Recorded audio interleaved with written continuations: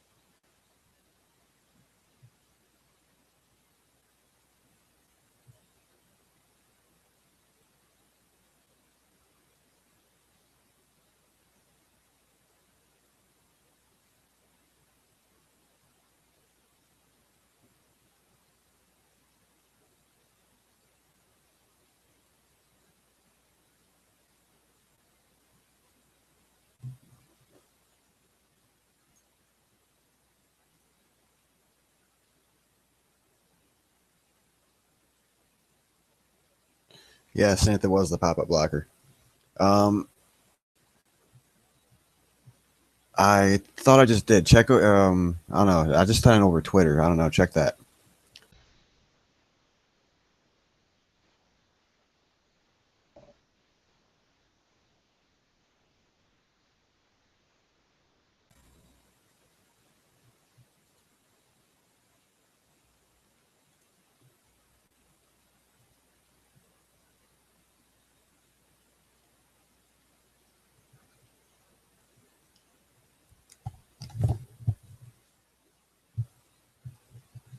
And yeah, Shadow, you're dead right. It was supposed to be at 6. I had some issues trying to figure out how to do all this. I figured it was going to be a lot easier than what it was, and yeah, that's my bad.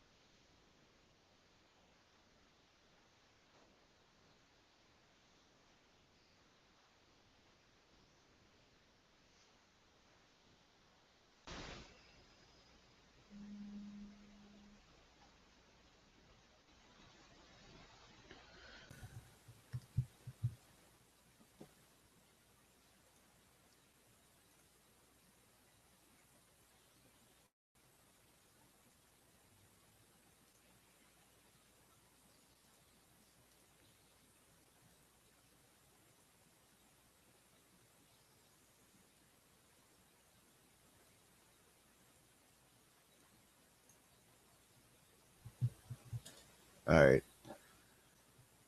Um, yeah, I'm assuming you guys are trying the links, but they're not working. So let's see if I can't do this. I think this may be what Pat did for me.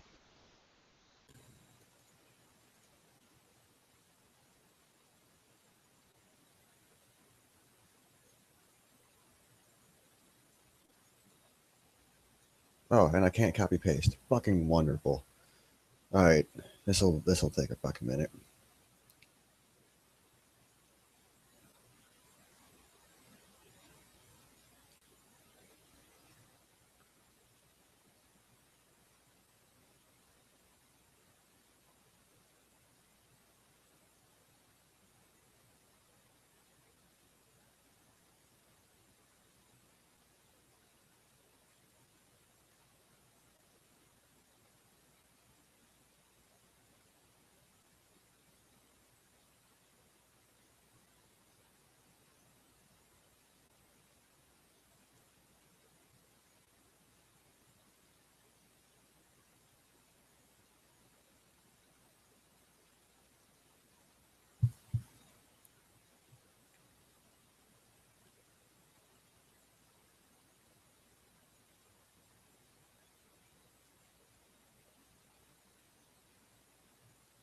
Good news. Once I enter it once on my phone, I can just copy and save it to clipboard or something. It'll be fine. I'll be able to just post it to everybody easily. It's just this initial entry is a pain in the fucking ass.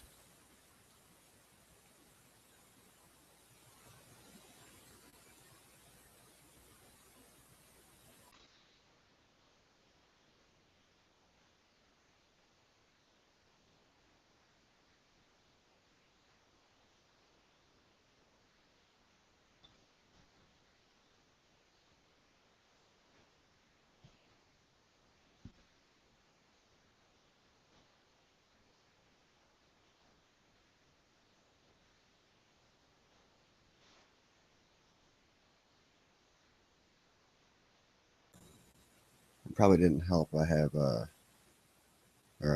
maybe just a few hours of sleep last night either. But it is what it is.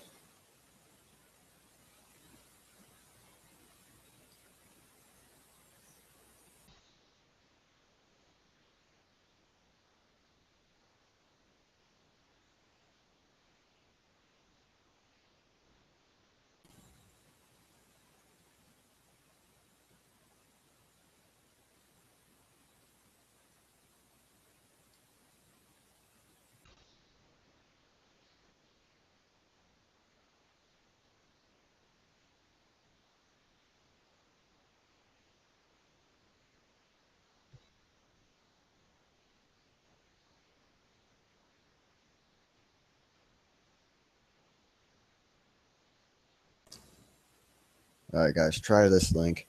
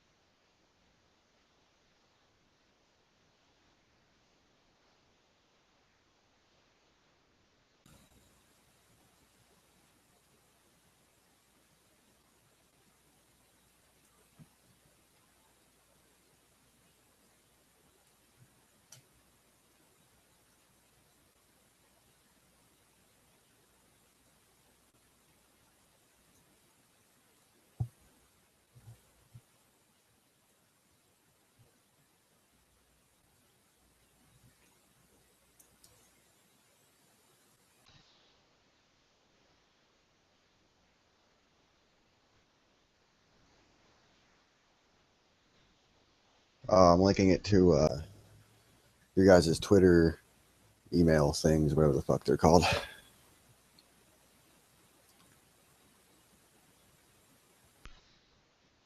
Cynthia, you saying that that didn't work?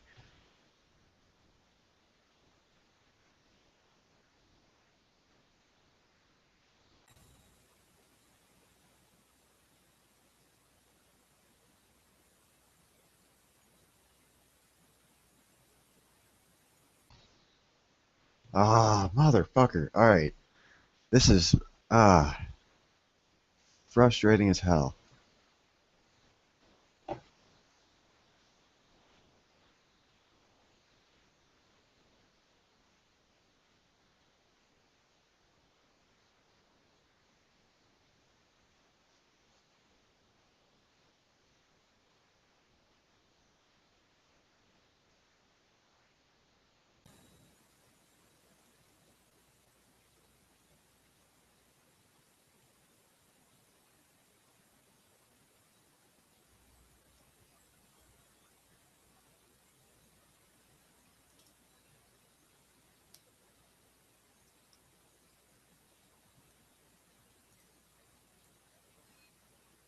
All right, I sent you one through the actual chat itself. Tell me that that fucking worked, dude.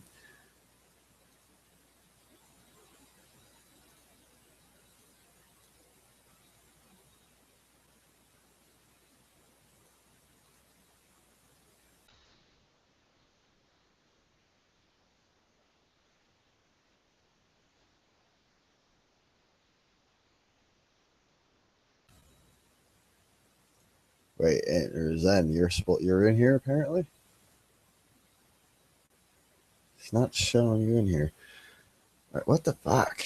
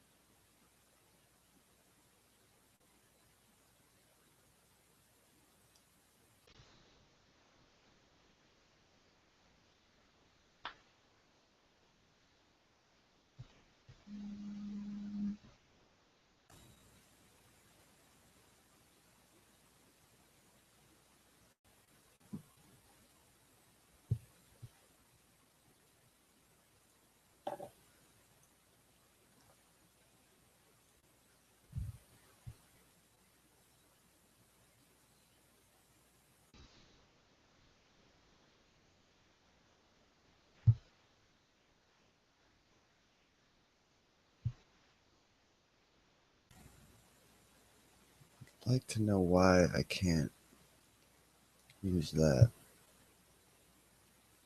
Hmm.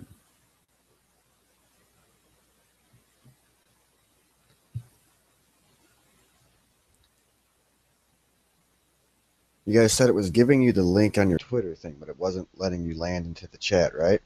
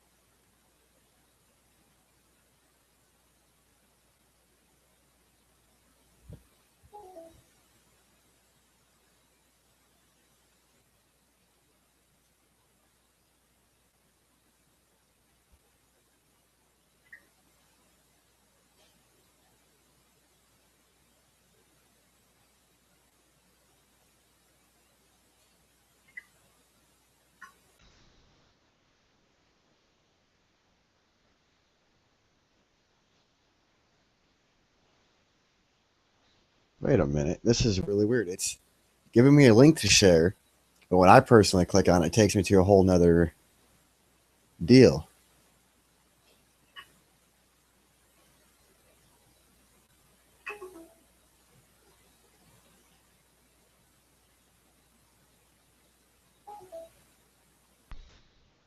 What the fuck is going on?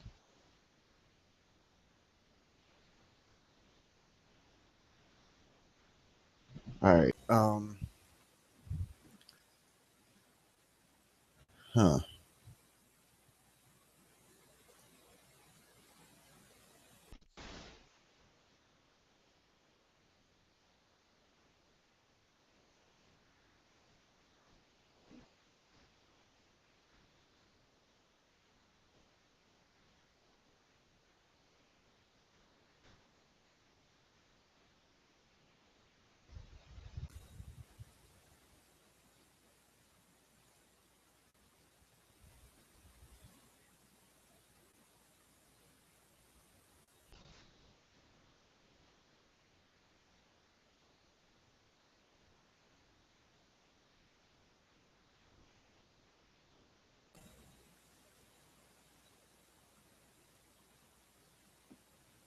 I don't know if I should just start a new event. Maybe that gives me a new link or what the fuck to do. This is really fucking frustrating right now.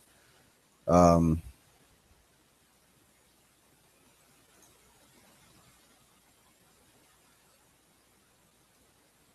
I've tried adding you guys through Google Plus as well. Check your YouTube notifications and see if you got anything there, or your Google Plus notifications and see if you got anything there. It's the only thing I could think.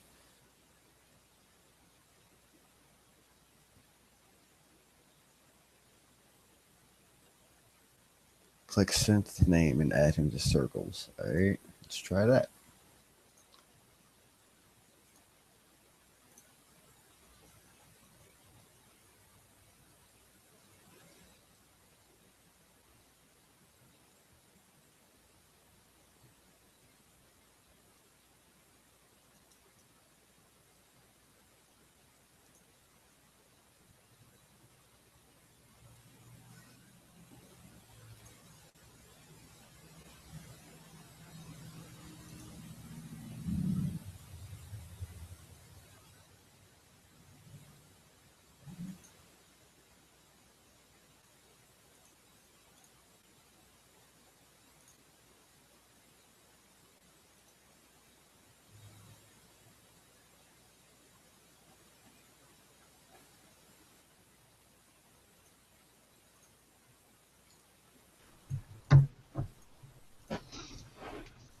All right, so I think I'm in here.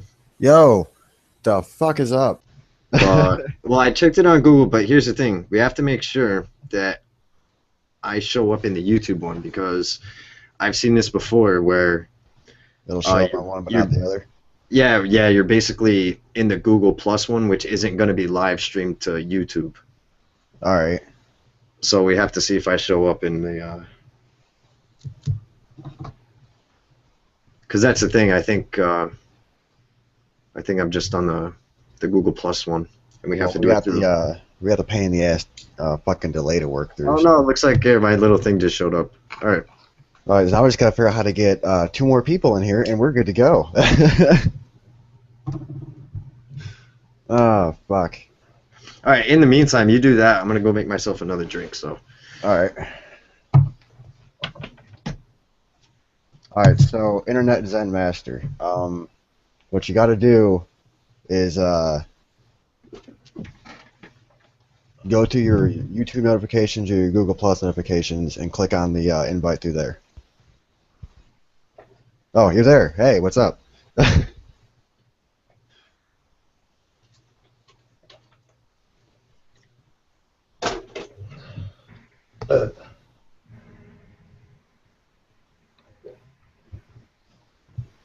Yeah, so is Zen's in here too.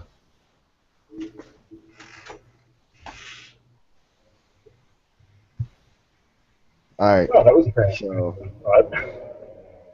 we got.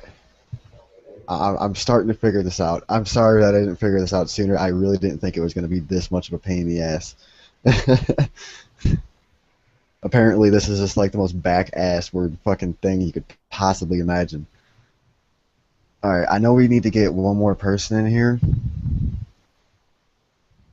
Let's go ahead and see if we can't pull Shadow X Shadow whatever the fuck. I can't. That's a lot of shit to. Well, now it's no dude in particular. Okay, we'll go with that. Way to change your name on the fly, I guess.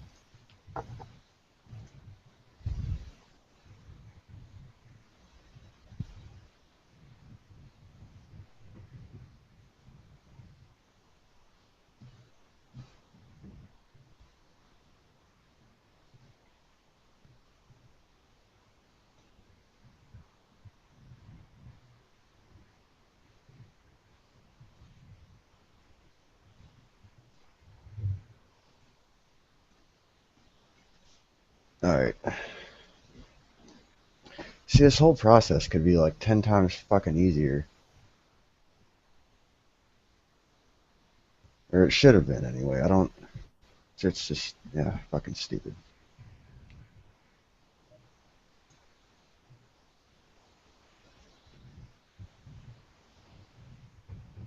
So just look for Shadow.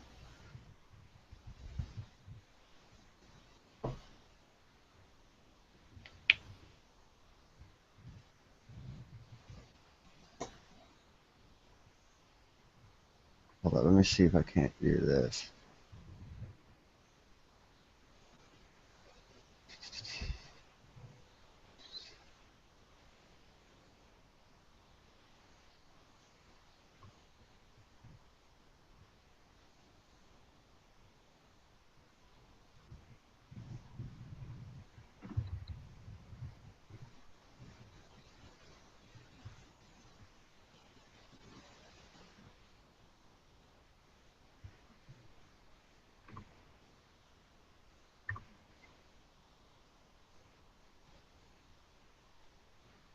If you're wondering why I'm not speaking right now, I'm currently keeping, currently looking for stuff on the surface there.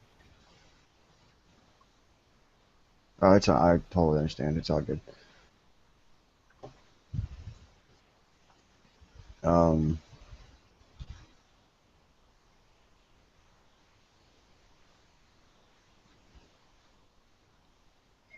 Mother of God, why? Why is this so fucking much of a pain in the ass?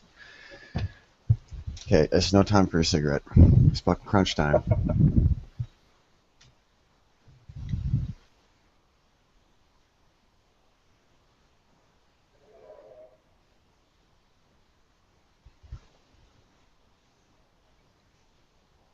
Um,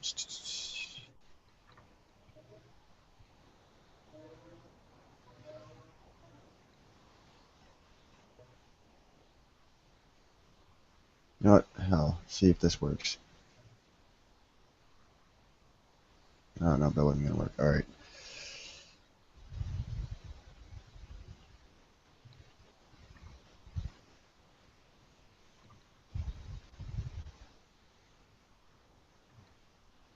So we're damn near an hour into this thing, and I'm still figuring it out. Oh my God, I feel like a fucking douche.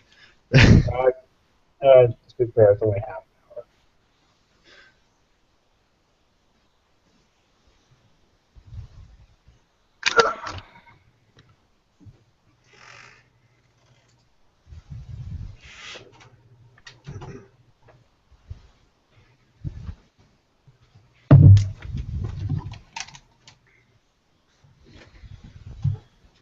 Yeah, I'm really gonna have to fuck with this a little bit more before I fully understand it. Apparently.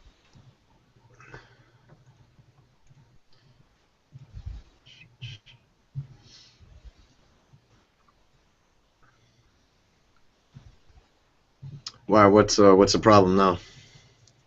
Oh no, not. I'm just in the process of adding people. It's just a pain in the ass because there's no easy way to do it. Apparently. There's got to be something like I haven't gone through the process myself yet, but I'll look into it just because people always ask me, or I see people asking other people about how to do it, and I know that there's a way that you can just give people a link. Yeah, that's what the hat was doing. Because he just To threw it. me the link the one night whenever you were plastered out of your mind. Yeah. All right, I cannot seem to find Shadow over here in the chat. They want in, and I want to let them in, but I can't find them in the fucking chat. And I can't seem to get them or send them an invite to their, can I? That's what matters. We already know that we're all a bunch of nobodies in terms of how much a voice we have in this.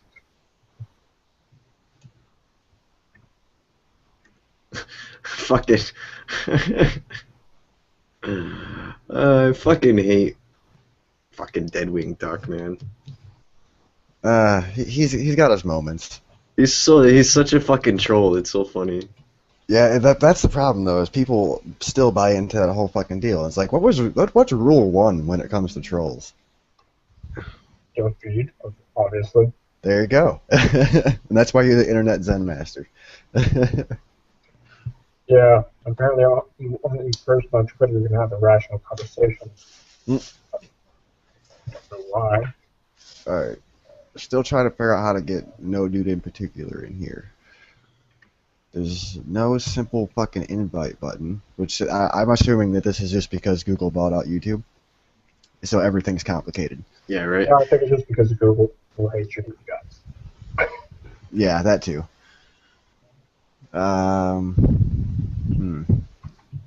Ever since they decided to stop not being evil, it has... I don't know, I subscribed to both of you before I invited you, right? I don't know. I don't think you have to do that, but...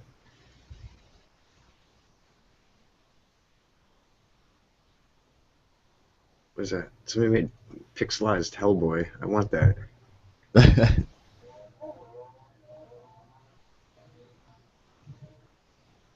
Alright, I'm gonna send this through that and see what happens. I don't know if this is even going to the right person or not. It's not letting me even do it now. This is fucking fantastic.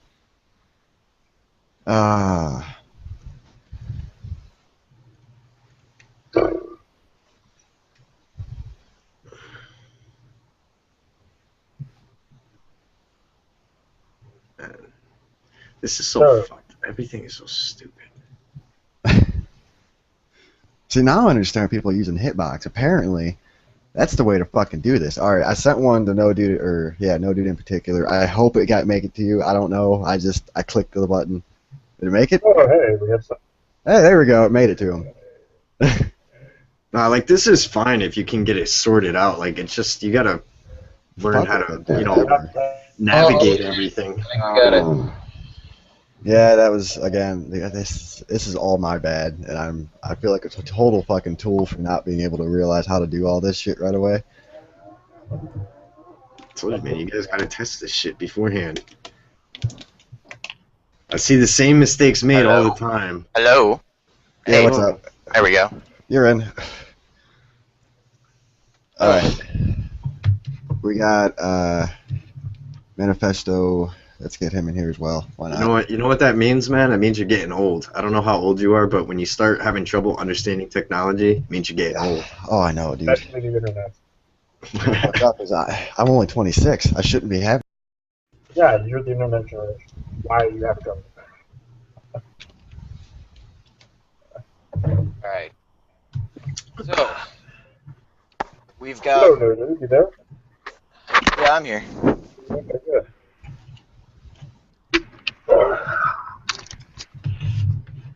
So, literally, Woo got doxxed yesterday, if everybody knew about that. Oh, man. That was a mess.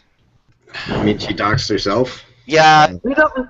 Honestly, we cannot confirm that she was doxed herself. we can't confirm that she doxed herself, but it looks exactly like the BS that Anita pulled. I've heard two different theories on this. I mean, The it's one got... that I've It's got perfect grammar. It fits the character limit perfectly. It was 2 tweets every minute, and she posted about it 19 seconds after the last tweet happened. Fair enough. The thing is, I have seen a few prevailing theories on this. One theory is that we have some random asshole doing this, which is possible, but it's possible. The other theory I've seen, which seems more likely considering that this is the same message that Jimmy Feminists got out on Twitter, it might be folks from the Something Awful forums. It is known that there's a bit of a goon squad running around wreaking havoc between the two groups. Yeah, if somebody wants to throw it on Twitter, I hate to interrupt you guys. You guys are on a good point. I don't No, wanna that's talk about fine. it. If somebody Somebody wants put to it on put it Twitter. on Twitter and let them know that, hey, it's not broken anymore, guys. We got it. I'm putting it up. I don't know what everybody's Twitter handle is, but I'll tweet something out. I'm not gonna I give. know Rye. I'm trying to keep this compartmentalized just for various purposes. I have a lot of SJW friends, so not linking any of my primary profiles to this. Yeah, I totally understand. Yes, so do I. I have a couple. I'm a fucking coward over here Keyboard. with sock puppets. My only issue with the whole Brianna thing is that nobody has any reason to dox her because like nobody outside of the whole like autistic kid meme bullshit that happened earlier that day, nobody gave a fuck about her. Well, that's the joke, though. I mean, we called them literally Who 1 and 2, but this is literally Woo. Like nobody even knows. Yeah, that's a good point. And she just beat this like a claim to like leaving her house with her husband. Just beat the thunderclap that we made on Twitter Analytics. It's over our thunderclap right now. Yeah, that's actually what's interesting. The other thing that I remember back whenever everything started to fucking break and the whole Gamergate thing, became a hashtag and all that. And she tweeted out something along the lines of, it wasn't like I don't even like. I remember reading it and going, "Is this like a anti-Gamergate thing or a pro?" It made me laugh genuinely. Genuinely. It was we're gonna settle this with an old school dance battle, and it just quick little chuckle like that's funny. Yeah. But then now it's all this other shit. It's like, what the fuck? Nah, it's a disaster. Like this entire thing is just a mess. I don't know. Yeah, it's interesting. I actually almost wish partially that I didn't get involved and I could just look at it from the outside. See, that's the only way to get involved, not get involved and look at it from the outside is to not be a gamer. Because as soon as they published them articles, it was like a direct stab to the heart, man. I'm gonna go ahead and tweet at Fart to continue because he's got a lot of followers. Yeah, he'll signal boost us too. I don't know if Hat's in here or not, but if he is, Hat he's pretty cool. He'll fucking signal boost us too. Hello. Hey, what's going on? Hey, what's going on? Nice to see everybody figured it out. I did tweet it out under the Gamergators name in Twitter. Yeah, but it was broken for like the first 20 minutes. Yeah, like that was. Maybe I'll do it again. Yeah, feel free. See, this sort of thing though, this is something that I like personally. I like to hear when there's more people who aren't as well known in the community that are out here speaking their voices and stuff. Because what we see right now, and something I take issue with, is people creating celebrities and putting people up on pedestals, and I don't think that's healthy at all. Because with a lot of the personalities that are out there, I have a feeling that eventually the news that they're going to be reporting on is going to hit a brick wall, and they're going to fucking disappear. And people are going to be scrambling to pick up the pieces, and nothing's going to exist within the community to hold up, the hashtag and stuff. And the interesting thing I've noticed is that we're actually starting to get balanced coverage, not from gamer journalists or even Breitbart, but we're actually getting balanced coverage coming out of Real Clear Politics, which, for those who don't know, is the second biggest political-related site on the net, and it has a history of being the most balanced and well-researched articles online. As someone who's been a politico growing up, having Real Clear Politics fairly reports the entire gamer thing from both sides, looking at both sides of the issue, is actually rather, I guess, validating, I suppose. Yeah, but as for the pedestal thing, I think the only person that we've really put up on a true pedestal would be Milo, and he deserves to be put there.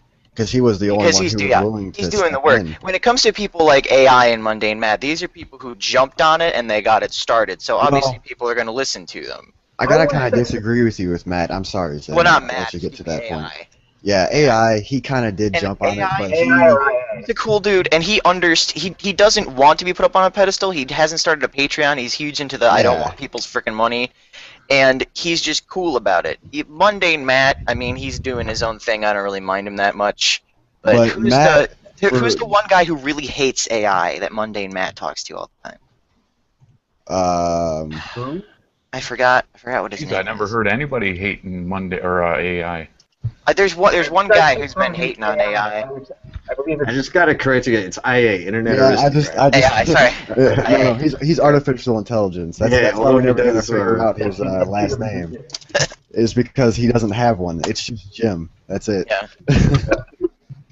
It's Jimbo. Did you guys manage to listen to the Jim the entire Farmer. Lazy Friday night stream? Or Lazy Last Thursday night, stream? yeah. Listen to Yeah. Prominent Thursday. I listened to the whole 6-hour epic. It was amazing. Yeah, man. Like I actually, it's great because like I've been every time there's a stream every fucking day of the week. So I go to work and I kill my phone battery at work. And I'm like, fuck. All right, well, there goes that for the rest of the night.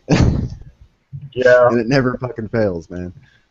So I guess, for a point of order then, since this is a Gamergate related stream, and we have to address literally who, how are we going to deal with this?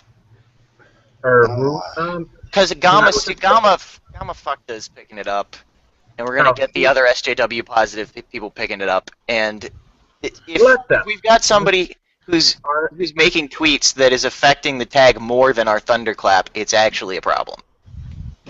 Well, the thing is, there are ways to combat that. It's called you take all the interviews from the escapists, you start tweeting them out like Matt. You don't just sit there and let the remove thing take control of the hashtag. Did somebody put a link to those escapist interviews with the devs in the chat? Yeah, I'll put it personally. That's the one problem with when you do it over YouTube, is that you can't really put links into chat. Oh, they've got a link blocker on it? If they want to put it in the public chat, they can. They just got to go to a separate link and in a separate video or whatever. Yeah, like where the video is actually hosted at on my channel. You got to go to that, and they can probably drop it in there. I don't know if we can click on it in there or not, but yeah, we can copy and paste it from there. It's something at least. Yes, that's kind of representing the escapist, right? Is there not a thing that you can put it on your screen? On the far side, Click on there's the the button group there chat. and show your screen there for a bit and bring it up right on so everybody can see. No, not that I see anyway. And I don't want to fucking chance breaking anything at this point in time. I don't think that you can do that. Yeah, I've seen other guys do it in the Hangout. There are buttons on the They side. don't.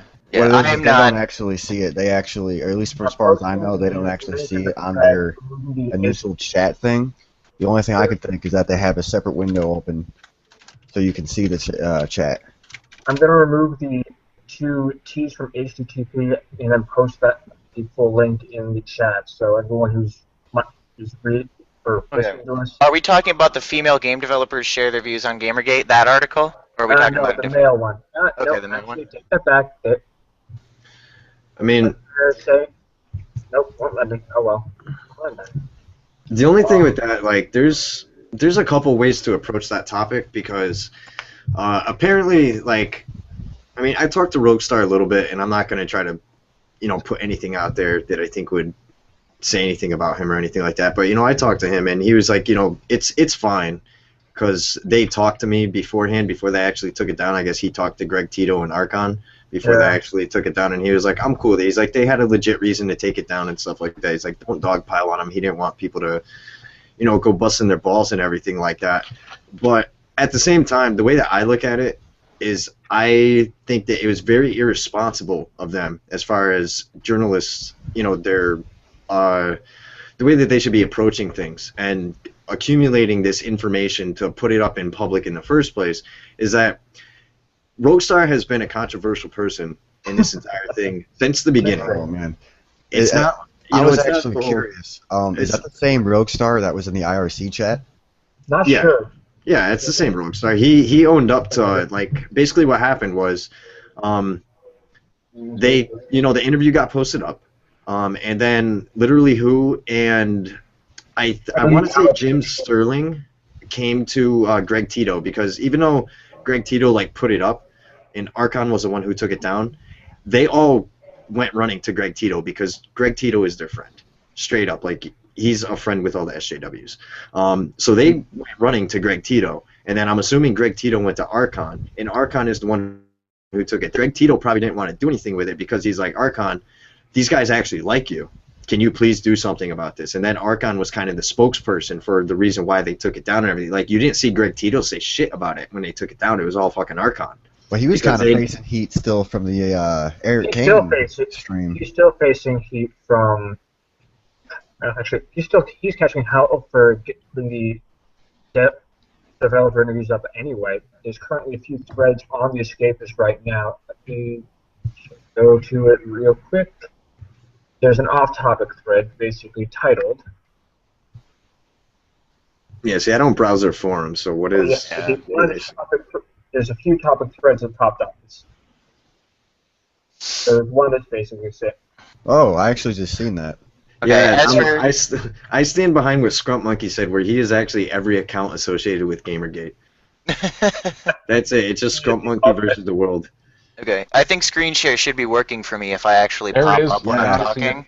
Yeah, it It's pops gone now. up. There it is again. It's whenever he talks, it pops up. I don't think I can force it onto the screen or anything like that. But if anybody wants to do it while they're talking, in your Google Hangouts, your actual Chrome window, you will see a sidebar if you mouse over, kind of like Windows 8 Charms, and you will see a screen with an arrow for screen share, and you'll be given an option to share certain applications on your screen or the screen itself, and then you can stop that at any time. Talking about Google Chrome and Windows 8, what is this magic? I use Firefox and Windows 7. What is this?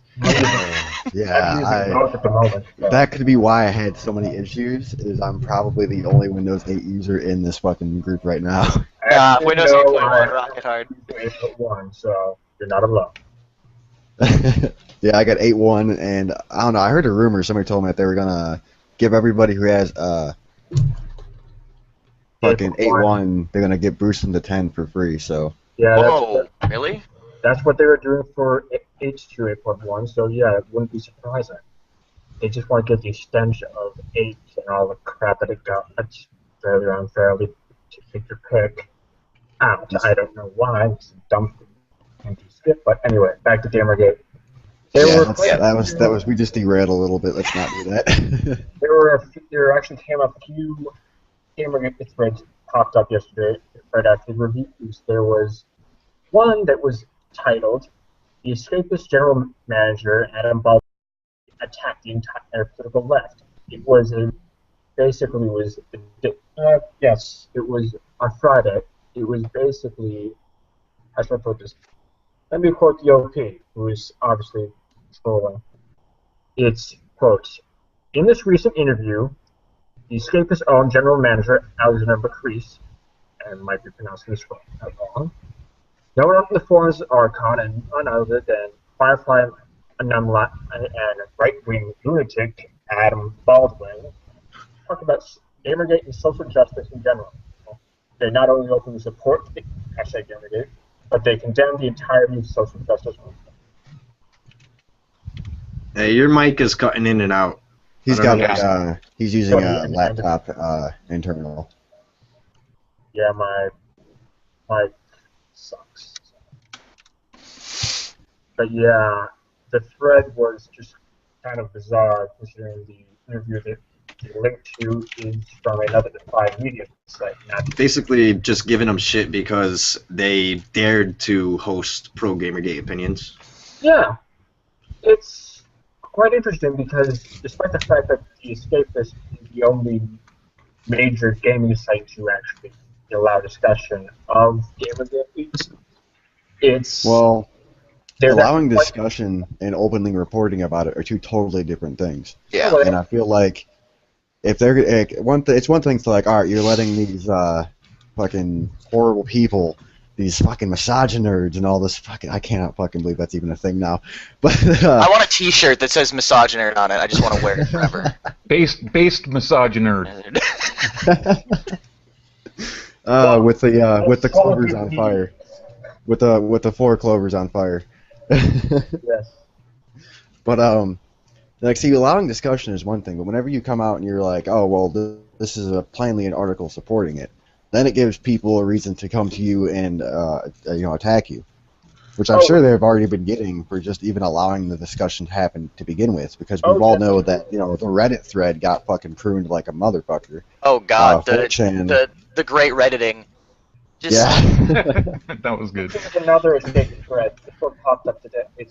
It's titled, "You don't have to be afraid of taking a public stance against #GamerGate." Basically, it's kind of saying that Gamergaters are being overly aggressive against people who are kind of saying what's going on. And it's fine to have a stance against it as long as you have an actual stance. It's like you can't just come out and be like, "Oh, I don't support Gamergate because they're fucking rapists and have all this fucked up shit that just isn't true." Yeah, buzzwords. Yeah. It's like it's buzzword salad. That's what's being used against us right now. We're getting hit with buzzword salad.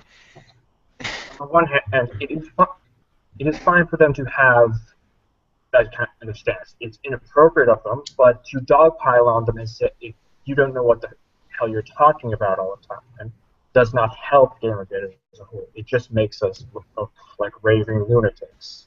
It is a bad way to approach discussion, and it's part of the reason why Twitter is such a terrible place to have it. Oh yeah, let's have an intellectual discussion in 140 characters. Yeah, that sounds like a great idea. Well, I think Total Biscuit has hit that nail on that motherfucking head as many times as you possibly could. Fucking, it's a place of absolutes. One of my favorite portions of what's happened right now is when Total Biscuit went nuclear on the second guy to call us ISIS. You just read his posts and you're like, holy crap! And that was whenever he finally dropped the Dish Gamer fucking link where it said I support Gamergate. It's the first time he's officially said it. It was just like, oh, dude. Speaking of which, I want to rewind the time. His surgery was back to like day one. Oh, not day one, but week one, where the original tweet longer post by Total Biscuit, there is a line in there where he said, "Now it's dangerous because 4chan is a blunderbuss full with nails, bolts, shit, and weefoo, and when it goes off, 1% of it hits the target, and 99% of it just shits all over the internet." And I think we managed to kind of not do that. Surprisingly, we actually less of a blunderbuss and more of an assault rifle. Oh, hey, we have a group chat in this thing, too. Yeah, I just seen that. I'm kind of new to this thing myself. Yeah, we're working. I'm assuming... Or IA or Monday night, we have no idea what the hell we're doing after that. Yeah, okay, I know who this is. Carter, your agenda on Twitter. If you have a YouTube channel, I could definitely add you. It'd be no problem. What the fuck was I gonna say? Oh yeah, quick little round of applause for fucking Total Biscuit, man, getting his surgery done, and now that fucking was awesome. Yeah. Yeah, like. And hearts and minds out to Base Mom too. Oh yeah, man, that fucking heartbreaking. When Matt Lees did about.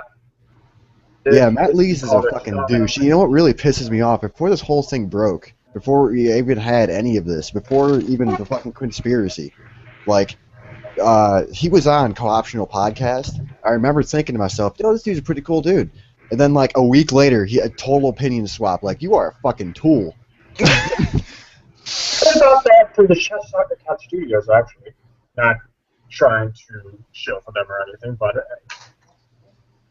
they actually did a really good commentary on Matt Lee's kind of, I guess I would want to say arrogance. Is it because? Who are you talking about? Chess Cat Studios doing an article or a video on the whole. Well, they've been doing videos about problems in games journalism and the gaming industry with its. Is there any way you can turn your sensitivity down a bit on your mic? I think it might, if you have that set. It's cutting you out when you start and end your sentences. I have a bit of a stutter, so that might be adjust. specific people's sound? I guess No, not. that's just volume. I guess No, not. that's just volume. Yeah. No, I mean, the only thing I've seen as far as like criticizing Matt Lees is concerned is when Sargon talked about his video and he does this stop and start thing. As far as that's concerned, where he just like breaks down little snippets of what people talks about. It's like an 8-minute video from Matt Lees, and he turned it into like a 20-minute thing talking that one about why can't we just talk about games? Yeah. That one where he had the comments closed. Locked. Like, yeah, let's just talk about games. I'm gonna lock my comments so we can't talk about games. Like, you're a fucking fool, I dude. know. Son of a bitch. Well, they want an echo chamber when they do that. But he was very accurate in how he depicted Matt Lee's Hope this is going to you. farce. I sent another invite out. I really hope it makes it to the right person. We're gonna have some random join one of these times and be like, hey. Hey. That would be funny. Yeah. I mean, the only thing though is like I can see why bigger names, like I guess you could look at Total Biscuit and he's a really hard castle to bring down. But when it comes to other people, they might feel a little bit more. Bringing him down without a freaking Yeah. you're gonna need a fucking mech to bring him down. Yeah, but they might need her to feel a little bit more vulnerable because if however you want to look at this, whatever the end game is or whenever this stops, I personally don't think that this is ever going to stop. I think it's a consumer awareness movement, and Yeah, we like, continue keeping at it the moment, going.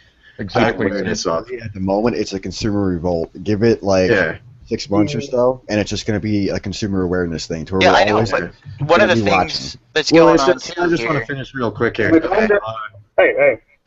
It's just like these other personalities and stuff, they don't want to set themselves up to potentially come out on the losing side, and the same thing applies to people like Eric Kane as well, because I think they might have an opinion, but they're scared to voice it, and if something comes out that completely damns the Gamergate movement, then they're going to look like assholes, and they could potentially suffer some fallout from that, and they have their careers to worry about, and I think that's completely understandable.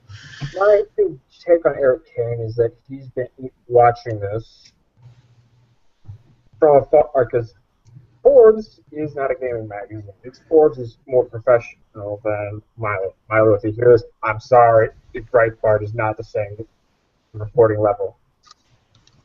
I know, I totally agree. They're not. Like, I have all fucking love for Milo for being the one guy who to step in on our side. We're not the one guy, but the first. The first Oh, day. yeah.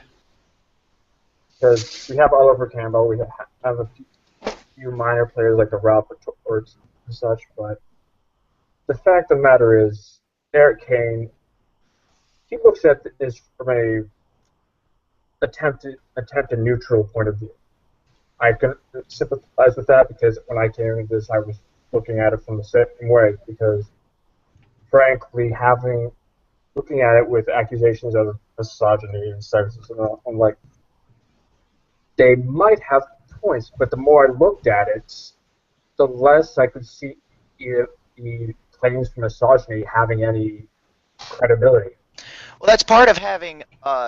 It's not just a headless organization we've got here. It's a 5,000-headed organization we've got here. I mean, if a couple people are being dicks, you just chop the heads off and move on. That's why somebody mentioned earlier, coming out on the losing side, something damning happening. I mean, how can you damn 10,000 people at the same time? Actually, They're trying to. Actually, I had an interesting conversation with someone on Twitter. They basically said the movement is responsible for the actions of the individuals. So, despite the fact we have 10,000 heads, one head it bites off someone else. I simply don't agree with that statement. I don't agree with that either. That was their logic. They also kept happening. Okay, we've got somebody new in here. Can we hear from them? I think, did he join? Yeah. He just picked himself up a new mic today, so welcome to the stream. His settings might not be set. No, Yeah, I agree with it as well, but I mean, there was something I read. It was a couple weeks ago about somebody was talking about movements and PR and stuff like that, and how it really doesn't matter what the actual facts are. What matters is how your movement is represented in the public image.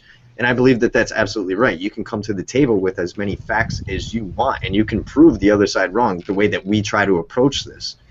But when you look at all the media outlets, and it's not something that's necessarily within our control, because we're trying to reach out to other outlets, and we're finally starting to get, coverage, and we get it sporadically, but it does matter the way that it's presented to the public, because a lot of people are only going to see that cursory information. And they're going to look at it and take that as truth, because they're going to be like, well, this is a news outlet. Why shouldn't I believe it? Well, because, they're biased. And the problem is when, you're like, hey, I want to have a calm, rational, logical discussion with you, and I don't want to fling shit. Then they call you sexist, misogynist, whatever. They're like, oh, you're a neckbeard who hates women. It's like, actually, no. You're just fucking wrong. But, they don't... Read the Kafka it's really traffic. funny how... That's a good one. Oh yeah, the Kafka, really quick, the Kafka traffic post was beautiful. Well, I know she's kind of old news at this point, but it's really kind of funny how Ms. Sarkeesian says her title is Feminist Frequency. It's like conversations or something with pop culture, yet she allows no conversation. Every time she posts a video, her comments are blocked. Her bullshit TEDx talk was blocked. Like, every time she has some public video on the internet, it's blocked. So she doesn't really want to have a conversation. She just wants to rant at you and tell you that since you're white or since you're a gamer, you're the scum of the earth. And there's no arguing with her, because then, oh, you're a sexist who just clearly hates women. It's like, no, you're so wrong.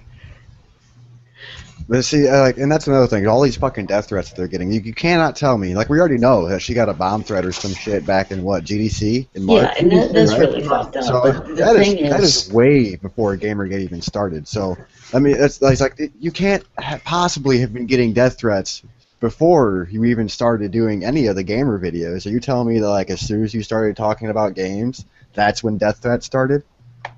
Is that really going to be your stand? It's actually possible, because you're not in the public eye, and public figures do receive death threats. It's more often than just random shows on the internet. Well, yeah, like, she didn't really step into the public eye until she started doing what she's doing now. But I'm saying, like, had she, like, it's one of the things where president, he gets death threats every day. Fucking, anybody in the public eye. Yeah, exactly. Anybody in the public eye gets death threats every day. It's kind of funny how, nobody gives a fuck about her, and then she'll post a video right when her, people stop talking about her. It seems like every 3 months or 4 months, she's like, bam, new video. She actually has new videos on a 6-month schedule, if I heard right. But the fact of the matter was, she posted her latest one early. She's irrelevant to the conversation as a whole, but it was an interesting thing. Well, I think Thunderfoot did so many videos where he just rips into her, and he does it rationally, and it's fantastic.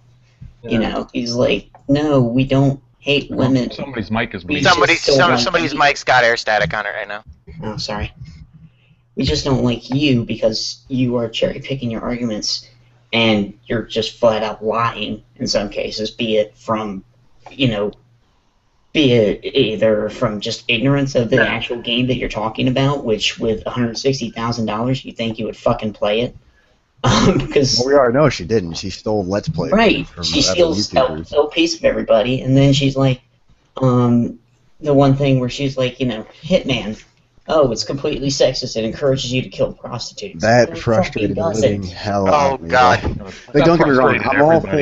I'm all for everyone should be able to have their own opinions and everything. Hell, that's why I made this group. I know I wanted to be able to have the little guys even come on and have a voice.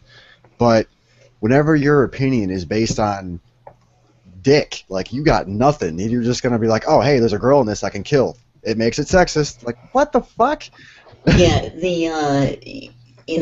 if I genuinely, I read all kinds of things. I, read feminist works and, people who are atheists and people whose views I disagree with just because I want to know their side.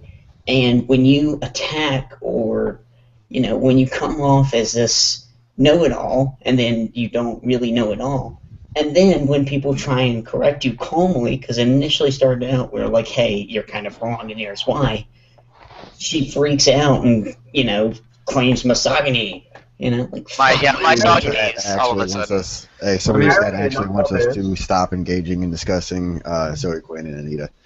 yeah, Like, sorry. I totally get it.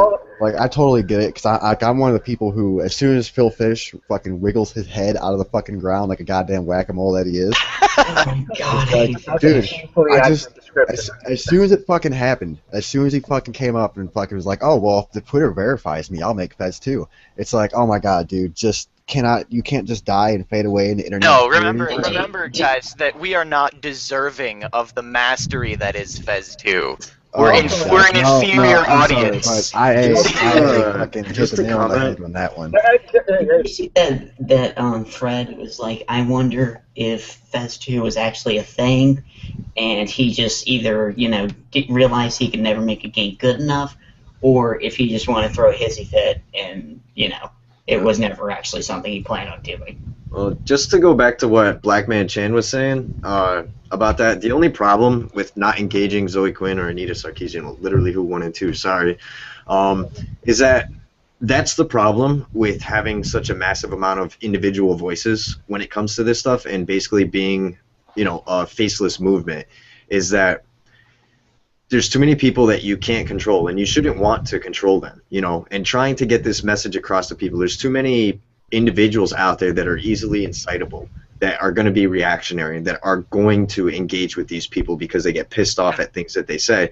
And then there's people who aren't even involved in the Gamergate movement who will be reactionary towards the things that these people say, and that will be attributed to Gamergate because we're not a coalition, we're just a bunch of people.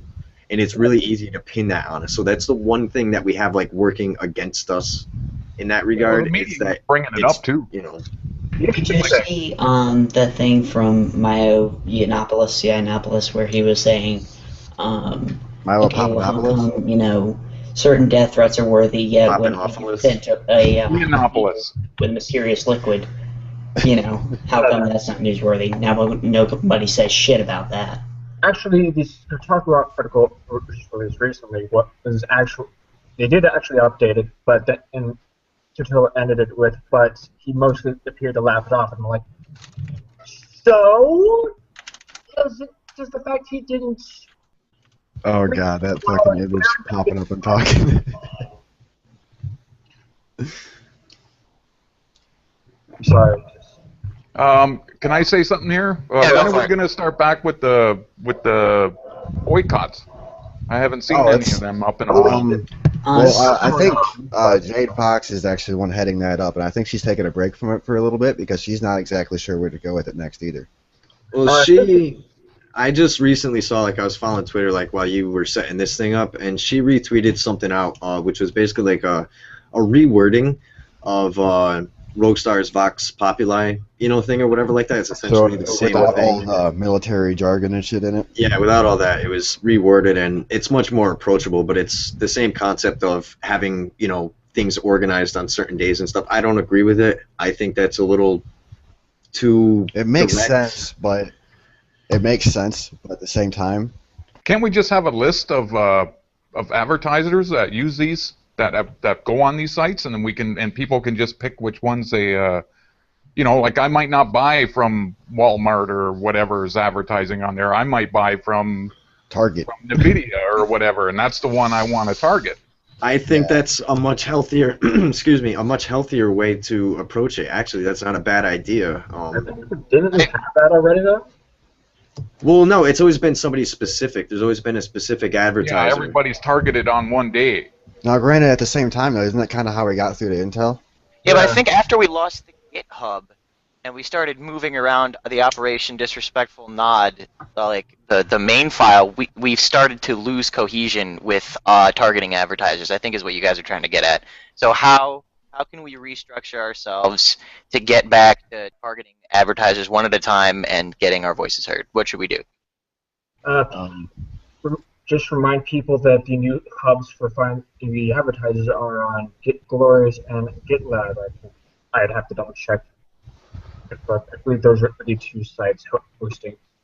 Well, I would like to have a page that just shows all the advertisers that you can pick from, and we can do the one a day as well, and let people decide. Like we are not really a formal group, right? So just let people decide on what they want to do themselves. Yeah, I support that one. That's a good idea. That makes sense. There actually seems to be some disagreement in the entire coalition movement, whatever the hell you want to call it, over what Gamergate is at this point. We're the cog. Are we a reaction to the scandal, to the Gamergate scandal from the Gamers Are Dead article? Are we a full-fledged consumer revolt? I'm personally leaning towards the fact that we have gone from just scandal to we are now pissed off consumers. I think a lot of gamers are really mad about everything that's been going on since Jack Thompson. And, yeah, and they're just finally getting, and all them articles in one day were just the final. That was the final straw for me. I would post in the odd forum or the odd chat about stuff when it came up, like Jack Thompson. What was But I never seen a chance for everybody to come together like this since all them articles, and there was obvious, even before the email dump was out, it was obvious collusion when all these sites say the same thing within a couple days. Gamers are dead. Yeah, That's obvious collusion. That's obviously coming down from one table. Somebody sent this out to everybody to write about in their own words, but the headline was the same. And that's collusion. Conversely, we haven't actually had any explicit evidence of the Gamers Are Dead articles actually having active collusion from that journalist. However, we do know for a fact that there was active collusion to basically smother any discussion about all the Zoe Quinn scandal, all the questions about journalistic integrity, or any of that. I am personally of the opinion that it is possible that the gaming journalists who posted these articles just saw Leander post and decided to mimic hers. That's still groupthink. It's important to remember that. Yes, it is groupthink. However, it might be independent from the journalist itself. We have not seen that actual evidence presented yet, so we can from the Game Journal Pros as of right now. Because without any solid evidence, any claims of that are nothing more than speculation. We do have stuff that points to that possibility. Well, we have really hard to understand sometimes. I agree with you. I agree with you that there's no hard evidence of it and stuff like that, but I also think a rational mind can look at all of the articles listed. It was like 10 articles in a day and a half, and come to a conclusion that is, hard to scoff at and say that no, there's no evidence. It's like, well, there's no hard evidence, but it's hard to not draw that conclusion. Well, yeah, I get what you're saying. People have been convicted for less, basically, is what you're trying to say. Well, yeah. The thing that really pisses me off about this is if these people tried this shit in real journalism, they would be fired. They'd be fried. So fast, their heads would spin. And I don't know. I see that in real journalism all the time, too. It would just happen. Not as much. That's the thing, and this is something. A third of this shit. If you go around attacking your consumer base, and then your consumer base eventually is like, "Hey, you know what? We're not their consumers, though. That's the thing. We're not their target audience. Their target audience are the people who agree with them. Which is the problem in the first place. Before we were, and then they started all this social justice BS. Well, and a lot of that bullshit was getting them more clicks. Their baby article was getting them more fucking revenue. What was that one article? It was the writers or something. It was straightway mail, lowest difficulty setting. Yeah, oh my God. I think that was probably a good one. Actually, I'm pretty sure it might have come out of Kotaku. But I think it's something important to remember. The social justice that these game journals seem to espouse is not the actual social justice stuff. I have a few people who are actual social justice activists who are trying to change the world for better. Personally, I think it might be a bit naive to try and do the stuff they do, but it's actually good. What these people do is not what you can call true social justice in traditional sense. I could call Miss Summers, Christina Hoff Summers, a true justice. Yeah, person. she is a. She's kind of neutral on the attack front, but good at pointing out what really where the attention should be focused. Yeah, Her other videos. All right, let's hear from Synth. Let's hear from Synth. Yeah. Me as I'm sorry. As far as what I was gonna say something earlier, but Trying to help you out, Synth. I got distracted by ICZ Shiny?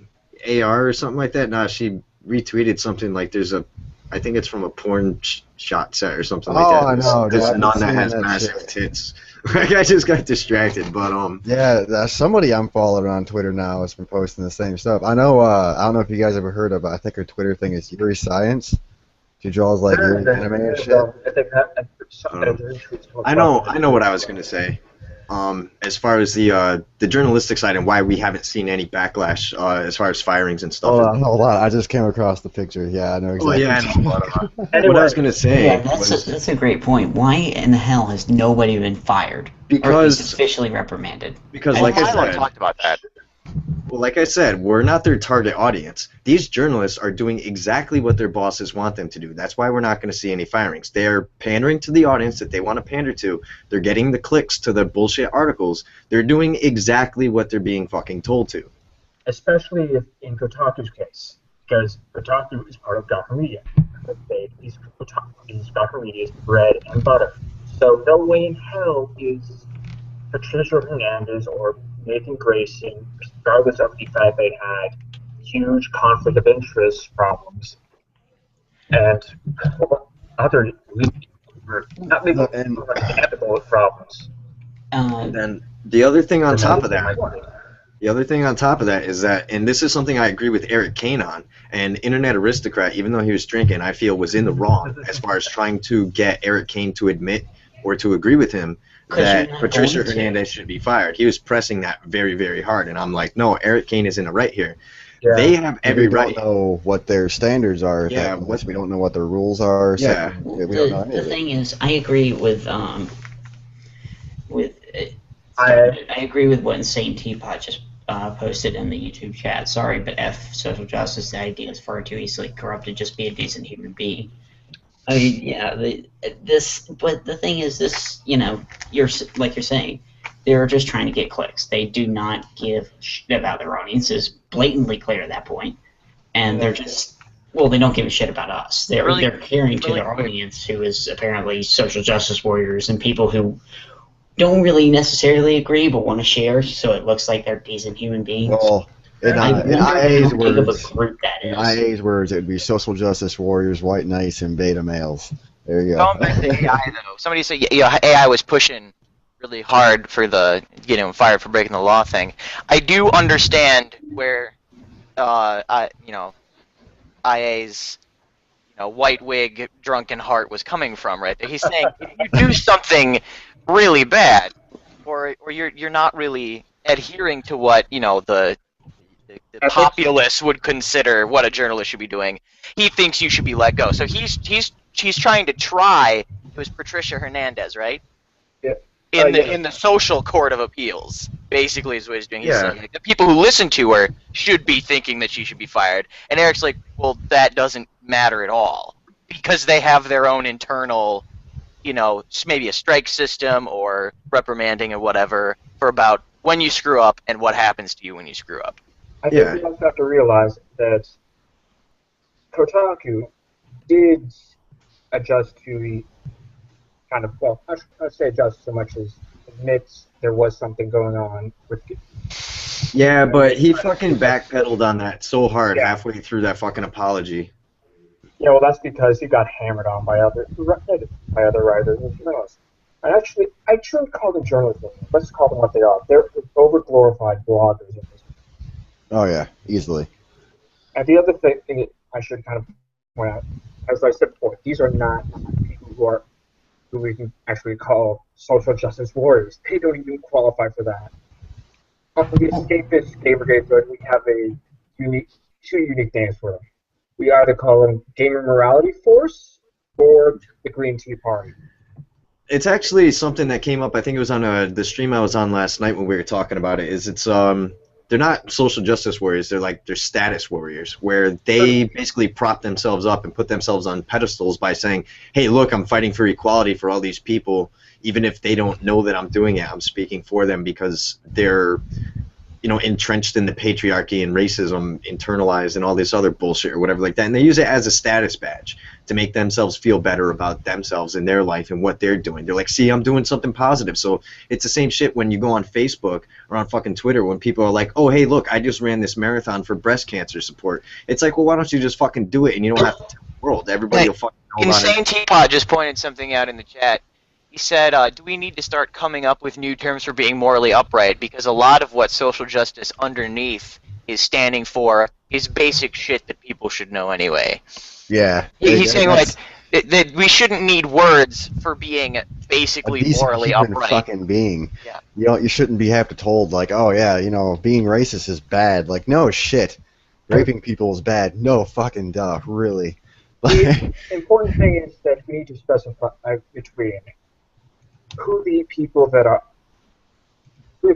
kind of using the social justice movement for their own personal benefit, as was said, as status badge, and people who are genuinely trying to promote social justice through changing the actual system. It's a because let's put it this way: if we label the other side as social justice, we're going to drag in people who are actually for social justice and throw them under the bus. That's kind of why I've been becoming increasingly worried about how long this drags out. Because we really have, like, we're letting this drag from being like, all right, well, the main problem here is the games journalists, and we're letting that drag over into other fields and being like, oh, well, no, it's social justice warriors. Well, it's hard not to let it drag because of how many of them are involved in that kind of.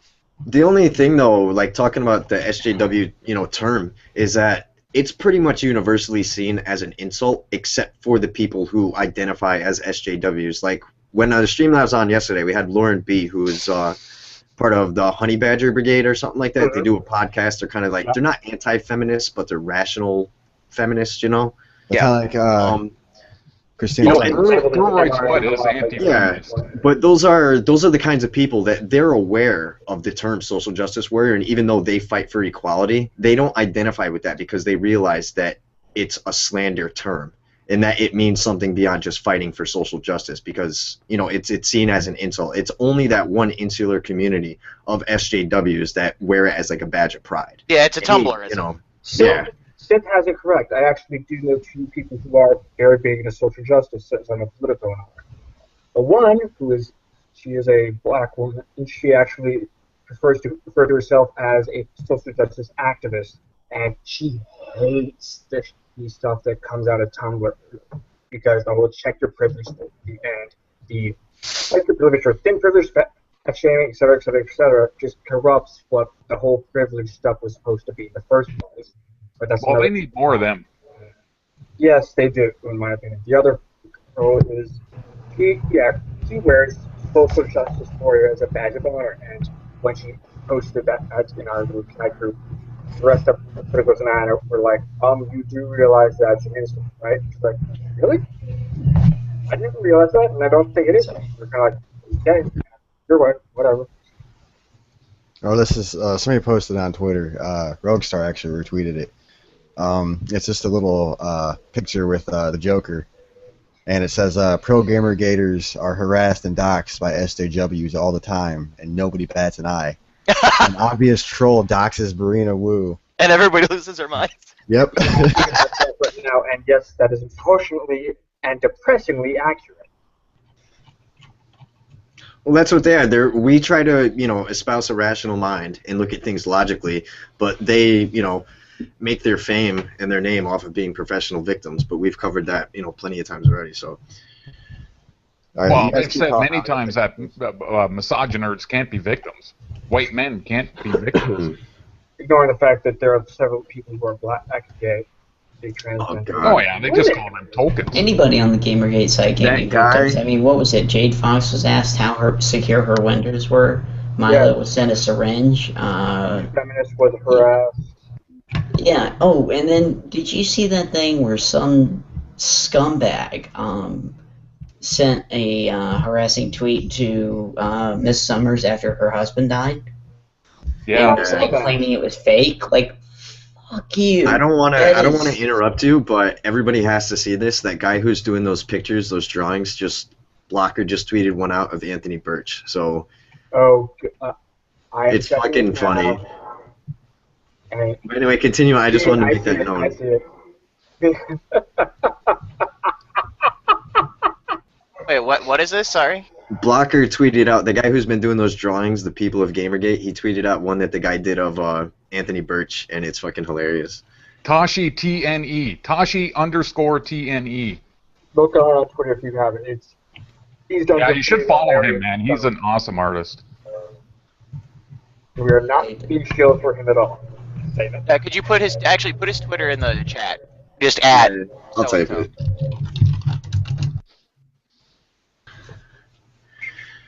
But yeah, no, I just saw that and I was like, I gotta let this be known before I forget about it. But anyway, you were saying, and I interrupted you. I was just saying, you know, it's like, it's only, you know, it's just the double standards everywhere, and that thing, somebody sent a, you know, your husband's death wasn't real thing, like, you know, to Christina Summers. Yeah, it was Matt Lees who tweeted that shit at her. He did. That's just like, That was seriously him. Yeah. Where in the fuck do you get off thinking somebody's gonna make something like that up? Like, My comment to that is, and there's an actual something that's easily searchable. There's an obituary for that. That's something that takes all of 30 seconds of Google Magic to figure out. yeah, it's just kind of, Oh well, no, not about it being fake. Matt Lees tweeted out that she was scum or whatever like that. yeah. When that was No, somebody else tweeted out that it was fake. Somebody did. I'm with him on that. Somebody actually did tweet out that it was a fake. Pot calling the kettle black on that one. Yeah. Perhaps it's just because I'm dated Politico here, but every time I see someone get doxxed and 5 seconds later someone else is promoting the doxxed person's X or whatever, maybe it's just because I've seen that same thing happen so many times in just U.S. politics alone. I'm kind of dead to it. Did you see the thing that had it was Leah Alexander, big fucking surprise, and she had tweeted something that said, well, you know, give me his name and address and I'll retweet it for you. Yeah. Make sure you show the That's mailing true. address. That is disgusting. She's Yeah, but nobody bats an clearly eye on their supports side for that doxes stuff. when they're one-sided. Speaking of Leah Alexander, Donna Suter just posted an article on the Hulu doxing. I am not linking it, but I guarantee you. No, I saw it. Archive it. I'm collecting these archives on a webpage. Well, what's it called? Ian Miles Cheong on Game Ranks. He posted one up it was like 20 Less than an hour minutes. after Correct me if I'm wrong, the Chinese white supremacist? Yeah, that one. Yeah, the Yeah, actual Hitler. little Hitlers, but people prefer to call him. No, he's actually Hitler, man. He's been said he hates Jews. He Yeah. he has like this whole Tumblr thing where he's like, you know, Jewish or scum. It's like this whole thing. Yeah, even if he tries to admit that was in the past, it's kind of you don't go and then try blame it on gamers just because it's happened. It gets brought up during gamers. That's true, and frankly, it doesn't help your cause at all. It makes you look like an ass. Yeah, that's my problem with a lot of people, and when they do shit, like, I've made mistakes, and I do my best to try and own up to them and be like, here is where I went wrong, and be public about shit, because there's nothing wrong with making mistakes, you know? It's when you learn own from up them, to them. yeah. If Yeah, you own it's up when to you them, make- it's all good. But whenever you you make sit a there and you mistake. dodge them, And try to frame it as something else, you know? Like, it's like, no, you're full of Somebody shit. else. Just Actually a had quick an- interject here really fast. 8chan, at Infinite Chan, has been firing shots across Kotaku's bow now for the past 20 minutes. He linked a thread on GG where they're like trolling him. They're like, Hot Wheels is like the worst mod ever. Everyone should go kill him. And Infinite Chan is, please donate to my Patreon. I feel threatened. I need money. Oh I'm my not God. secure. All right. Somebody link the somebody link this to Hot Wheels and see if we can't get him in here. I know he's not joined one yet. You were saying something about you not messaged him. strong, and then we interrupted you so rudely. You were saying. He's at Yeah. Infinite Jam. Okay, so Dead Space. I thought Infinite Chan and 8chan were the same thing. They are. Yeah, but on Twitter, you can get a hold of him at Infinite Chan. Oh, okay. See if I can find it. I'll post it in the group. Man, Yeah, I would love I to was- fucking be able to get a Hot Wheels in any stream. Like, that would just be epic. Especially because Phil Moot Bayer. turned out to be such a fucking tool. It's okay because he went at full SJW. Never go full SJW. I think Moot's situation is a little bit more complex. Yeah, Yeah. Moot's situation is more nuanced than we think it is, and Yeah. that's why I haven't been firing at him that much. I'll still fire at him for the way he did it. It's like, okay, you want people to stop talking about gaming. Fine. See, I don't understand why he didn't, like, If you're going hold to on. do that, don't waste 3 days of our time basically just having any discussion of it banned across multiple boards. Come out and say up front. Don't just have your janitors and mods just start banning people. I remember someone claiming the entire country of Germany got banned. I'm not sure if that's true. It really did. They banned Germany's entire IP range. A mod did it. Because there was a guy who kept rotating his, you rotate your router DNS to pull a new IP lease. I've done it a couple times when I get banned. And this guy just kept doing it over and over again. And the mod literally banned the entire IP range from Germany for a day. I feel bad for Germany. They get shit on so much when it comes to this stuff, man, because they're so scared. Wait, he banned a country? He banned I've The seen country, the country of That's fucked up, dude.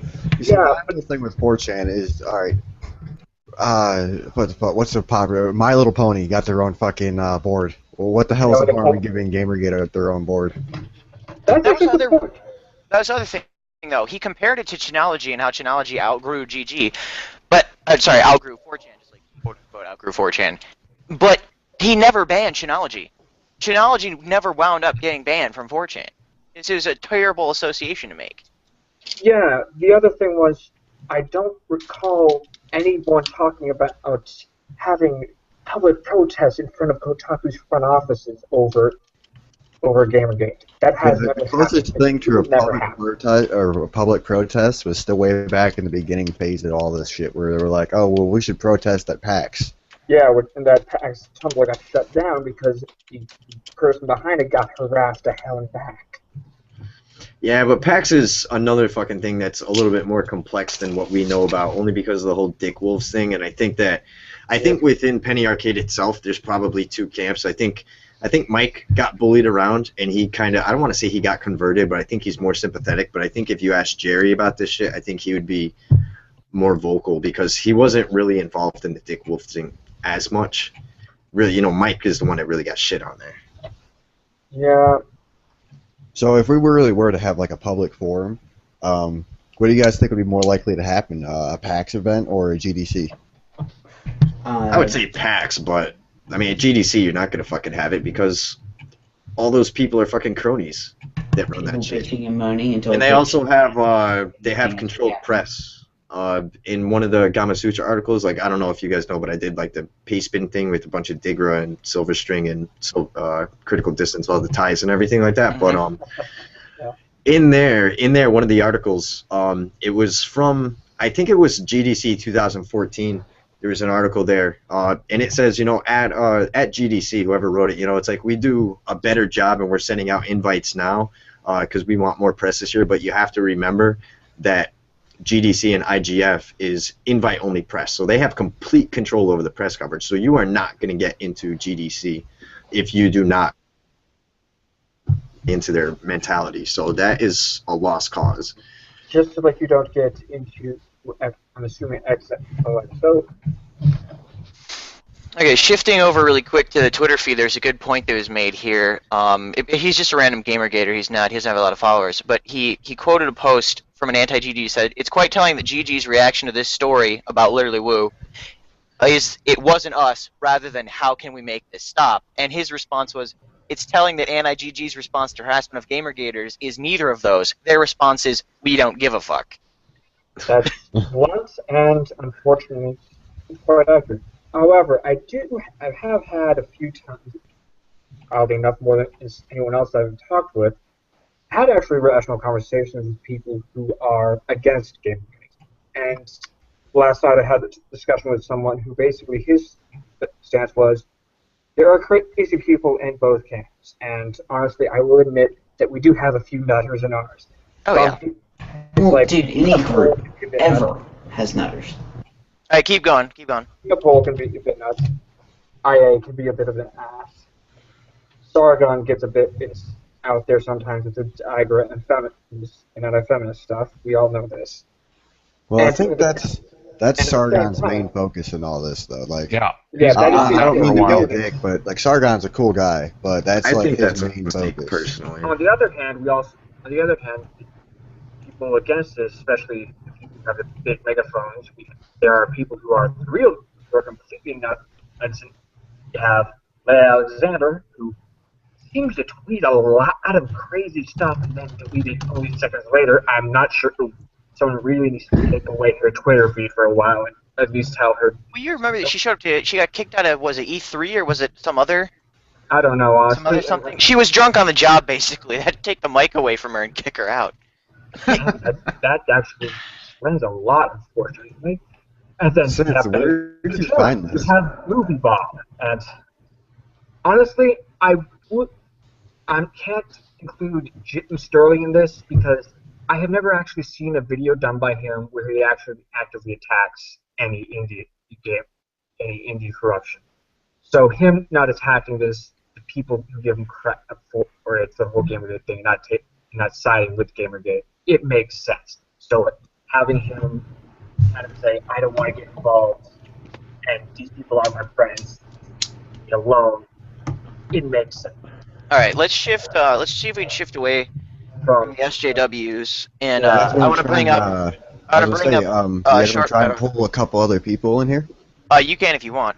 I wanted to bring up Short Fat, Otaku, and Camera Lady, and just let the few people that we have in the stream know again that their videos were taken down for legal reasons, not because they were trolled or threatened or anything like that, and that they will be condensed they're and gonna come re-uploaded Yep. for legal purposes. And I wanted to get you guys' opinion on Short Fat Otaku and Camera Lady and how they're being real troopers for us on the legal end. Oh, awesome. man. Great. Yeah, they're, Amazing. I love that Camera actually- Lady. if anyone deserves the base nicknames, that's them right there. Yeah. Did you see And Camera Lady's tweet last night? No, I didn't. It said something like, send me all the death threats you like, I'm just going to go watch porn and go to sleep. Pussies. And a bunch of man. GGers sent her some nice little death threats, little love notes. Yeah, and honestly,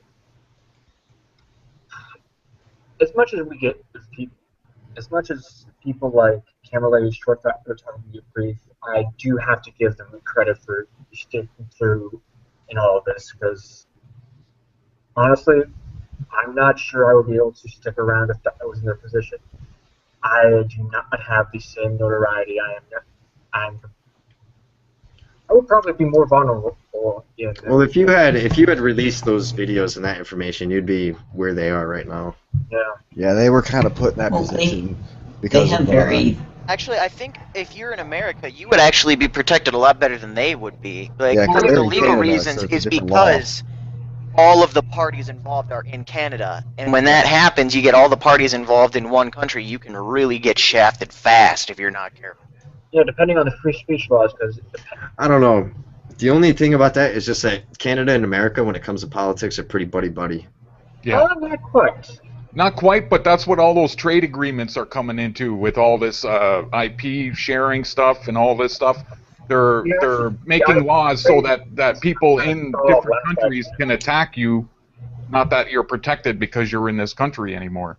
No, Right. last I checked, those IP trade agreements for stalling that people were rather pissed about.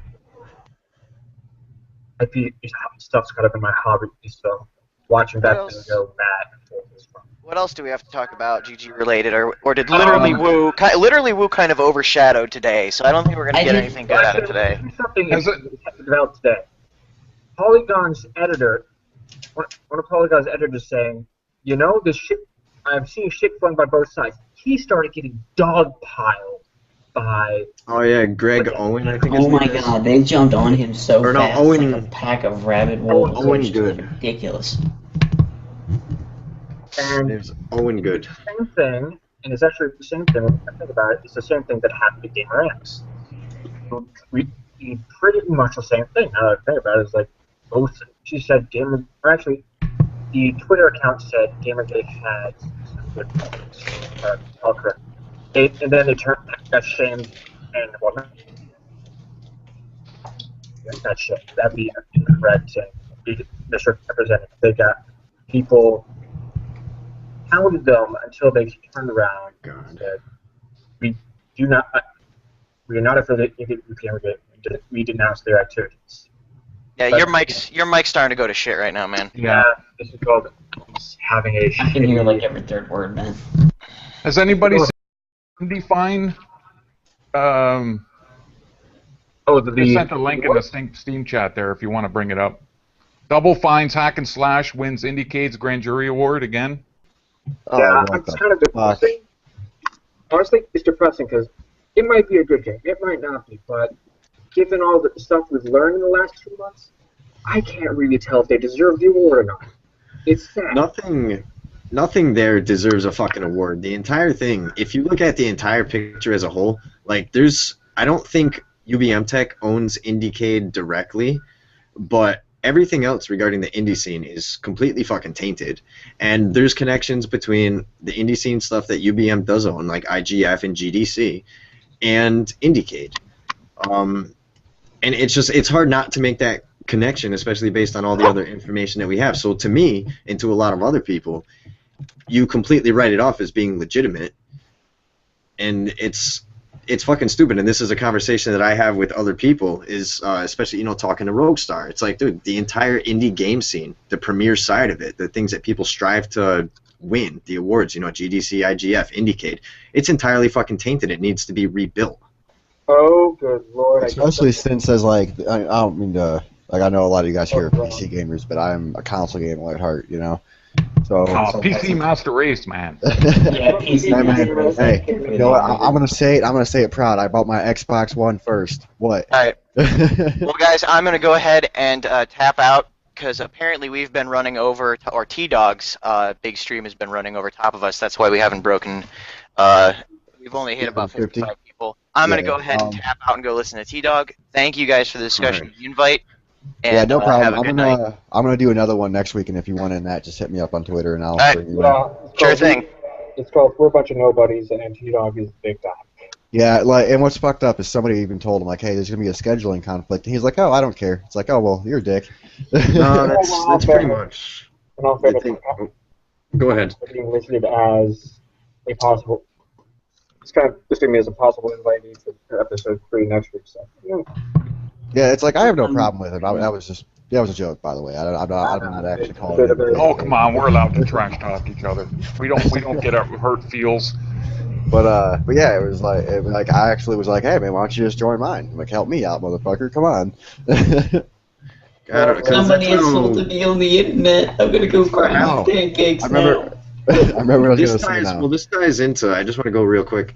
This ties into what I was saying about before, how we need to build up the community side of it and letting the little guys speak, because if you keep hearing the same voices over and over, granted, you might agree with some things, you might not agree with some other things that they say. It's going to turn into an echo chamber. Yeah, but when you constantly, exactly, you hear the same voices over and over, and if these people are not willing to concede, like airtime, so that we're not running over each other, and they're big and they have a lot more influence, they could do a lot more good, that to me speaks narcissism. And that I'm more important than you. I don't care because you're a little person. But this is about the little people. This is about 1,000 or 10,000 individuals being pissed off at the same thing. But they're like, no, my voice. I'm not gonna, concede a time slot to you. I don't care. This is called why bullshit. You see, I was originally gonna do mine at 4, but the Ralph retort had a thing going on at 3:30. So I was like, all right, you know what? I'll bow out. I'll move my stream back to 6. It'll give me a little more time to try to figure this out, which that obviously didn't work out the best. That was kind of funny, actually. And I was like, it was all over the place. Yeah. But I was like, all right, Ralph, I have no problem moving back. Just, do a quick shout out for my stream. Let people know that it's out there. And he's told me to just remind him, and I totally forgot to fucking do it up until the last 30 seconds of his stream. And he has the thing loaded up on his Twitter page. And you see the notifications pop up, and it's 32 notifications at one time. And I'm like, oh fuck yeah, he ain't looking at those. Yeah, People but I are totally asking- agree with the small voices. We need to get. I was going to do more for my. One of these started up for my Steam group, because that's exactly what everybody is saying in the chat of my Steam group. That it's the same voices over and over again, and they keep saying they're going to invite new guests and stuff, and it's the same guys from their Skype group every single time. Yeah, and it's again, they're all cool people, and I'm not fucking ragging on them just to rag on them, but yeah, that's why I wanted to do this. Is I wanted to grab anybody. I didn't want just I even said on Twitter, if a big name happens to show up, awesome. They have an open invite. Feel free to hop in, say your piece, but this is really for the little people in the thing. Because nobody was giving anybody a platform besides Twitter. Are you guys in the GamerGator Steam group by chance? No, No, not yet. Shameless plug, but you should get There's in there, and you can post announcements and stuff in there. All right. I'll open Schedule events. Steam. So having me in the Steam group won't make much sense anyway. I'll add myself onto that, but yeah, it'll be a while because, like I said, I'm a console gamer, so I got an Xbox One, a PS4, a PS3, and a 360. So I even got a Wii U. I'm an toddler. Come on. I don't know which one I'm in. I'm in two different Gamergate Steam groups. I don't know which one I'm in, but my Steam name is the same as everything else pretty much. So if you want to send me an invite, then that's fine. What the hell kind of a link did I just send there? Oh, is it in the group? chat thing? Yeah. Hang on one sec. I'll get you a better link. But yeah, no, I mean that's just something that I've been saying from the beginning. The same thing with Jay Miller Works, Polar Roller, trying to do the community side of it and stuff like that. And one thing that upset me with it is that I don't know.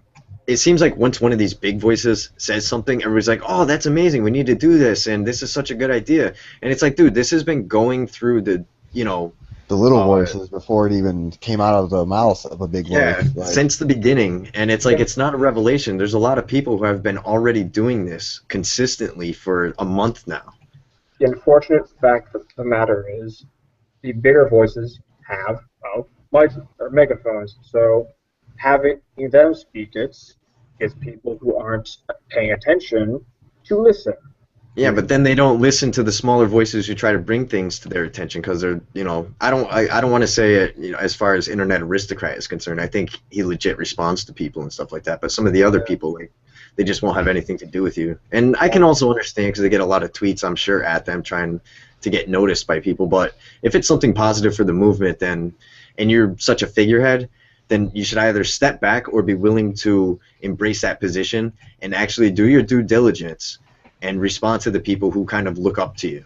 But I don't see that happening, and that's what makes me mad. Hey, guys. Go ahead. Real quick. Blocker, Mr. Fart, whatever. Yeah. That's what I got. He just, I can't say his name with a straight face. He just reposted something by Kathy Young, a journalist. And she says, quote, credible neutral source tells me at least some of the threats and abuse linked to Gamergate come from trolls who harass both sides. Fucking mind blowing. Thank you. Vindication. Yeah, Real Clear Politics, Daily Beat. I don't know any of these sites. Real Clear Politics. He's the same person who wrote the first Gamergate article on Real Clear Politics. She's followed by Miss Summer, so that gives her some credence in my book. Yeah, she's got a lot. She has. And I love her because she was she comes into this and presents why they're wrong with studies and facts, and she's actually listened to by a lot of people. It's just great. Yeah, it's not like the CNN article on Intel pulling out. It was more the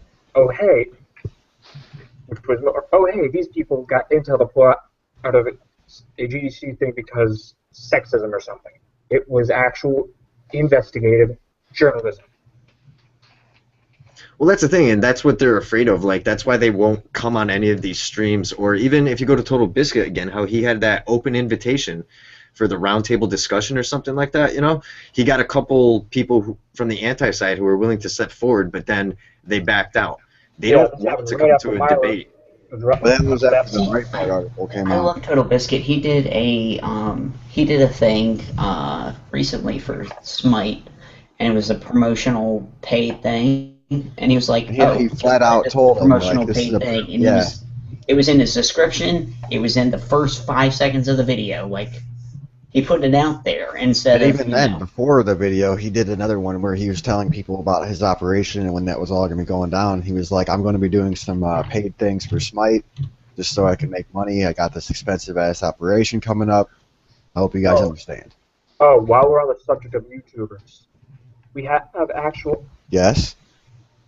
I saw a tweet from Boogie2988, and basically, as a result of, well, Total Biscuit and Jim Sterling, respectively, raising hell about the whole Shadow of Mordor thing, it sounds like there's actually changes happening in the YouTuber reviewer contracts that are more, how should I put it, honest with disclosure policies, I guess? Is that the best way to put it?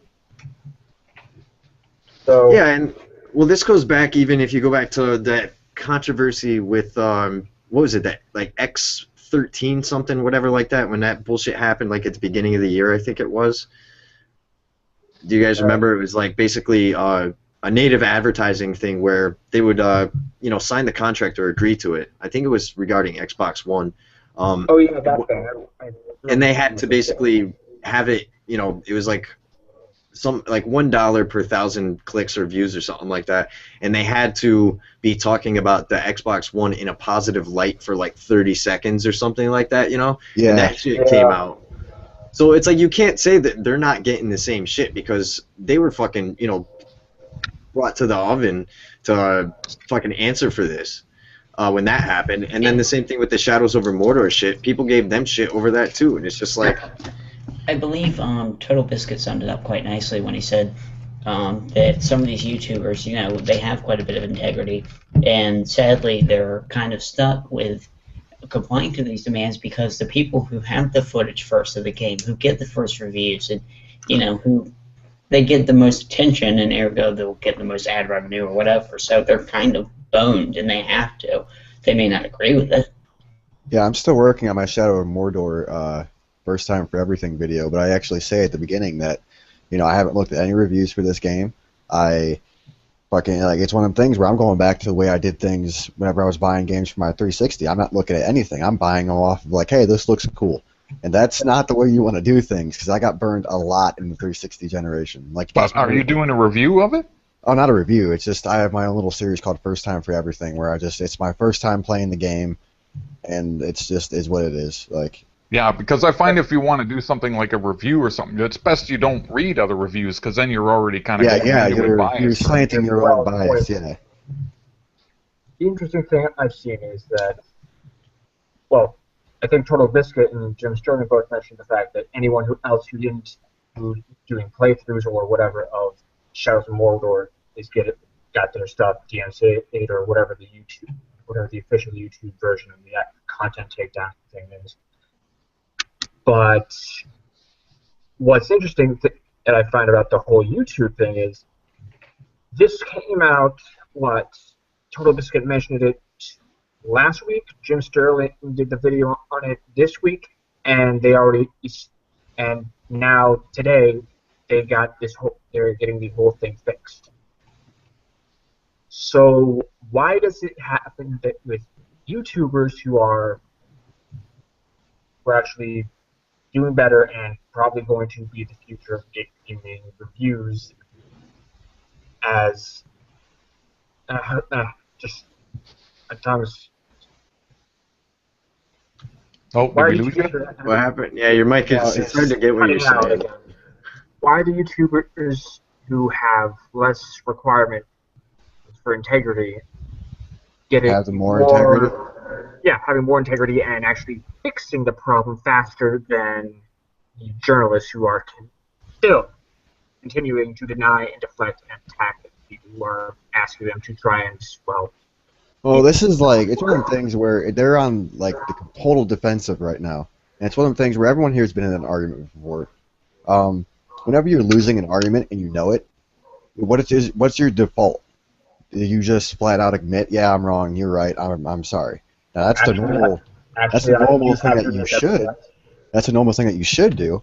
But these people are all so fucking ego driven because they have so many followers on Twitter, they have so many fans and all this shit, that they're so fucking ego driven that they can't just flat out admit that they're wrong. They have to sit, so their default is to just yell at you, mock you, belittle you, and just say all these fucked up rude things. Call you a terrorist. Yeah, exactly, until they are the ones that are right. And it's like, that's not the way you do things.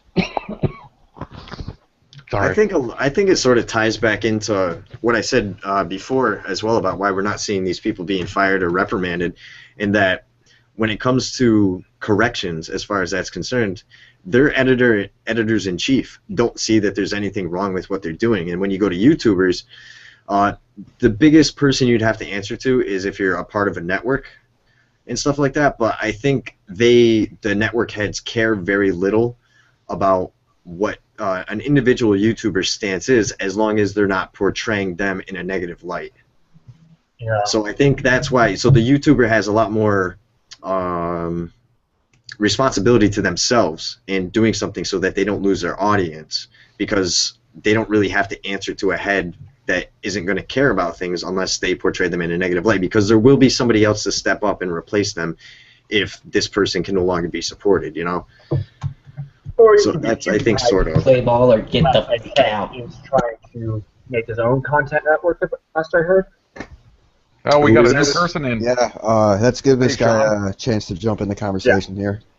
What's going on, He's from Sean? our Steam group. Hey. Yeah. Welcome. Hey, everybody. How you guys doing? Pretty good. Doing good. Can you turn up your mic volume a little bit, man? Kind of quiet. Yeah, sure. Give me a second. I just had to That's restart pretty good. my computer. Oh, is it? Good. Yeah. Leave it then. Yeah, I probably should have mentioned this at the beginning of the stream. I am currently drinking some Monster Energy, so if I'm talking way too fast, that's probably why. Hey, dude, I'm drinking Monster too. I'm trying to stay awake though. I just got off a 10-hour work shift yesterday night, and now I'm fucking. You guys check out AI fucking with King of Pole last night? heard about it. Oh yeah, man. God, that was hilarious. Yeah, I I was love up when in AI the said whatever. to Nero, go give him a pearl necklace. Had no idea what the fuck he meant. Oh God. Well, I- if you know anything about fucked up sexual innuendo, you can go ahead and Google pearl necklace, but it's gonna lead you. I know something exactly else. what it is. Oh, God, All right, I don't okay. want to know. Don't want to know. Don't want to know. Just Google it. Go ahead and Google pearl necklace and put it on image It's search. jizz. There you go. I was like, I kind of figured that one. But the fact that it was Nero saying, "I'm gonna go ahead and make a record of that," thanks, I was like, epic. He didn't realize it till this morning, and he was like, "Oh my God, what did I agree to?" Okay, what's Sean been up to? I think this is his first time in a stream. Oh yeah.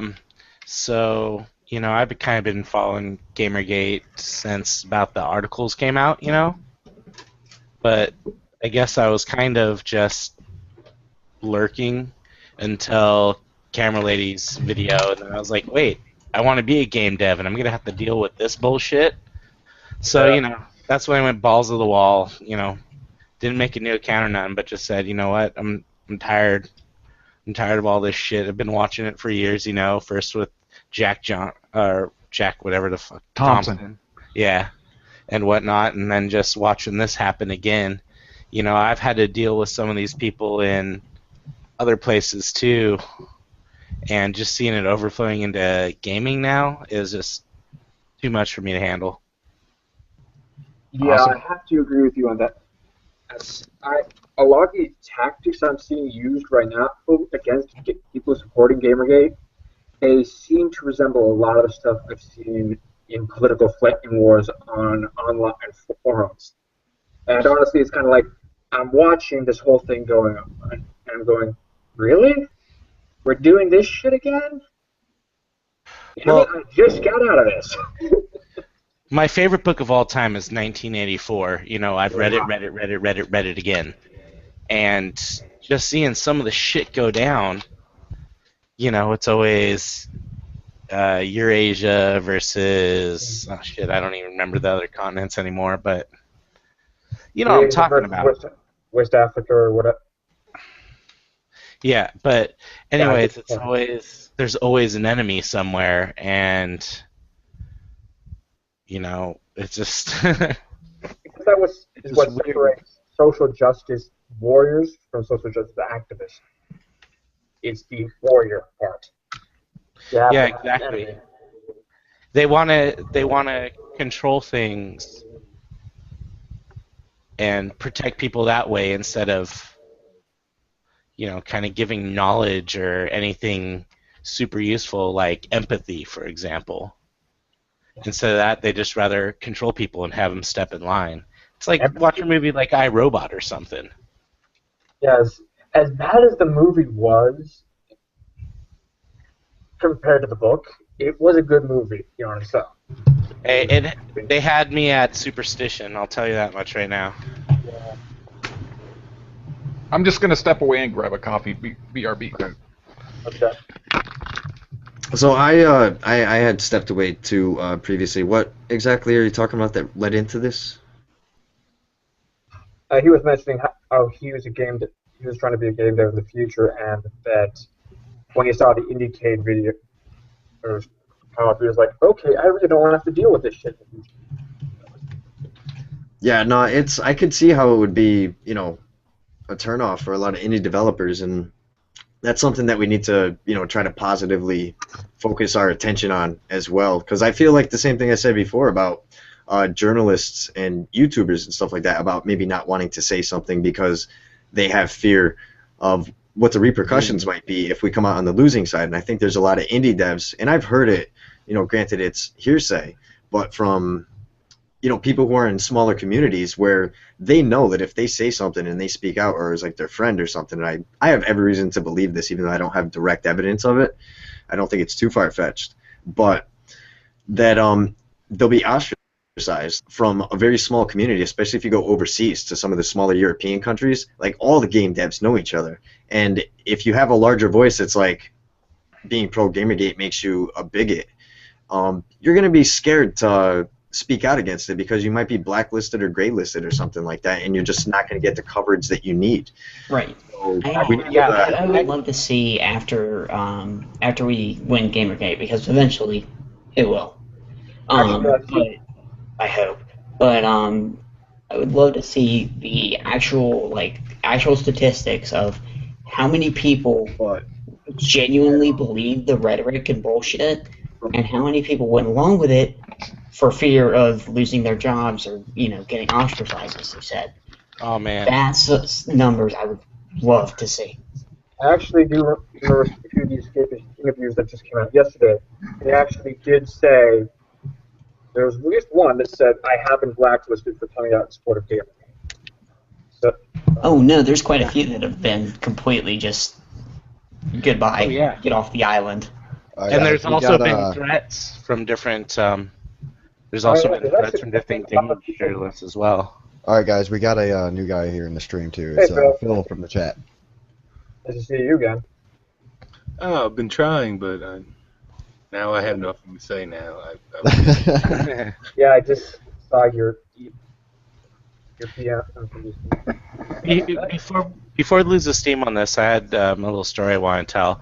So I'm actually right now in one of the IRC channels talking to some folks there, and a developer who is starting to raise his voice just came in and, you know, started asking questions about, like, well, how do you feel about joining this? Because apparently he's started to get vocal about it, and he's been, you know, threatened that different news sites won't cover his. He's a Middle Eastern developer out there from, like, Kuwait or something. Yeah, well, that'd be interesting. I'd like to see what Remy Ismail has to say about that, because he brings up his race all the time. Right, actually. I can see if this developer would want to come on and talk about it himself. Yeah, go ahead and But- ask him. Yeah, I will here in a second, but to finish the story real quick, he came in and asked, like, well, some of you that came forward, like, why did you decide to do it? And this is something that was very important to me.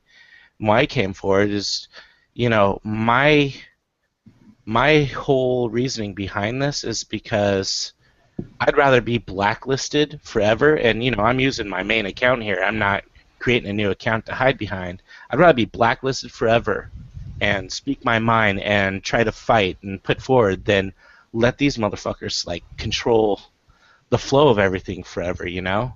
And Sean, I'll let you get back to it, but I mean, I would use my, you know, my full name. I have my email has my complete full name on it, and I would use that too, except for the chosen profession I want to go in requires background checks, like a motherfucker. Oh yeah, that would be Yeah, bad. I want to apply. I'm in criminal justice school for criminal justice right now, and I want to eventually apply for the FBI, and I don't want any of this shit getting back to me. As you know, even though So you're kind of in the same case as Based Becca, where she doesn't want to, like, she wants to go into teaching and she doesn't want any of her cosplay stuff to blow back on her. So that's kind of your side position with this whole Gamergate thing. Yeah, It's all I failed. mean, don't get me Blow wrong. back on you. I would gladly, you know, put my face, put my real name out there. I'll give people my address because they're not gonna do shit. They're just gonna say and, you know, make baseless threats yeah.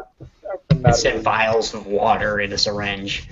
The matter is, I'd honestly be more surprised if, sadly, if someone from the against Gamergate actually did something, than if someone who was for Gamergate did something. I don't know why that is, but the people I've seen at Gamergate as a whole are not. Oh, we lost you.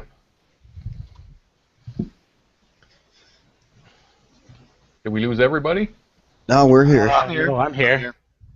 I Hey, it joined, looks like somebody's already died, apparently. Oh my goodness. Rassam's gonna join here in a second. Do I just need to give you the info, Fisto? I just want to play video games. Yeah, just put it in the chat over here on the side. That way it doesn't go up in the public chat, and I'll send him an email. All right. Actually, I'll just send it to you on Steam. Twitter. Oh, all right, Steam. Okay.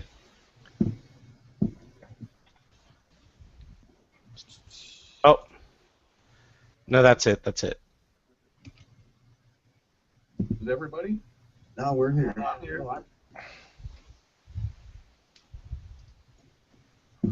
I posted it in group chat. So who's the new guy?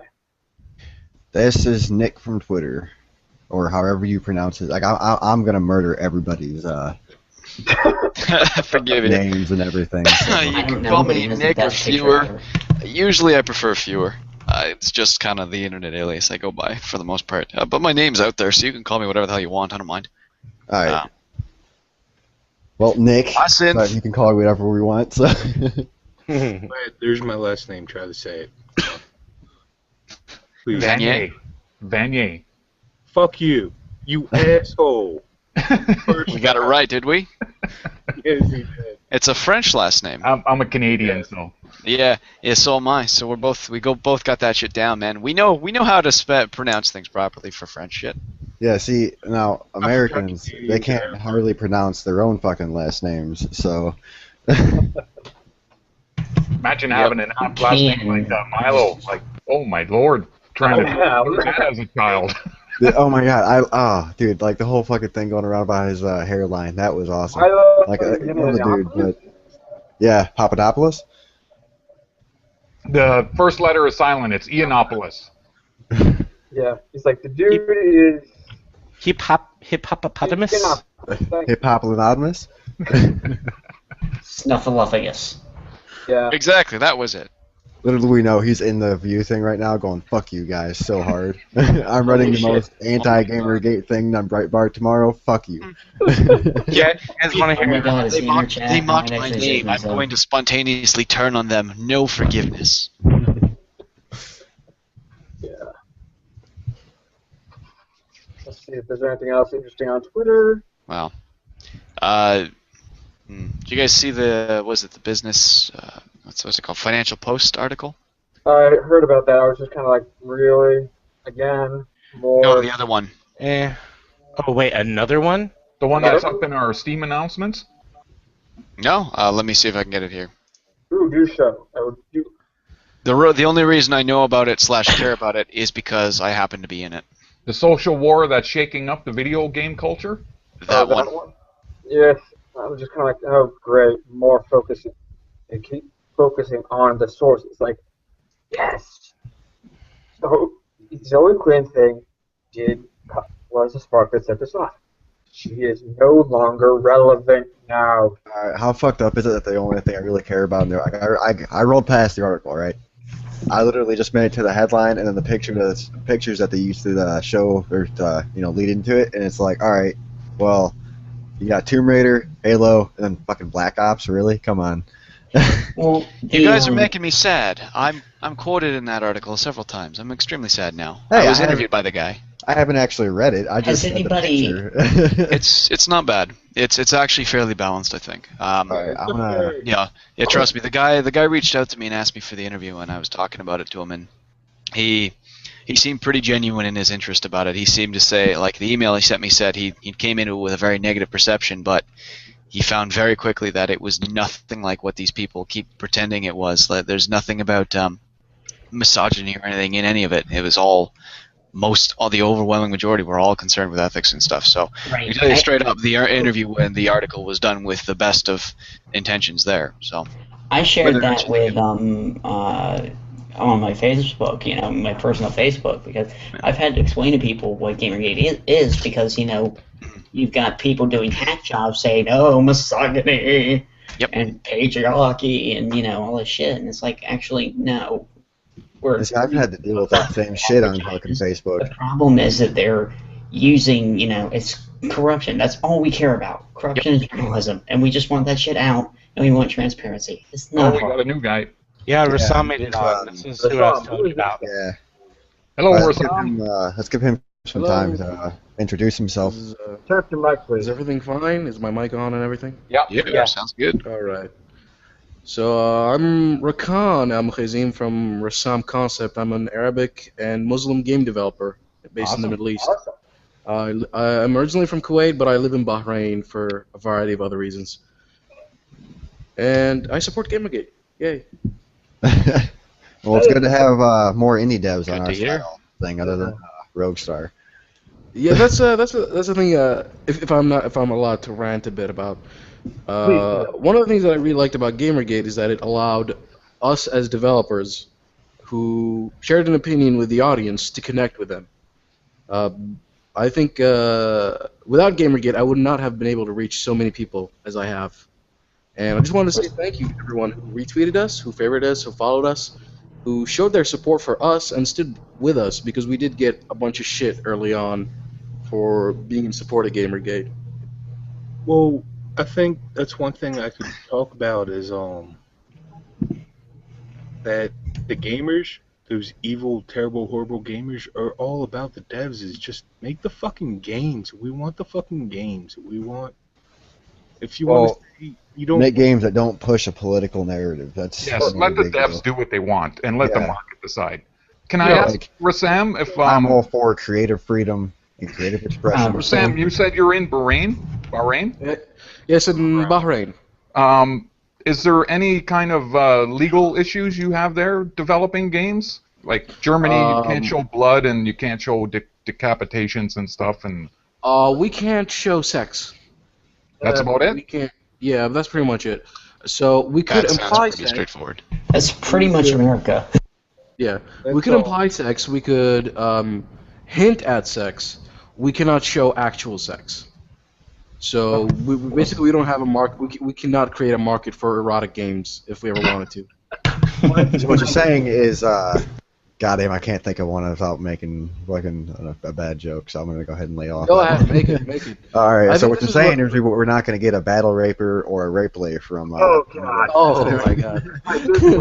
Okay, no, I kind of regret what I said. For some. Hey, you guys gave me the clue to say the joke. All right, I'm just throwing it out there. For some. Actually, we all know this fact. We all know that the aero games are kind of exclusive to Japan. Let's be honest here. They're the majority market for that particular genre. Oh yeah, I wouldn't be caught dead playing that shit. I was just cracking a joke. No, I love it. I kind of wanted to go along with it. I wasn't really offended or anything. I'm actually glad you made that joke. It needs to be said. I think it needs to be said.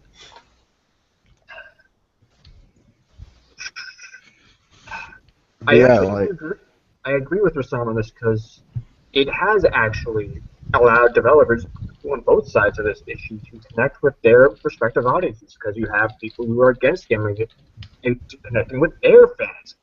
It's actually, in the bigger picture, it's actually been a benefit to devs. And it's also been a bit of and that's the thing, like, we had the EA guy come out and he talked about, like, there's been a loss of connection, like the gamers have always been for the devs. Like, we just want them to fucking make the games. Without a crazy mob looking over their shoulder. That's something. Make the best. I could say a lot about this. Last year we got to meet Keiji Inafune. He was attending a convention here in Bahrain, the IGN Video Games, Comics, and Film Convention here in Bahrain. And what he was talking about was, basically, he said one of the nice things about doing a Kickstarter and having access to crowdfunding and the audience behind crowdfunding was that developers usually work within a closed space. So if I'm making this game, I'm making it with my team, and we don't really get to hear the public opinion. So what Gamergate has done, and not just Gamergate, but social media in general has done, it's allowed us to have a place where we, as developers, could come out and say, like, we could post an image of our game, or we could post a video of our game, and we will actually get a response to that. And having a direct channel between developer and audience is an amazing, beautiful thing, because it lets us know when we're fucking up. If you excuse my French. Daniel Vavra touched on that quite a bit on his interview in the Ralph Retort there. That was great. I got that trimmed out as an MP3 if anybody wants to listen to it. You see, I wish more people would do that, because Hitbox will not work on my phone, so I don't really have a way to watch it. I can link you to it. So right, go on there. Wait, you can't use Hitbox, so you can't hear Keenan Paul going. Yeah. Oh, he doesn't. He can't do that too much anymore. His mic is 3 fucking inches from it. I swear to God. Yeah, he can't do that too much anymore, because after I understand. He's got a new one. Yeah, he's got a new one, but it's nothing like his other mechanical one was. It's nowhere near as bad. I understand that, because I used to have a mechanical keyboard, and we'd sit down with the Skype group for my dev team. We would sit down, and I'd have to say, "Wait a minute, guys," and then you just hear at max volume with a mechanical keyboard. It is the loudest, most annoying thing. Mm-hmm. I once had a neighbor at the door. The one I just did that on is a Razer Black Widow. It's super fucking loud. And I mean, when I play games, I'm like, I can't Skype with anybody. It's just fucking horrible. Right? I want to answer Phil's question in the chat. Phil said I have the second best American accent he's ever heard. I learned English before I learned Arabic as a child. Okay. Because none of my family, at the time, nobody in my family could speak English. And my dad said, you know what we'll do with this kid? We'll teach him English and not have him speak a word of Arabic for 15 years. Won't that be great? In our social environment where nobody speaks English, where nobody understands the American accent, we'll have him do that. Won't that be beautiful? And my mom just kind of went, yeah, you know what? That's actually a pretty great idea. Let's do that. That is... Like, to be fair, English has if he didn't say it, who could have questioned that? Biggest business language. So. Well, and especially when you're young, like, I mean, that's the best time when you want to learn language. Yeah, I mean, my dad taught me Hebrew and Latin when I was like frickin' 9. Oh, that's good. Jeez. So. Okay, guys, here's the link I'm sorry we can't share it in the main chat. Stupid. I don't know why you can't share links. Because it's You can put it But, on Twitter though, and I'll. You can just right-click on the page and click Save As and save it right to your computer for whenever, or just bookmark that link. It's a great interview, man. You should all check it out. He's awesome, Daniel Vavra. Yeah, I was able to watch it Oh, Vavra. because I was on my laptop at the time. But as soon as I go to work, man, it's just like fucking Hitbox does not work on phones. See, I wanted to ask Rasam, as far as getting shit from other people when you guys came out as pro Gamergate, like, do you want to like be more specific about that? I guess maybe just the kind of stuff that was said to you. I'm just curious. I can't really talk about it because there is a court order. I can give you a brief idea, but what happened was I was working with a publisher early on, and we were trying to set it up so that we could get our games published through them. And the publisher, and it turned out to be a good friend with some of the people on the opposite end of Gamergate, the journalists who were being, I don't want to say targeted because I don't think anyone was targeting them. People are just asking them, they're questioning their actions. But some of the journalists who were being questioned, he's friends with them. This guy, he's the representative that I was dealing with. And what he did was he came up to me and he said, "This is crap. I don't want you doing this, and this is going to end badly for you." And I said, "In what way?" He said, "You keep doing this, and I'm going to block you from the publisher." And I said, "Hey, if you want to do that, then go ahead." So you were essentially being blacklisted. One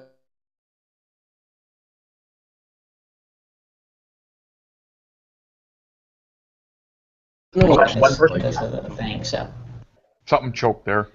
Yeah, that just went down for a second. Yeah, my. Hey, Yeah, real it's back quick, though. real quick, guys. Rasam, can I give your Twitter handle out to the chat room? Yeah, go ahead. It's want, I'll actually type it I'll, in because I'm in the chat so I can say people. Yeah. All right, I'll actually add it to the description as well. I was gonna say, how prevalent do you think the thing that happened to you is across, like the entire, I guess, indie dev spectrum? Where, because it seems like anytime I hear about this, it's always somebody in a position of power knows these people personally to whatever extent, and that's why, when it goes down through the funnel or whatever, and the indie devs get shit on, it's like you can't say anything. I'm just wondering, like, have you talked to other indie devs that have done the same thing? Like, you just talk to them and you guys have your own little talk about this shit or anything like that? I'm just curious. Well, most of the game developers that I know are based in the Middle East, and some of them are involved with companies. I can't say the name of the companies, obviously, but they've all told me, like, we had a sit down last Thursday, Friday, it was somewhere around that. The weekend over here is kind of different from in the Western world. In the States, for example, it's Saturday, Sunday. In the Middle East, it's Friday, Saturday. So it was Thursday or Friday that we met, and we sat down and we were talking about things. Like we were basically just talking about what we were working on. Hey, what did you do with that game that you were working on? Hey, what did you do with that game? And someone brought up the topic. It's like, hey, Rakan is involved with Gamergate, and all eyes were on me because people were like, how could you do that? And I said, well, I don't have a company behind me. I'm doing this out of my own pocket. I'm paying for everything myself. The only investor I have is a relative, my dad. He's the one who's helping me finance this project. And because of that, I was able to speak freely. And a lot of them said, we are in support of Gamergate. We do like what they're doing. We do like the idea that the audience is trying to get in touch with journalists and trying to get them to be more open and transparent and less cliquey. But they said we can't do anything because I work for this company and I work for that company, or I'm involved with that publisher, or this journalistic website, this one website that this guy works with, says I work with them directly. So if I said anything, that's it. Any money I was getting, gone. And I talked about this in one of the other streams that happened. There are people here who do support this, but they can't say anything because I'm the only one right now who's not tied up. Yeah, Brad Wardell said the same thing, that they have their mailing list too, and most devs are quietly behind Gamergate. Yeah, actually, the Escape is a couple of the emails they released. The one that's from the Xbox dev, he's popped up quite a few times over this. eBay's Talking about hashtag deal with it. not that guy. Orland. The X-Pro dev. Yeah, X-Pro is saying that there's a lot of those devs there that are behind that shit. They But just can't. that's the fucking problem, like, is that the media fucking, like, they're in the middle and they fucking usurped everything. Yeah, and this comes back around to, you know, something I've said multiple times, where I think we need to focus on the community aspect of it and giving these people a place to speak, and knowing, you know, we have to find a way to get a lot of people involved that are willing to, you know, step up and make their voice heard and be like, hey, even if these, you know, news outlets won't cover you, we still want to know what your game is about, and that you don't need to use them as a middleman for success. You know, to do it. There's that, like, really, let me just go off on something right there, is that the biggest problem with that, like, trust me, I've been on the forums, I've been on the internet since it was the new thing. I've been doing it. New Coke, motherfucker. Well, what I'll say is gamers shit in the house too. And when you're pissed, like, the biggest problem is, like, you're unhappy with the game, okay, then you let those people that run wild spew bile at the devs when they come out. Like, when the devs come to the forums, when they come out, people just fucking dogpile on them when they're trying to say something. that's true too. I mean, that's People just stand there aside. Like, that's the thing that has to be fixed. Is, I don't care if you agree with me, you got to be put down. Like, you can't be an asshole. You just tell them what your problem is. You can't fucking leap on them. You can't treat them like shit just because they're there. That's the biggest fucking problem, is why the devs are not coming out, because they know when they say something, all those assholes are going to come out and be fucking assholes. Well, the devs should And their the own people, forum, and then you can just sort of kick out the people that are not being constructive. Like, I'm all for constructive criticism, but just to come in and say to talk shit to a That's dev. not constructive Like, criticism. constructive by criticism guys, definition. and I don't care if Constructive they criticism is saying, here's a part of your game, I don't necessarily like it, and here's what I think you could do to change it. I mean, the Justicar, a guy who's kind of loosely been involved in Gamergate, did a video a few months ago before this whole thing started, where he had a problem with one game, and he's like, look, you introduced this thing, and nobody really likes it, and here's why. I mean, you gotta have a rational discussion, because if you go on the offensive, then automatically they're going to go on the defensive and be like, okay, I'm out. Peace. well, and that's why they've insulated themselves. That's why, like, again, I've been around for so long. Like, the big thing's always been forums. Like, with a lot of the developers, a lot of the old times, it's always been that, or other areas like that. But gaming's gotten so fucking big that when they just step out, like, even their own, like, and I know it's a dirty word, Bioware, but they used to be fucking awesome. Their developers could talk to you, they would talk to you, they would show up in the forums. But the moment EA bought them, people would just start fucking dogpiling. Whenever a developer said something in those forums, they started getting shitted on. Just I mean, because. that's what happens, though. That's a product of the internet, and this is something that we're trying to also say. Like, we can't be hypocrites about this. When anti-Gamergate people, you know, they talk about all the bad-mouthing and shit, especially looking at literally who 1 and 2, and then you'll see a lot of people say, that's just how the fucking internet is. Or when you talk about Xbox Live kids, you know, saying they fucked your mother and calling you a nigger Jew. That's the way the internet is. And, you know, we try to, you know, relay that message. It's just like, it's a shit culture, yeah, but you have to expect those things. It has nothing to do with who you personally are. And the same thing, those trolls that come out and talk shit on devs, they're going to do the same thing because of the same reasons. It's, you know, the anonymity of the internet. Well, that's just something that comes along with it. I just really want to finish this thought. Is that when they do it, the good people don't call them out on their bullshit. They're a fucking minority because they changed something or they did something that you agree with, so you just sit back and let them fucking run wild. Like, that's what I'm saying is, even if you agree with those people's grievances, don't let them fucking be trolls. Don't. Call them out. Put them in their fucking place that it is not acceptable to be such an asshole. To basically be. You might be upset about something, but when you're fucking just wishing death, telling them they're fucking assholes, when these developers step out and want to talk, they should be respected because that is another human being. They may not have the same opinion.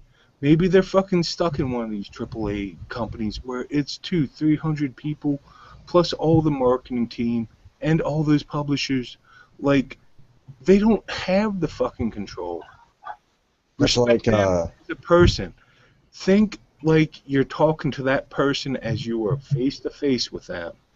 I think that needs to be applied to the entire internet, to be honest, because it has to be applied to the entire internet. Well, see, that's a great. That's a huge fucking thing.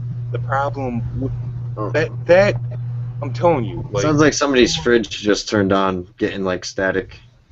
It stopped as soon as you started talking. I'm thinking it's you. Like, I'm trying to be as honest. I keep trying to tell this. That's why the developers are not stepping forward. That is why they're not doing it. Well, I want to have next weekend. I want to have a genuine. And we step up one at a time. Next weekend, I want to have a genuine discussion with game developers and community people, and I want to have a calm, constructive talk. And if people start getting out of hand, I'll just kick them out of the street. Be like, look, we're here to talk, and if you want to go, be verbally abusive or what have you, just get the hell out and here's the door. That's what you kind of need to do, because people are going to get they're just going to say things unless there's some kind of, consequence. Yeah. Okay. Oh. Hold on. I mean, because I don't get me wrong. I don't disagree with everything everyone said, but I think one of the other main reasons a lot of these game devs are afraid to speak out is I think, what is it?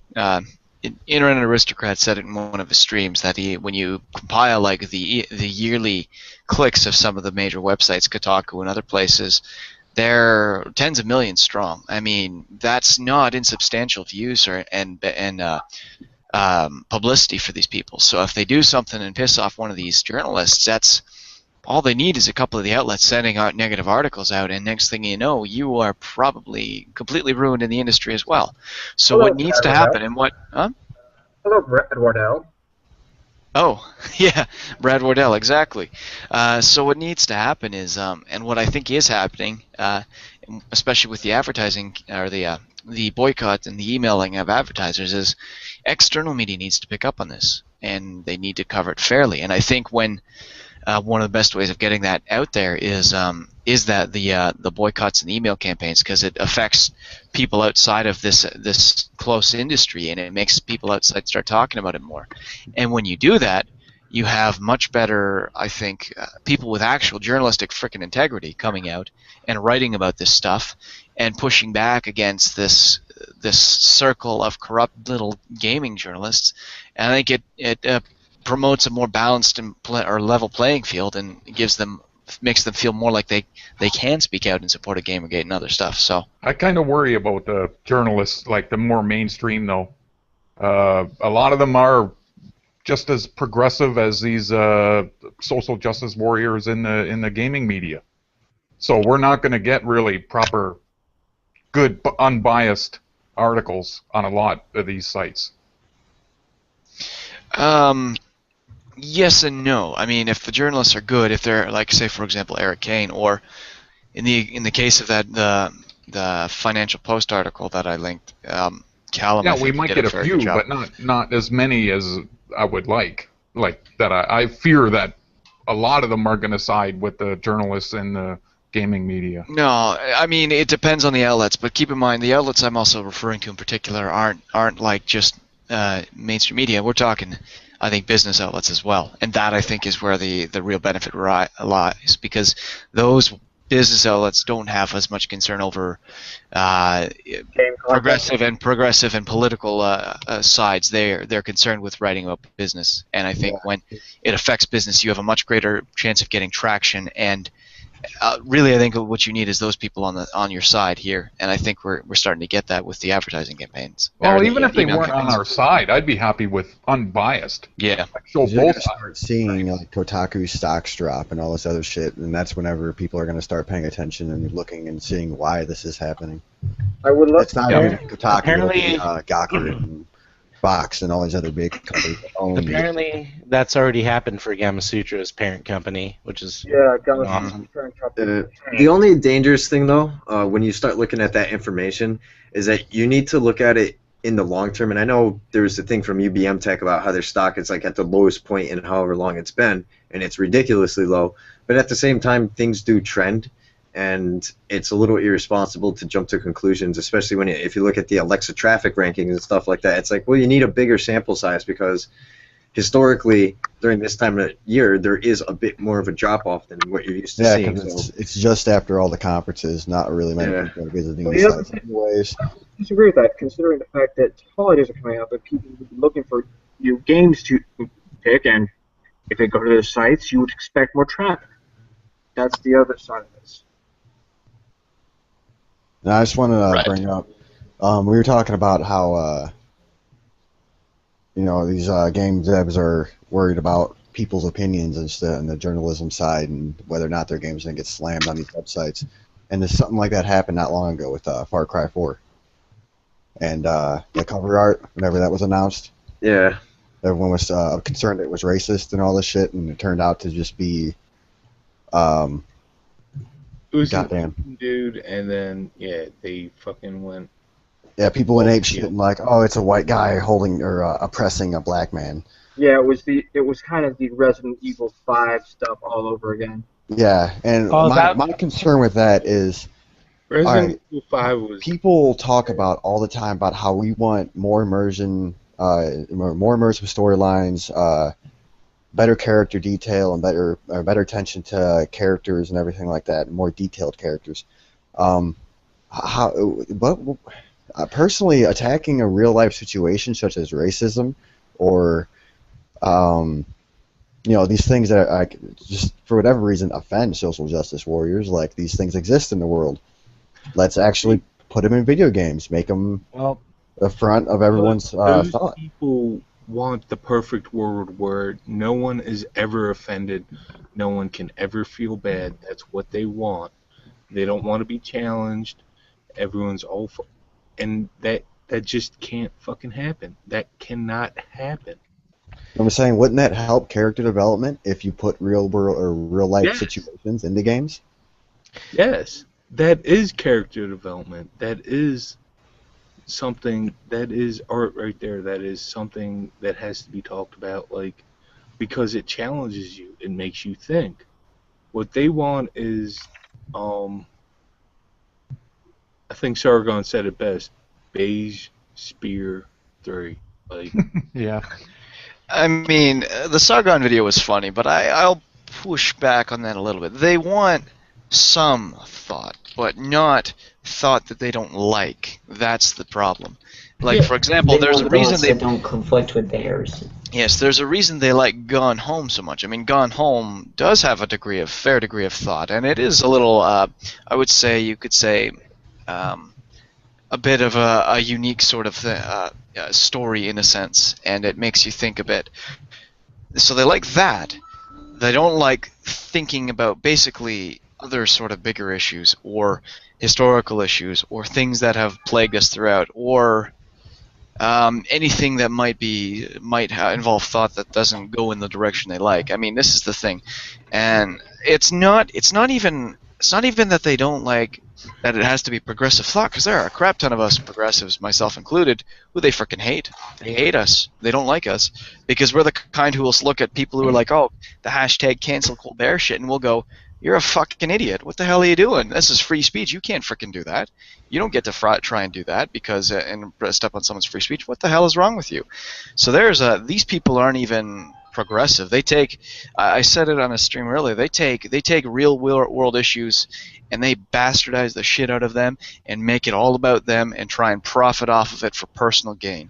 That's what it is. Yeah, That's all well it said. is. That's all it's ever been. It's never been about actually helping people or making things better. They do take real problems and they shit on it. Okay, we got somebody new in the stream, did we? No, I'm just back.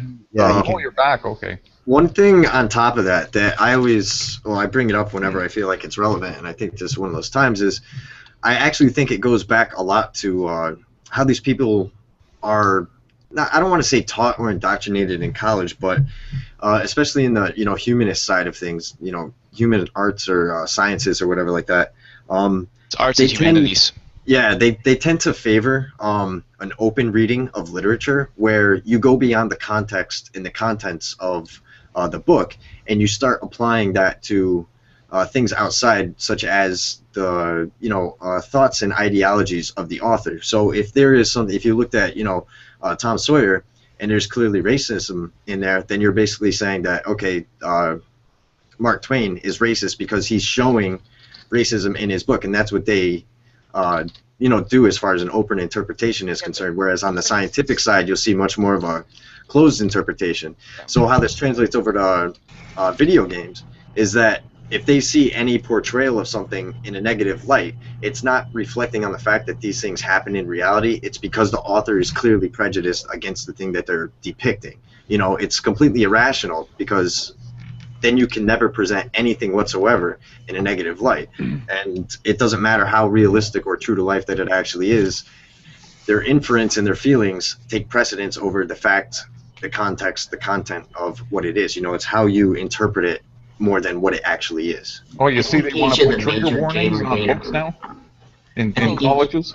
Yeah, but there's a difference between retroactively taking an egalitarian look at something or trying to be equalist about the way that you look at gender. You have to remember, most humanists can take a piece of literature that they're critiquing and take it in the time period that it's written in, and then they can also make a modern critique of it without making absolutist statements like Mark Twain was a racist now. Well, even though you're talking about presentism. That's correct. Yes, Looking that's at something absolutely from the past with your current experiences and saying this is wrong. Well, here, hold on. And this is I did my master's in history last year, so I have to push back on that one a little bit. This whole notion of presentism, because in a sense, that's all we're doing. I mean, even if it is just novels and it's fiction from the past, history is much the same way. You don't have much of a choice at some level. You are always going to be presenting some of your present understandings on the past. Now, what colors that and what can change that is if you understand, if you've studied elements of the past and you understand more about the context in which you're reading. But there's nothing wrong per se about taking a presentist view of things at the time, because I think you'd be surprised how arguably timeless some things are. Comedy and humor, for example, was reading a book by what's her name, Barbara Tuchman. She's a historian. I don't think she's alive anymore. She wrote a book called A Distant Mirror. It's writing about medieval life in England and France during the 100 Years' War. There's this one line, I remember it because it was funny, and this person says it's supposed to be a story of a gathering of nobles, and this lady says to this young knight something about questioning his virginity and his purity and stuff like that, and he responds with something like, or basically, are you shaved down there? Do you have hair in your crotch area? She says no, and he says something like, I'm not surprised, because when horses repeatedly tread on the roads, there's no time for grass to grow there or something. Oh, and God. it's a bird. Oh. It is like, it's an old school bird, and that shit's timeless. So I mean, so it's nothing. There's nothing wrong with having a necessarily presentist view, because as I found repeatedly, you'd be surprised how often timeless some viewpoints can be and some elements can be. The problem is being absolutist about it, as you said, and that's where the issue is. If I could cut in for a moment, if you guys don't mind. Yeah. I've seen a lot of people talk about things like that. I've seen people say we should censor Macbeth or King Lear because of the things that occur in those plays, or saying things like we shouldn't publish this novel or that novel. And I don't want to live in that kind of world. I don't want to live where we have to censor the things that people make. There are good things, there are bad things, there are things that are worth reading. There are things that are not worth reading. I don't think someone should decide who gets published and who doesn't. I think that's a very terrible thing to do, because I come from a region where, to give you some insight on myself a bit, because I don't think it's fair for me to be talking without giving people a little bit of information about myself. One of my favorite bands is Queen. I think everybody knows Queen. Freddie Mercury was a homosexual. He died from AIDS. And Epic mustache. Epic yeah, exactly. mustache. I used to get shit on that topic as a kid growing up in Kuwait. I would get people older than me who would catch me listening to Queen, who would listening to all like a bunch of their albums, and they'd be like, "You shouldn't be listening to that guy's music because that guy was a homosexual." Yeah, like, what does that have to do with anything? Here I thought it was because he's a vile, dirty American, and then you can't listen to that goddamn rock and roll. No, that's the thing. That's the thing. I come from a region where people would tell me things like this. They told me I should not listen to Michael Jackson's music because Michael Jackson is a pedophile. They told me I could not watch Stanley Kubrick's movies because Stanley Kubrick's movies were bizarre, out there, violent. I heard that 20 years ago in Canada, and most of the time those people's voices are just kind of in the background, you know. Nobody pays attention to Nobody it. really gives a fuck, but That's the thing. We say nobody pays attention to that, but I think we need to take this issue seriously. Someone on Twitter did mention this to me, a guy by the name of Critical Kelly. I got pretty pissed off over something that people were doing. I think you've all seen this by now. People were comparing Gamergate to Benghazi and ISIS. And as someone who comes from the Middle East, that's a real personal thing to me. David Reese. I mean, you lost. said, I mean, the ISIS one we know about, but comparing it to Benghazi, like the non-scandal thing that wasn't. I mean, everyone thinks it's a scandal for one thing, but when you look at the Republicans in the House, the actual scandal they're talking about is, did Hillary say the exact same words in the exact same order on two different occasions, and that's their scandal now. So that's being compared to the Gamergate now, really. If I could just get a moment to speak. Yeah, go ahead. ISIS is a very personal thing to me. Back in April or May, I think it was, I came to Bahrain back in December 2013. I got to meet the locals and got to sit down with them, become friends with them. I'm part of this group. I guess you could call it a group. They're a bunch of guys who are hobby pickup truck drivers. They like pickup trucks. They only drive pickup trucks, that sort of thing. And one of the guys I got to meet, a guy by I'm not going to say his name. I don't think he'd like this to get on here. But this guy, Khalid, I'll just give you the first name. Khalid is someone I should have known but did not know about. My aunt knows his mom and his family. But because we're from two separate countries, we didn't really know each other directly. And Khalid was like a great guy, and he was very welcoming to me. Even though I'm from Kuwait, he was like, you know what, man? Consider this country your new home. And consider me your brother. He's a much older guy than me. He's about 10 to 15 years older than me. And he was such a cool guy and everything. Then, in March, he tells me, you know, I'm getting married next month, and I'd like you to be at the wedding. And I was like, I'm honored. I'd love to be there. To be able to be there and share the moment with you, that's a beautiful thing. What happened the day or 2 or 3 days before the wedding? His brother gets kidnapped by ISIS and sent off to Syria to fight a war. Whatever that. Whoa, hold on. ISIS is kidnapping people to fight for them? Yes. They do a lot of seriously depraved things. Like, I knew they were doing depraved things, but I always thought they were just... David Reese putting his foot so far down his mouth that his fucking kneecap has disappeared is, by comparing Gamergaters to ISIS, is like a giant just dick slap in the face. Like, fuck you with that. Like, I knew ISIS did terrible things, like the whole incident with the Yazidis on the mountain. I knew they were literally the worst, by far some of the worst people on the planet at this moment. I just didn't know they were actually kidnapping people for fighting. I thought everyone who was fighting was just volunteers, equally terrible. So here's the thing. They kidnapped his younger brother. Somebody's got air static on their mic. It's probably me, because I have a shitty mic that I got for like... No, you sound fine. Hours. Yeah. Actually, your mic sounds better than anyone else's It's here. you with the owl. Yeah, it's me. I figured it was. Mike might be breaking. So yeah, back to the whole getting kidnapped thing. His brother is about 16, 17. And the way what they do is how they kidnap these kids is they get to know them, and there are a bunch of guys here who are like, if you got to meet them, you'd think these are the most open-minded, westernized, free-minded people ever. And they drive fast cars. They've got chicks. You want to have sex? Hey, you know what? He'll give you his fucking girlfriend. He'll like, you know what? Just go and do that chick. And then they'll give you drugs and stuff like that, and alcohol. Alcohol is already freely available in Bahrain. There are 2 countries in the Middle East that ban alcohol: Kuwait and the Kingdom of Saudi Arabia. But Bahrain has alcohol, but for a 16-year-old to be able to get alcohol, that's a tremendous thing, no matter where you live. Right. So they gave him the alcohol, they gave him the drugs, they gave him the women, and then they're like, hey, My what? 16-year-old life would have been entirely different without alcohol.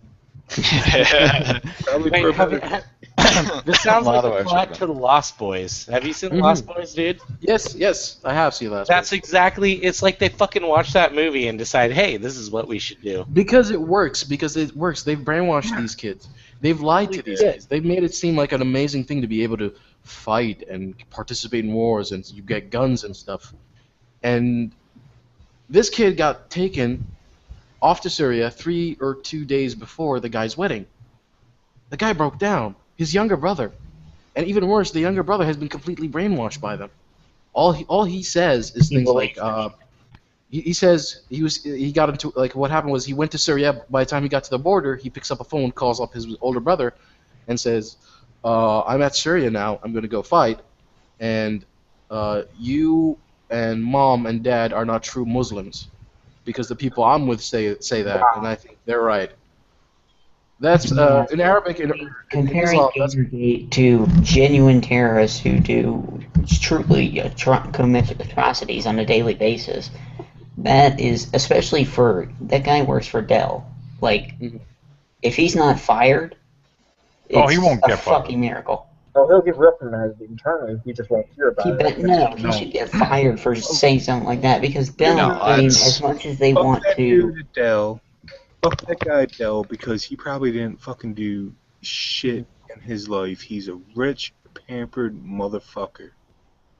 At the very least, he's a misinformed asshole.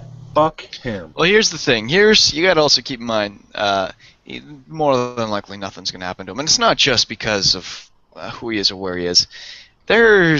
You've noticed. I mean, I'm gonna assume he's in the United States, correct? I think he is. There's sort of 2 different types of people now in the United States. You have the people who are, your everyday people, and then you have people above them, the rich, the super rich. And what we've seen, in the last year or 2. I mean, are you guys familiar with the case of the 16-year-old who was drunk off his ass with his friends and killed a couple people? His argument in trial was affluenza. He was so rich, he didn't know how to value human life, and that passed as an argument. That's a word? That was a word coined as at that trial. And this is the thing, that there was another case after that where an heir to a really rich family basically raped his daughter and tried to kill her or something. Same argument, same result. Although his case was also, he wouldn't be able to handle prison. It would be too hard for him. So they give him some other stupid sentence. So you got to keep in mind, there's 2 different classes of people. And there's a very good chance this Dell guy is in that other class of people and doesn't understand how the fuck the world actually works. So. Well, I mean, it's just so fucking stupid. The crazy part is it's almost a valid how do you argument. say That's that? what's scary about it. What's that? I said the scary part about something like that is it's almost a valid argument. You could have people who are so rich and so sheltered that they literally don't know anything. Yeah. I don't think that that's out of the realm of possibility. No, and Honestly, here's the thing. Here's the thing too. The richest 85 people in America, so there's enough people to fit on a double-decker bus, have more wealth than half the planet combined. Think about that. Those are the metrics we're talking about here. I'd like to be on that list. Yeah, those are the metrics we're talking about here. That's how far and above these people are from everyday society. That extreme. Well, I mean, getting off it, I wanted to bring back earlier to when we were talking about, people wanting games changed for them. Where the fuck does anybody get off thinking that they need to be specifically catered and mollycoddled? As Albert Einstein said, the world doesn't owe you anything. The world was here first. So, They're not trying to take your games away. They're just trying to change them so they're not games anymore. That nobody cares about. I mean, I think every major YouTuber, Total Biscuit said something to this effect, Internet Aristocrat. I know Sargon said it a couple times, but it's like, we don't have a problem with you guys. We have a problem with you trying to change our fun time to be some learning experience. Yeah. We just want to go home, relax, and kill some people on Battlefield. Make your own damn games. Is anyone else that's, kind of that's annoyed exactly that- what I was going to say. I don't freaking care if they even do want to make those kinds of games. That's totally fine. The indie scene is a freaking beautiful thing when it's not being bought off by journalists and stuff. It's fantastic. It's a meritocracy. It's an environment of ideas. That's where you can make your Did game. you see and that? I mean, indie games. Some of those are like stupidly successful, and they're really good. Because they're one game, quality. They're Child of fantastic Light? ideas. Dude, that was the fucking greatest, indie game I've played in a long time. Right. That was. And that's the thing. We don't mind you making those things. What we mind is when you try and tell that everything else is terrible and we're all terrible for liking everything else. Mr. Phil Fish saying Japanese games are all shit. And there's the whack-a-mole. Damn it.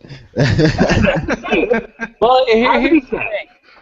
I don't disagree with what Japanese games have become, because when I was a kid, that all the best games I played were Japanese. But as I kind of grew up, kind of became shittier and shittier. Take a look at Final Fantasy, for example.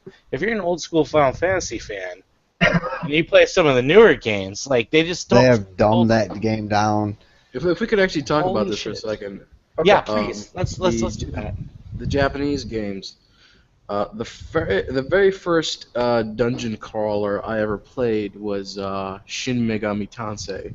Oh, Jesus. I never knew how to pronounce that. And what happened was... You're talking the guy who makes Persona, right? Yeah, Shin Megami Tensei. Yeah. New Goddess Saga or Reincarnation or something like that. The very first game I played was the first dungeon crawler, not the very first game. And what happened was we couldn't afford at the time to buy the American or European release of the Super Nintendo. So I saved up some money as a kid, and I went out and bought the Japanese version because the Japanese version was selling for a lot cheaper. And I got the Japanese version of that game. And I had absolutely no idea what the game was about. I just knew dungeons and some kind of thing that's attacking that demon. Awesome. I'm not sure what that is, but it's attacking me. And that was a beautiful experience for me as a child. I was maybe 8 or 9, maybe. And to be able to play that game and not understand what was going on, my imagination was running wild. I had no idea what it was. I came up with my own storyline. It wasn't until much later. Gideon Zai is a guy who does translations of Japanese games. He did the translation for Shin Megami Tensei. Oh God, yeah, I know his translations. He's got some of my favorite. He did the translation for Shin Megami Tensei, and I actually got to play that, and I realized there was a gigantic disconnect from the game that I thought I was playing and the actual game. And that is a beautiful thing, and that is something that I'm starting to see happen a lot more with games today, which is something I enjoy. Like, a lot of people have been giving praise to a game called Dark Souls. I think everyone here knows that game. Oh God, Yeah. Dark Souls. Died. If you ever want to break a controller, play Dark Souls. Here's the thing about Dark It's Souls. so fun though. Here's the thing about Dark Souls. If you guys aren't familiar with him, the producer or the director behind the game, I forget which role he played, is a guy named Miyazaki. He works for From Software, this studio. Oh, And he Ghibli? said- Me, No, different Miyazaki. different I was gonna Miyazaki. say Jesus. Like, No, it's no, a no. small world after all. Like, It's just one of those common names that happen. Sort of like how Brown is a common name in the States and the UK. Miyazaki was the guy behind this game, and he remembered. He said he talked about playing first Wizardry in English as a child, and he had absolutely no idea what was going on in that game. And that was a big inspiration for Dark Souls, because for him, he wanted to be able to recreate that experience. And I look at a lot of the developers today working; they're trying to bring back that youthful mystery. Even if you know exactly what the game is about, they will try to leave in things that the player will be allowed to guess at, wonder about. What's going on here? Why did this character do that? And that is one of the more beautiful things that I'm seeing in games today, and I hope more people get to do that. The only thing I want to say about that I think I see a problem with, and I agree with you 100%, it'd be nice to have stuff like that, but I think you have good examples, and you can even stay within the Dark Souls series to point out the different sides, is that Dark Souls 1, you have a perfect example of that, where you're barely given enough information where you can make your own story. And people have gone through that. The community has gone through all the items descriptions and constructed the world based on the stuff that's given in the game, but it's never shoved in your face, you know? Mm-hmm. But then you go to Dark Look Souls. for it. Yeah, but then you go to Dark Souls 2. Yeah, 2. And if you listen to what the hell is the guy's name? I cannot think of his name, but he made a really good video. It's about 45 minutes long, talking about what Dark Souls 2 did wrong, and a lot of that was about the narrative aspects, where you're not necessarily being given information like in Dark Souls 2. Its side of things, the information that you're giving doesn't allow you to construct a story. It's just like stuff was taken out almost as like a tease. You know, and it's not as coherent as it was in Dark Souls 1. You know, it's like a spattering of information because they expect you to do it since you've done it once already. But it doesn't give you enough to bite onto to actually do that. It's just constantly leaving things out, thinking. I agree with you on this. That is an issue with Dark Souls 2. But you look at some of the other games that have come out, I forget the name of it. It's an RPG game. Off, I think it was. Off is a very bizarre little game, and if you play it, check it out if you haven't. There is a story there, and it needs you to focus on what's going on to really get it. Another game is a very popular classic game. This is a bit older than Dark Souls and Demon Souls even. Yume Nikki, I think it was. I've heard of it. Yeah. Dream Diary, the RPG maker, another RPG maker game about a little girl trapped in a horror setting. That is a beautiful thing because you get these theories. When you sit down, when I personally sit down, I look at people wondering what the hell is going on. It's a beautiful thing because you get so many ideas. Just the ideas that these players come up with is beautiful enough that you could base a game on it. Even the craziest, the silliest of ideas is worth making a game out of. I think that's a great thing. Sorry, is my mic really loud? No, it's fine. It's fine. Okay. Well, that's one of the great things about, saying, here's something, run with it. And, because players will do things that will just frickin' blow your mind if you give them enough tools. I mean, take a WildStar, for example. They're like, here's this housing system. And they flesh the fuck out of it. It is so in-depth and so incredible that people are making just things that they had no idea. I gotta jump in on content creation then because I'm a Halo nerd. Halo 3 Forge was the greatest thing ever created by man. Yes, it was. I stopped people figured out how to push items into the ground and how to phase other objects and other objects. People made Forge art. They made Rube Goldberg machines. They did a whole podcast where a bunch of you should have played Halo when we knew that you guys were gonna have fun with Forge, but holy shit! You guys are crazy. See, this is why I like things like that, and in particular, I think I saw someone make a frickin' Optimus Prime thing or something on Forge. It was like, what? It's crazy. Oh my god! But those things that people can make on things like that are amazing. And then the things that the internet can do, for example, in the alternate world and on the level of destruction. You guys familiar with how Denmark released an entire block by block version of their country in Minecraft, and then Americans got their hands on it and started blowing it all up with dynamite and planting American flags and things everywhere? 2B2T Minecraft server 2B2T. I don't know if you guys know what that server is. Okay? No. It is the oldest anarchy server in the history of Minecraft. Oh, you're talking about the one as soon as you spawn in, it's a gigantic pit of lava? No, I mean that people have actually taken the time to go back and fix that. I play on 2B2T. I played on it almost since it started. It's over 4 years old now. It's run only by donations, and the server is 786 gigabytes in size. Jesus. Ooh. My main base is at 1.87 million blocks from spawn.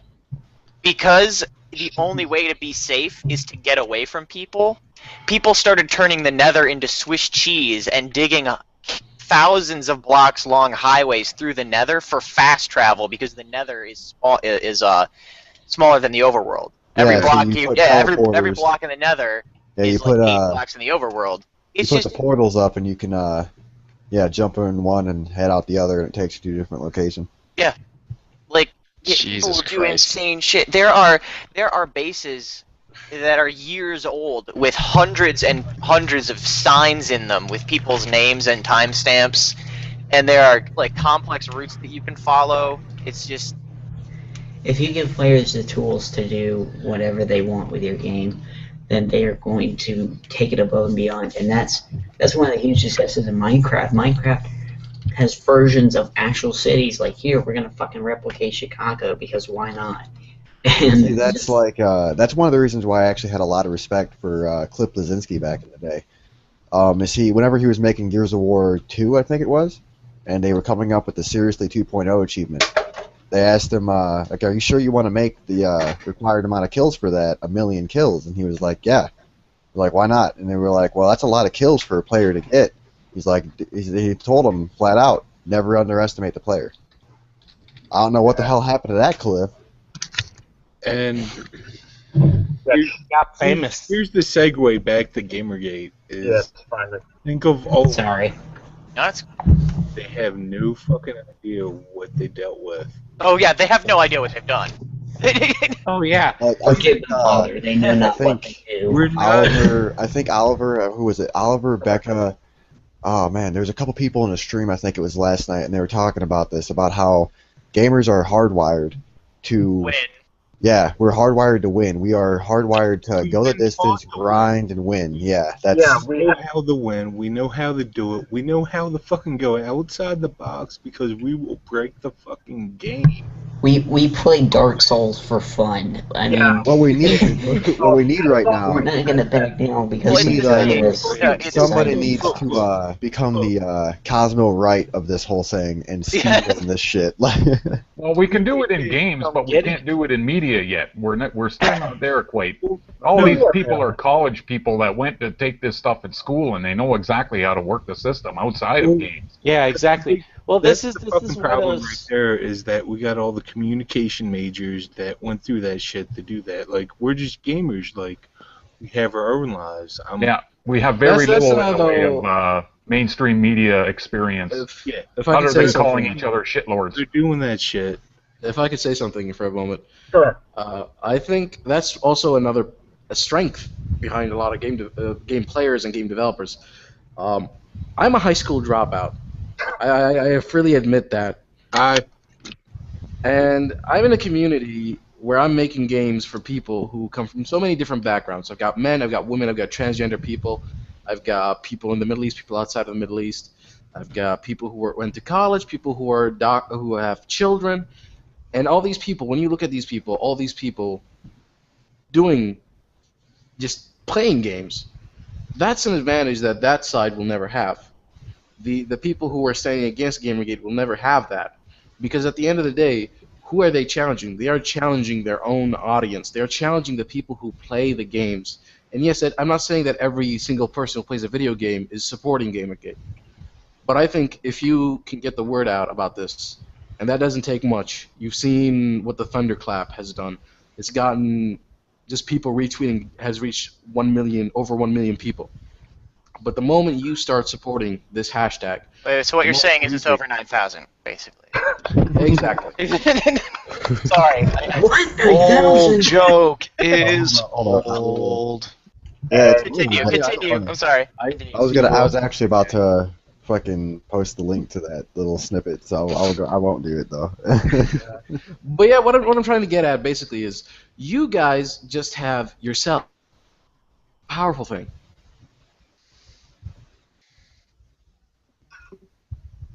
Word Okay. so quickly. Okay. I think he's How do cutting we out. get more people? Guys, seriously, don't fucking worry about this education thing. I mean, most of these people, some of them might have, and the one in particular that we know of who has a communications major, whatever. Most of these people don't. They are in some form of arts program, maybe at the time, maybe they're not, maybe they're just been around this stuff all their life, but don't freaking worry about the education angle, as in the sense that, I mean, that don't worry about the fact that we have all diverse people from different educational backgrounds at all. Like, fuck, doesn't freaking matter. Don't worry about them having an advantage in how to spin this shit or anything, because they really don't all that much. I mean, Yes, fuck, I have to I'm agree like, with that. you have very powerful people on your side. You have people like Christina Summers, and I'm nowhere near like her, but I have a fucking master's degree, man. Like, this education is meaningless in this debate. It doesn't matter. It doesn't matter for them. It doesn't matter for us. So don't worry about that. It's irrelevant. What matters is how we make our point and how we communicate it. And they really don't know how to do it that well. And it's evident that they don't know how to do it that well, because they keep fucking shitting on their own fucking audience, and the only people who are actually going to pay them checks, and expecting it to work. So they don't know shit. Don't worry about them. Hell, let's be honest. They don't just shit on their audience; they shit on each other. Look at what's still happening to Owen Good from Polygon. I mean, Gamer. Well, eventually, that's what's gonna. I think that's they're gonna be going one to of eat like each other alive by outcome if things. it goes all the way to December. Right there, going. It's not ending. Like, people have already done the metrics for, like, the whole Twitter thing. Like, I fucking hate Twitter. I fucking hate you people because I made a Twitter account tonight. Oh, shit. People have done those metrics. Like, if this was to die, it would die next year. That Twitter hashtag. Like, and look, and all you have to do is go through, like, all the big shit, like, you know, dealing with Obama or Destiny. Oh, yeah, that was supposed to kill Gamergate. No, it didn't. It spiked and died. Yeah. But Gamergate. I think one of the things that I mean, we survived the fappening, and if we can survive the fappening, we can survive anything.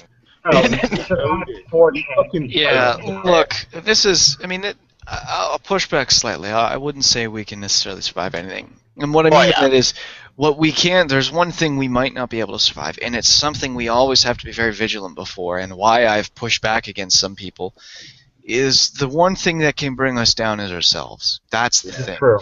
We have to be incredibly careful in how we approach things. We cannot be overly, because this is the thing, after a month of doing this, I could tell a lot of us were starting to get extremely jumpy, almost like we were lashing out at things that seemed to be a threat, or even when they not necessarily weren't. And it really angered me a lot to see that, because it's like, that's not what this is about, and it doesn't push the inclusiveness and the welcomingness that we're supposed to be. I mean, remember, Internet Aristocrat put it best, that we're already being shit on and called the worst people imaginable. So we have nothing to lose. But at the same time, let's not try and prove that point. So we need to make sure that we're always a welcoming group, that we're not just labeling people concern trolls left and right because we don't really understand their position, and we're not shitting on the people who are neutral in this all. We need to make sure that we are, while resolute in our goals, not kicking out at anybody who we might even suspect as disagreeing. We need to make sure that we're an open group, because if we don't, that's the point where we start getting too hyper and over paranoid and start devouring ourselves, like they're doing right now. We could always fall to what they're becoming right now, which is self-devouring. We cannot do that. We always have to. Things that I think was a bad move on our part last night for the Brianna stuff, for example, is just shouting false flag. That's a terrible idea, no matter what. Even if she's someone that had admitted to making a troll account before, you know what? Keep that shit inside. We don't. Yeah, I wanted to smack Bart on Twitter upside the head. I will say that right now. It's like, dude, you are not helping. We're making things worse. That's like whenever Literally Who posted that picture with the fucking trophy. It was like people were sending that around. It was like, no, don't even give that any publicity, because she's just fucking eating every bit of it up. Yeah. My statement was like, yeah, hand. I really like Fart. I like a lot of his stuff. I've pushed back on him on stuff before, and he knows it. But we're pretty good on a lot of stuff, I think. But yeah, it does get tricky, and I mean, and this is where we come to a difference of opinion on things like that in particular. And while I will never say I may disagree with him, I will never say he doesn't have the right to do that. We just have to make sure that there's enough of us to push back on that and not let it tear apart the movement at the same time, okay? Yeah, So we just gotta not let these any internal difficulties become so great that it starts to rip us apart, because that's where we become them, and that's the problem. It's you kill them with kindness. You kill them with kindness. Yes. Well, what's gonna, I think, end up maybe happening? Shut up right now. What's gonna maybe end up happening towards the kill them with kindness. Kill them with kindness. Towards the end of this is like what you said. How?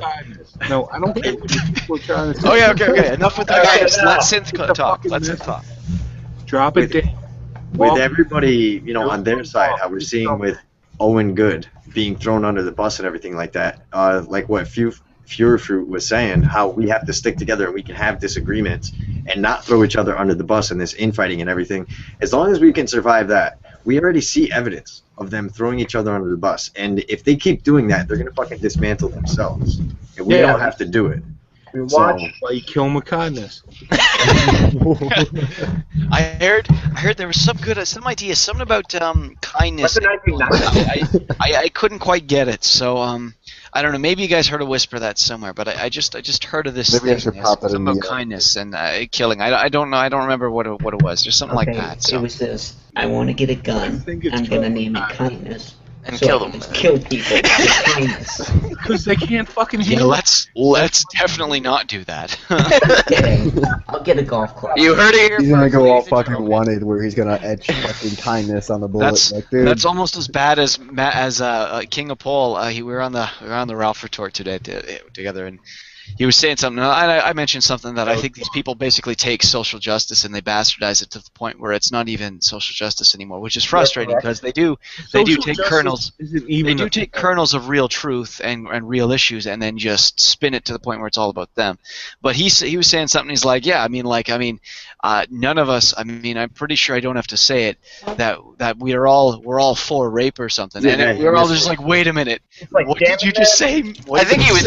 He's just trolling, but No. He was saying something, but he meant the opposite of what he'd said. So he said it backwards. So we were like, wait, Paul, you should probably correct that. And he was like, oh my God. Nobody's against rape. That was it. That was what he'd said. It was like, oh, Paul. Oh, he was thing. he was extra fucking sauced at that point. No, he was really hungover by that point. So that was what it was. But it was after he puked on his hands, I believe. Yeah, well, that was today. This was today that this happened. So it was like hours. Hours after that. I was probably still drunk. I was listening up drunk. last night, and I was drunk, and then I was listening today. Not drunk. I'm drunk now, though. I'm sipping on some crappy boxed wine because it's the only fucking. We got a lot of drunks in Gamergate. I would be drinking, but I killed all my fucking shit yesterday. Where's all the bong sounds? If you had box wine, See, we don't. I could never. No, are you talking bong sounds like weed and shit? No, I could never. It never did stuff to me, man. Never did. Box wine is good. So when you throw up, you have a bong to do it. Hey, everyone. Hey, chill. Yeah. 420 light up. Kill him with kindness. Fuck off. One at a fucking time. Please. Do we need a hat in here to moderate? Is that what's going to happen? Actually, you know what? Low Ping apparently is really good at moderating, as we found out from the Eric Kane Internet Aristocrat thing. So find him, bring him in. Unless fucking Honestly, I'm trying to get low ping. I tried to get a lot of the bigger names in this whole thing, and I could pretty much sent them all the same tweet saying, "Hey, this is an open invitation. You want in, just reply to this tweet or just show up."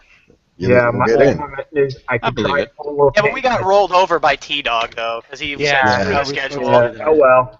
And his whole thing was like, oh, well, I do the video stream, and then I do a MP3 it is also, so people don't want to have to watch it at the time, then they can just come back and watch it. It's like, well, dude, you're a bigger name in this, so of course people are going to avoid our stream and go to yours. No, but there's another one going on right now too. It's actually on Twitch. It's Review Labs, and Liz is on there. which is awesome. Oh, all I right. just found out I don't about think it a it's couple minutes ago because No wonder Gamergate nobody's stream. I think yeah, they're just Liz playing the Liz game. tweeted out that she's on a stream and she hates streams, but her and I are probably going to be on one tomorrow with Deadwing Duck. So hopefully, because we're both in the As article far that I as linked too, streams so we want to talk about it. As far as Edwin, streams, that's I'm always open to be part of a stream. I just rarely get invited to them. No, Well, yeah, this is- no, this I know is how you all feel, about- man. It's the same This thing. is all about the community. That's why it's the community stream. Like, I wanted to get people from everywhere. I didn't want to, like, again, the big names are welcome. They want to pop in and say their piece. That's awesome. I'd rather have the little guys who don't get a voice in this. Who, how Synth was saying, how it's all the same people and it's turning into an echo chamber. I don't want that. I want to hear from other gamers and people not necessarily on the front lines of the shit. Just You also want to hear Synth when he's incredibly drunk too. 'cause Oh, that's I've just heard fucking him drunk. hilarious. That's actually how I got him on Twitter. Was he was in a stream with the Hat and Whiskey Grenade. Yeah, I was, or was that the stream where he's just plastered by the end? Yeah, that's Oh, the one yeah. that was last That's week. the one I was in with you. Yeah, I was there. Yeah, we got Mark on too, and that was fun. Yeah, he was pretty fucking toasted, man. By the time How I was long? How far into the Twitch stream are they right now? How long have they been running? I don't know. I haven't watched it. I just saw Liz tweet about it like Yeah, 15 minutes ago or something. So Because the thing that sucks about that, at least YouTube archives this crap, but you do it on like Hitbox and Twitch. Sometimes it Hitbox just does. disappears. oh well, it depends what it is. I know King of Pole was keeping all his stream videos on his channel at least for a while. I don't know if he still has them there anymore, but especially after last night's debacle, he might have started deleting his Hitbox. What videos, happened? but What happened last night? he Wait, got was just pissed so- drunk and He was in just it. was a mess. I And didn't one even thing- see it. I just heard everything. It was like, oh my god. It with was all great. of the Gamergate waifus, the one I would really want to get into a chat or a stream would be Becca. Yeah, Becca's Yeah. Is She's fucking Becca's awesome. very nice. Wait. Stop. Stop.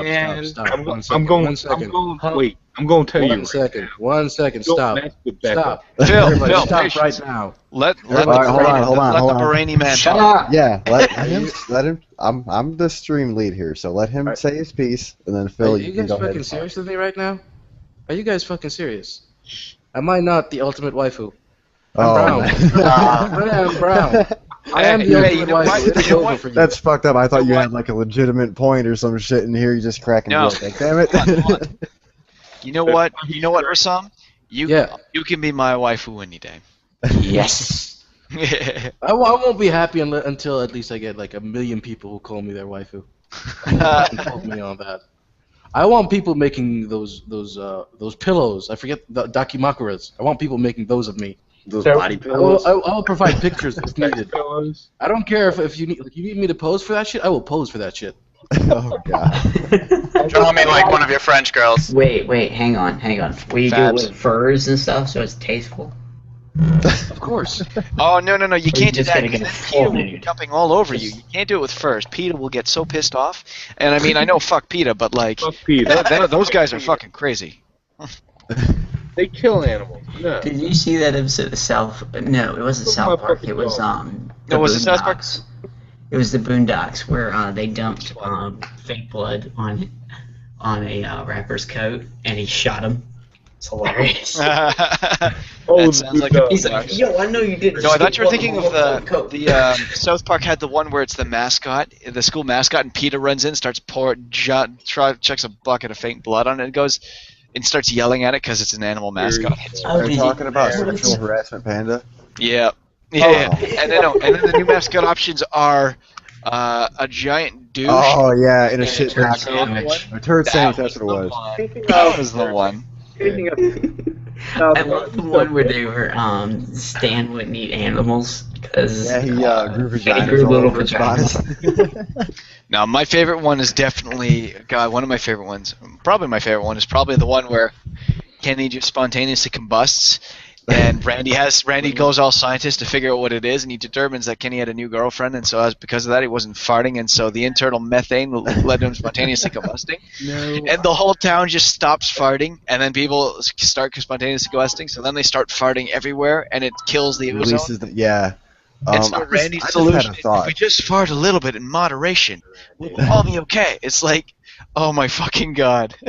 So I just had a. This my half favorite hour has episode, been a waste of maybe- my time, but boy, Maybe has the it been. fact that nobody is in here is not due to the fact that there are other streams going on, or at least not that So only. about Gamergate, But guys. because we continue to get Yeah, we're starting derailed. off topic. So I I know think what- that's, I no. think that's the Let's- nice you know thing, what- though. Hey, guys, let's Fuck be that. honest though. Fuck We that. did We are talk the about community. everything there was to talk about today, and not Hold on. a lot. No, we happened. haven't.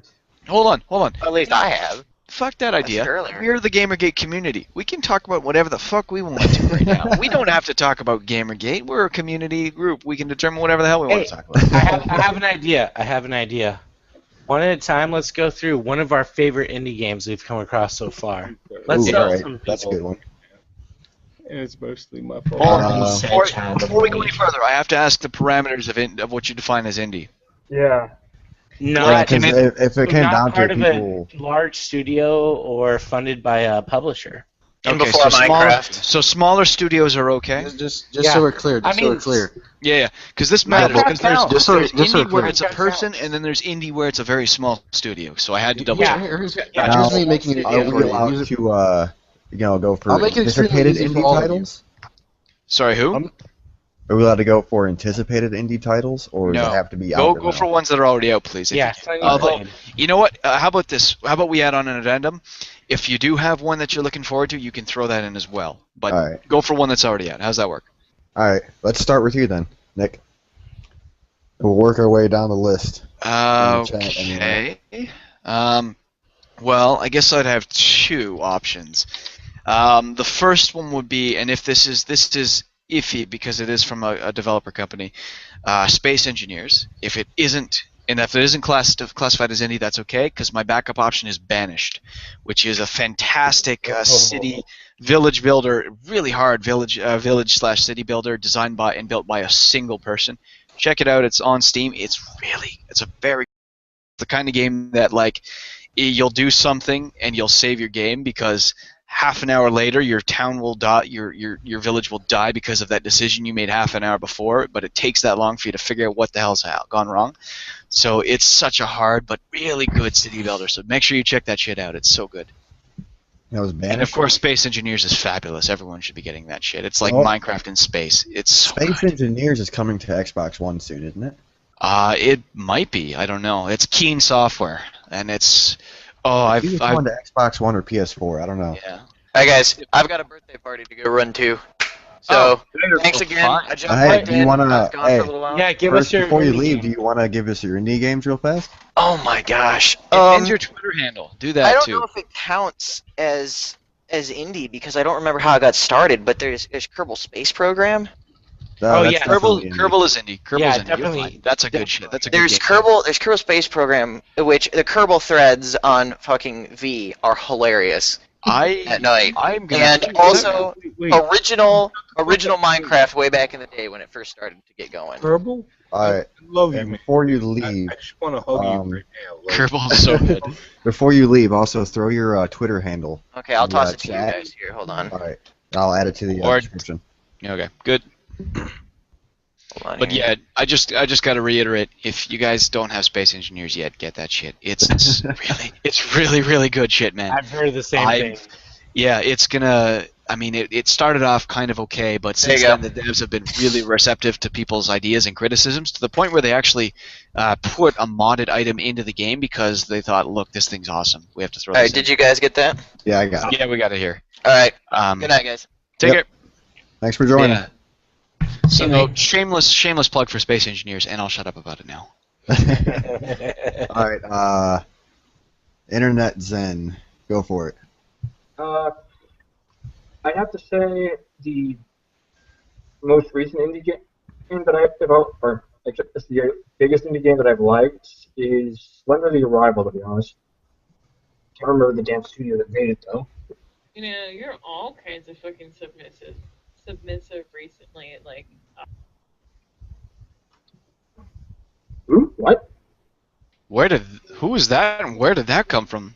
No clue. Yeah. That voice was just what? Talking about submissives. What? I heard What? it again. why? Phil. Was that Phil?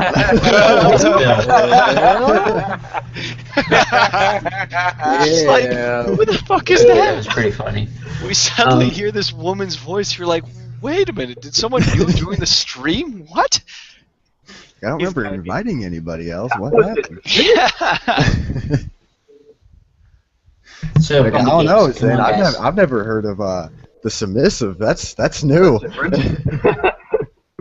Probably pisses off the indie crowd too, I bet. We should probably answer this question in the chat. Sharkmonk, I'm assuming I'm pronouncing that right. Still, any place to get a good grip on the goals of the movement. It's more of a consumer revolution, but... I would try going to the Escapist Gamergate discussion and resources thread. That's a good place to start. Because you could go to Infinite Chen, type Nate Chen, and go to a GG board, but that's just kind of so chaotic you might have trouble finding what's going on. If anyone knows the link, I guess there's a Gamergate in 60 seconds video floating around out there. I don't know the link. That's by, pretty sure that's Leo Pirate's video. Leo Or Pirate's Leo, video. whatever. I can actually Yeah, link that is this Leo because I just Pirate's saw video. it earlier. Yeah, if somebody Yeah. wants to, put that in the chat, and I'll add that to the description as well. Let me just find the Also, thing. something I recommend checking out is if you want to get a full grasp for, why we're kind of annoyed. Internet Aristocrat did a Gamergate Where We've Come Part 1 video. He's releasing Part 2, I believe, Sunday. And it's like, some shit that's happened, and then I assume Part 2 is going to be where we're going. Yeah. That's supposed to be Just release those, and it's about 15 minutes. Just kind of watch it, and you'll get a pretty clear timeline. Thank you for sharing for those who aren't aware. I will say I think that's a very small group who haven't been following IA's stuff, but you know what? They might be out there, so that's always a good share to have. You never know. So thank you for that. And also, I would also recommend Monday in Matt's videos. He does in-depth daily stuff covering daily events. Yeah, I like there's socks. There's socks also.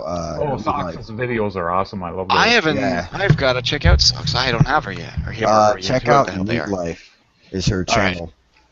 She That's does just spelt normally Neat Life. Yeah, I'll add it to the chat. Good. Hey, Chuck, real quick, Neat Life. basically, the bottom line is we just want journalists, if they have conflict of interest, to either recuse themselves or be upfront. Yeah. That's all we're really looking for. Be honest and open. And this is the thing. This is what's really frustrating about that too. I mean, because what we've repeatedly heard back from some of these people is, oh, that's a non-issue. That's a non-issue. There's no worries about that. If there's no issue there at all, then it also doesn't cost you a damn thing to update your ethics policy either. If it doesn't change anything after it's done, then it won't cost you a damn thing to change it anyway. So if you're saying it's a non-issue, what the fuck is stopping you from putting in an ethics policy in the first place? The other thing is... Crying out loud. Because we win then. The other thing is... Exactly. If it's a non-issue, why the hell are you being out about it so much? Yeah, that's the other thing. They're pushing back so unbelievably hard.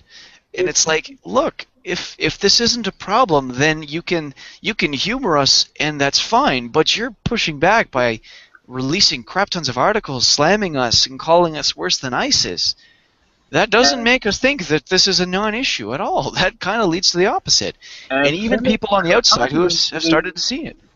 And shame Kotaku for updating their Patreon policy, just for giving people who are complaining a little bit of table scraps. It's like, that Kotaku bullshit was bullshit. It was just fucking bullshit. it was made of BS, but it's like, why did you jump over them for it? Yeah. Here's we'll the thing. pay for it. Whatever. You fucking pay. No. Yeah, we know that they're probably going to do something else. But Gawker?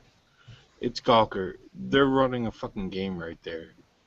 yeah, you rock it.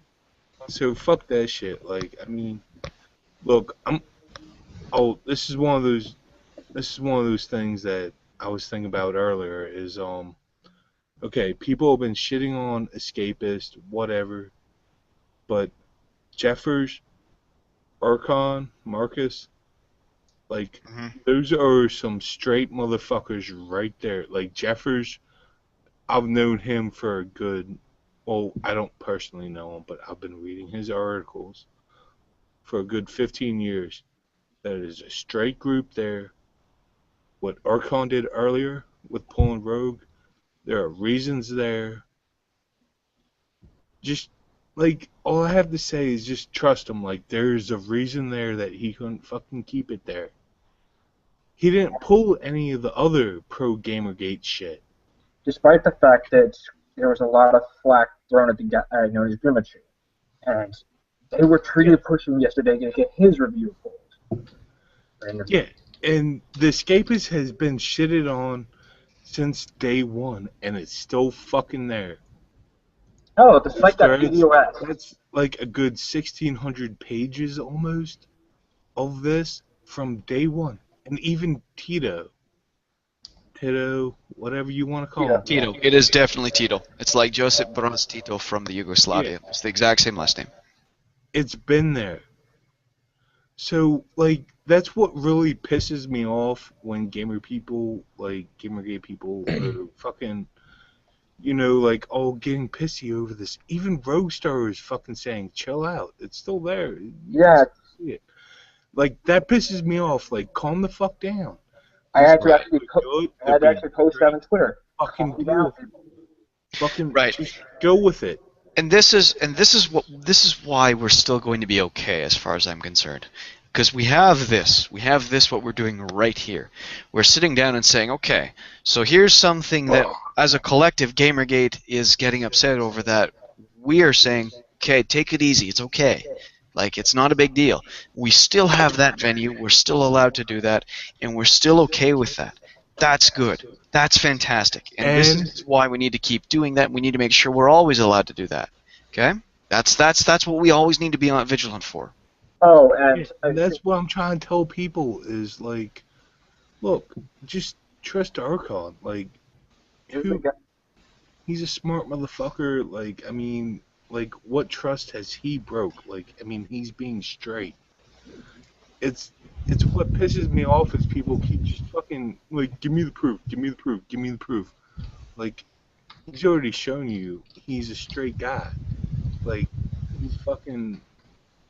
He's willing to come to the table and at least tell us what the problems are.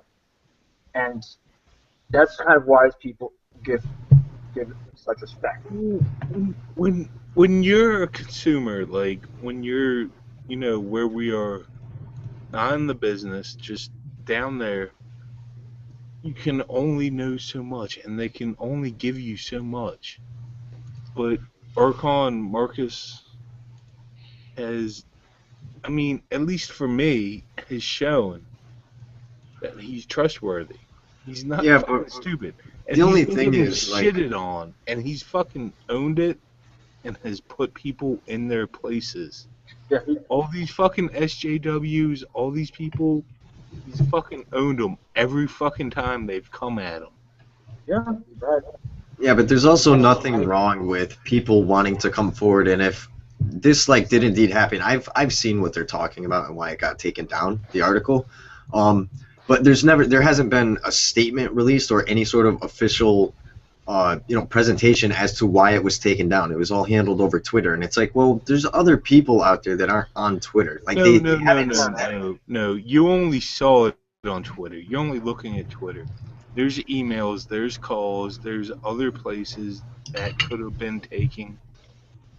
All that shit, everything that was important.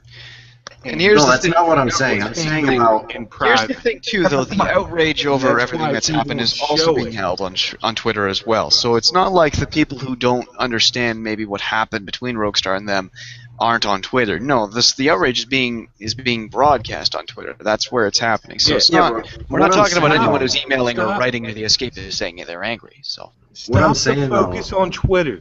Stop it. What I'm saying. Fucking Twitter. Stop fucking Twitter. Stop it. Good God, I'm going to go have a fucking heart attack over this Dude, shit. What I'm saying is You're that gonna kill him. You're gonna kill Twitter with kindness. Twitter is there the has fucking not world. been a Stop statement. thinking everything that happens. Dude, Okay. Phil, Stop just saying that let's over and not- over and let All somebody else discussions talk, happen please. on Twitter. Phil, Stop. no. All right, Sense. Go What ahead. I'm saying is that they have not released an official statement on that page with all those interviews as to why it was taken down specifically. They did They not. have not come out and said that, and I believe, and I think the consumers have the right to this, to say, why did you put something up and then take it down a half hour later? Give us an course. explanation. Then They likely you know will. what? You know what? Here's the thing, though. Phil, Here's the thing So, too. It's been delayed enough that it doesn't matter even if as much if they do put it up. I mean, they'll put it up, and it does. Sorry, I should rephrase that. It does matter, but it's already been late. It's too late that even if they do put it up, they're still gonna. People are still gonna get angry, and there's gonna be like, oh, you took this long to do it, so were you creating an excuse to do it as to why you did it and stuff? And it puts you in a difficult bind at some point. It really becomes a cost effect thing of do we address it now because we took too freaking long to address it, or do we just be silent and hope that blows over? And I mean, I know it's the same reason. It's arguably the same thing that started Gamergate in the first place was they were sitting there hoping it'll blow over. But sometimes it actually does because there are other things. So it's always a balancing act for companies like that. Like, do we say something and possibly reignite all the flames, or do we just stay silent and it will go away over time? Like Hey, I guys, don't know the answer. I don't know the answer. I That's why I have say the to go entire here thing, soon. just real quick. Why I say the entire thing is handled so irresponsibly because they should have been able to see this fucking coming. You're dealing with Rockstar. They know how people are going to react to this shit and the content of the interview. They handled it so irresponsibly. That's what pisses me off. Right. Right. And at that point, it becomes so we fucked up. How do you address the fuck up best? And that's always what it is. And that's really what started the whole Zoe Quinn thing too. I mean, think about it this way: if she hadn't responded to Mundane Matt's video in the way it did, IA wouldn't have put up his video. It would not have exploded the way Gamergate would not have become what it was today if it hadn't been for that. A lot of what this stuff happens is a series of unfortunate accidents and unfortunate mistakes that compound to lead to something, to an issue at large. And it's always the issue of we made the initial mistake. Now how do we go about freaking fixing it or minimizing the damage? It's always about damage control, and how do you minimize the damage? Do you minimize it by addressing it directly and owning up to now and taking flack, or will it go away tomorrow? Will it die down? It's always that balancing act, and it's not just for journalism. It's true of literally everything on the planet. It's always that balancing act of how do you? I mean, come on, you can't sit there and tell me you haven't done something similar in your own life and thought, do I address this and resolve it now, or will it go away if I just leave it be? It's always that battle. It's a constant battle. So I don't fault them for being silent, because I do think that's what they're thinking is they're weighing their options at this point. Okay. All right, I'm good now. All right. Can I step in for a moment because I kind of want to answer something? Hold on just a second. Shin's going to be stepping out. He wants to give his final thoughts. Hi. Sorry. Okay. I mean, my microphone, I had background noise and stuff. Anyway, basically, I just wanted to thank everybody for letting me in. Quick thing, yeah, they really don't understand what they have done when they try to bury the story. And the thing, like that one guy said, gamers play to win. We are going, and we're not going to forget. And especially with as much time we spend on the internet, they try and take down articles, and we're going to find all this stuff, and we're going to link it back to them, and we're going to call them on their bullshit. We need to just keep, yeah, exactly. The internet never forgets. Archive.com, I never freaking knew that was an actual thing until Gamergate, and I was like, well then. It's It's a fantastic tool. Scholars use it every now and then too because it's a great place of if we ever. Because here's the thing, we always sometimes we link to. Sorry, I apologize for the tangent. I know you got to go, but Yeah. sometimes we have to link to an article in something we're writing about, and these articles in peer-reviewed journals sometimes they do make changes later on. So it's a very useful tool of saving the article as it was when you found it, and you can link to that directly because that way you can understand people get the full context of what you're linking to in as your source material. So. All right, tangent gone. It's fine. Don't worry about it. Yeah, gamers at the end of the day, we're gonna win this because that's all we do. Every time we, turn on a console or turn on a computer and log on Steam, we're playing to win, and we are competitive as fuck, and we will not take it lying down. So just keep up the good work, and thanks for letting me join everybody. Have a great night, y'all. Have a good night. Same to you. Peace. Bye-bye. Peace out, homie. All right. I kind of wanted to answer something that was posted in the chat, if that's fine. All right, go for it. I just wanted. He said in the chat that he wanted to, give his final thoughts and then take off. So I wanted. Yeah, that's fine. That's fine. I appreciate that you're willing to do that. But Shockmaka, I hope I'm pronouncing that right, says, thing is, I would really like to join the cause, but then I see some of the people who have the most subs on Twitter being drunk on stream, meandering about the quote-unquote Jew problem. And he points out that, yes, it was meant in jest.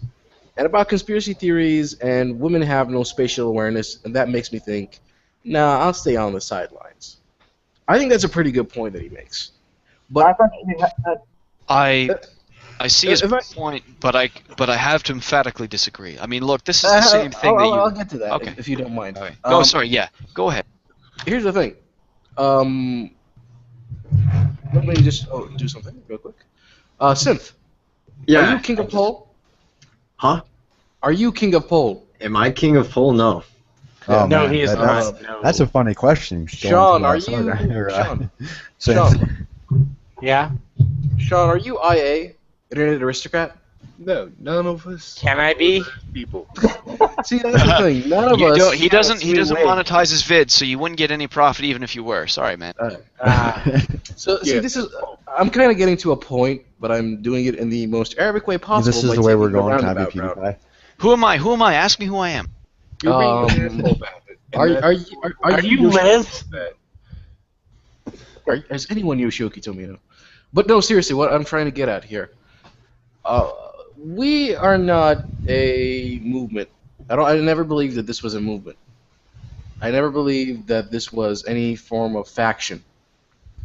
This is a bunch of people posting up their opinions. This is a bunch of people sitting down to discuss how they feel about a situation. The situation simply is the journalists are not performing under ethical manners. They are not being honest about what they're doing. They're not communicating their connections and ties. And because of that, developers are being hurt. That is how I see it. To me, I will never have an easy time as a game developer because I am Arabic and I am Muslim. I've touched about this in an article for the Niche Gamer where I said I already had a really rough time getting into this thing because we live in a post-9/11 world. We live in a post-ISIS world.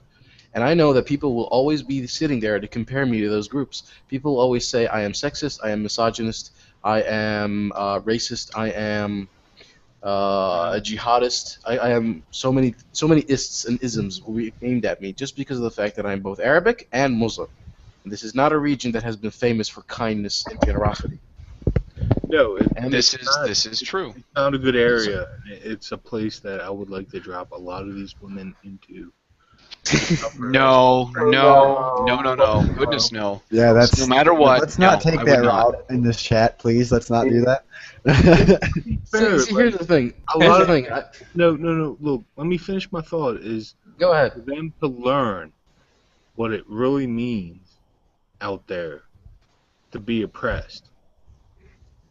Like, that's what I'm trying to say is, like, there is real patriarchy. There's real oppression out there. Right.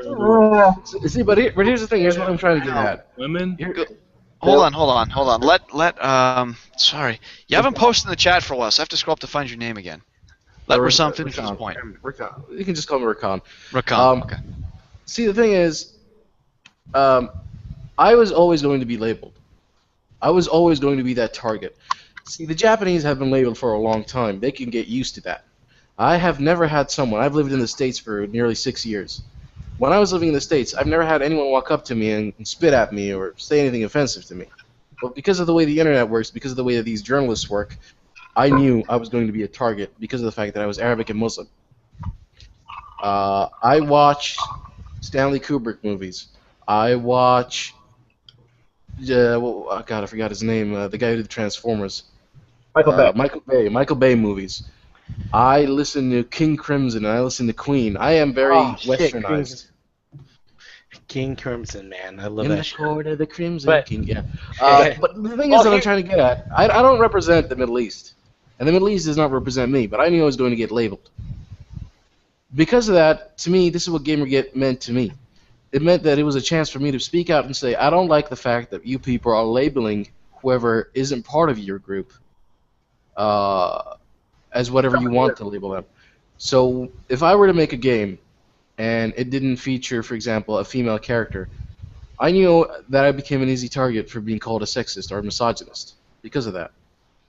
And I didn't want that. I wanted people to be able to play the game itself, review it, check it out, and judge the game, not the person who made it. So that's what Gamergate means to me. I think everyone needs to be able to do their own thing. Like Pretty Cool Guy said, quotes IA. He says you need to be able to do your own thing. That's what GG is. I've spoken with other people who support Gamergate. I've done a bunch of streams and things like that. And we all have very different points of views. We all have different things that we want. Some people want to see people get fired. Some people just want to be part of this big thing. But at the end of the day, Gamergate can mean a lot of things to people. And that's why I can't say it's a movement like Occupy Wall Street or the Tea Party, because those groups had leaders. Those groups had some form of professional, official, whatever you want to call it, planning involved. Gamergate is a very open thing. Anyone can participate, anyone can stand against it, and anyone can stand on the sidelines. It's up to you to decide what this means to you. I am a developer. I have a lot to gain from Gamergate. If the journalists listen to people, if I get to see, for example, places like Kotaku and Polygon change the way they work and their ethics and start being more open to indie developers, what do I get from that? I get being able to get more exposure. I get the ability to make whatever game I want to make without being judged for that because of the fact that I am Arabic and Muslim. But, for example, someone who just plays the games, would probably enjoy having the freedom to not be labeled. Again, this is all about labels. Yep. For example, there are people who got called misogynistic just because they were gamers. That's not really a fair thing to say because the people they're labeling are not the same people who are going out there playing Call of Duty or whatever and referring to every woman they meet on that game as being a bitch, a whore, or a slut. Those are, offensive terms. But those are terms that get thrown around. Just like misogynist. People are starting to... That word is starting to lose meaning. I look at the whole situation with Zoe Quinn. Zoe Quinn, I know a lot of people don't like to talk about her, but the way she reacted to the whole reveal of the situation, the way she reacted has been a negative thing for female game developers.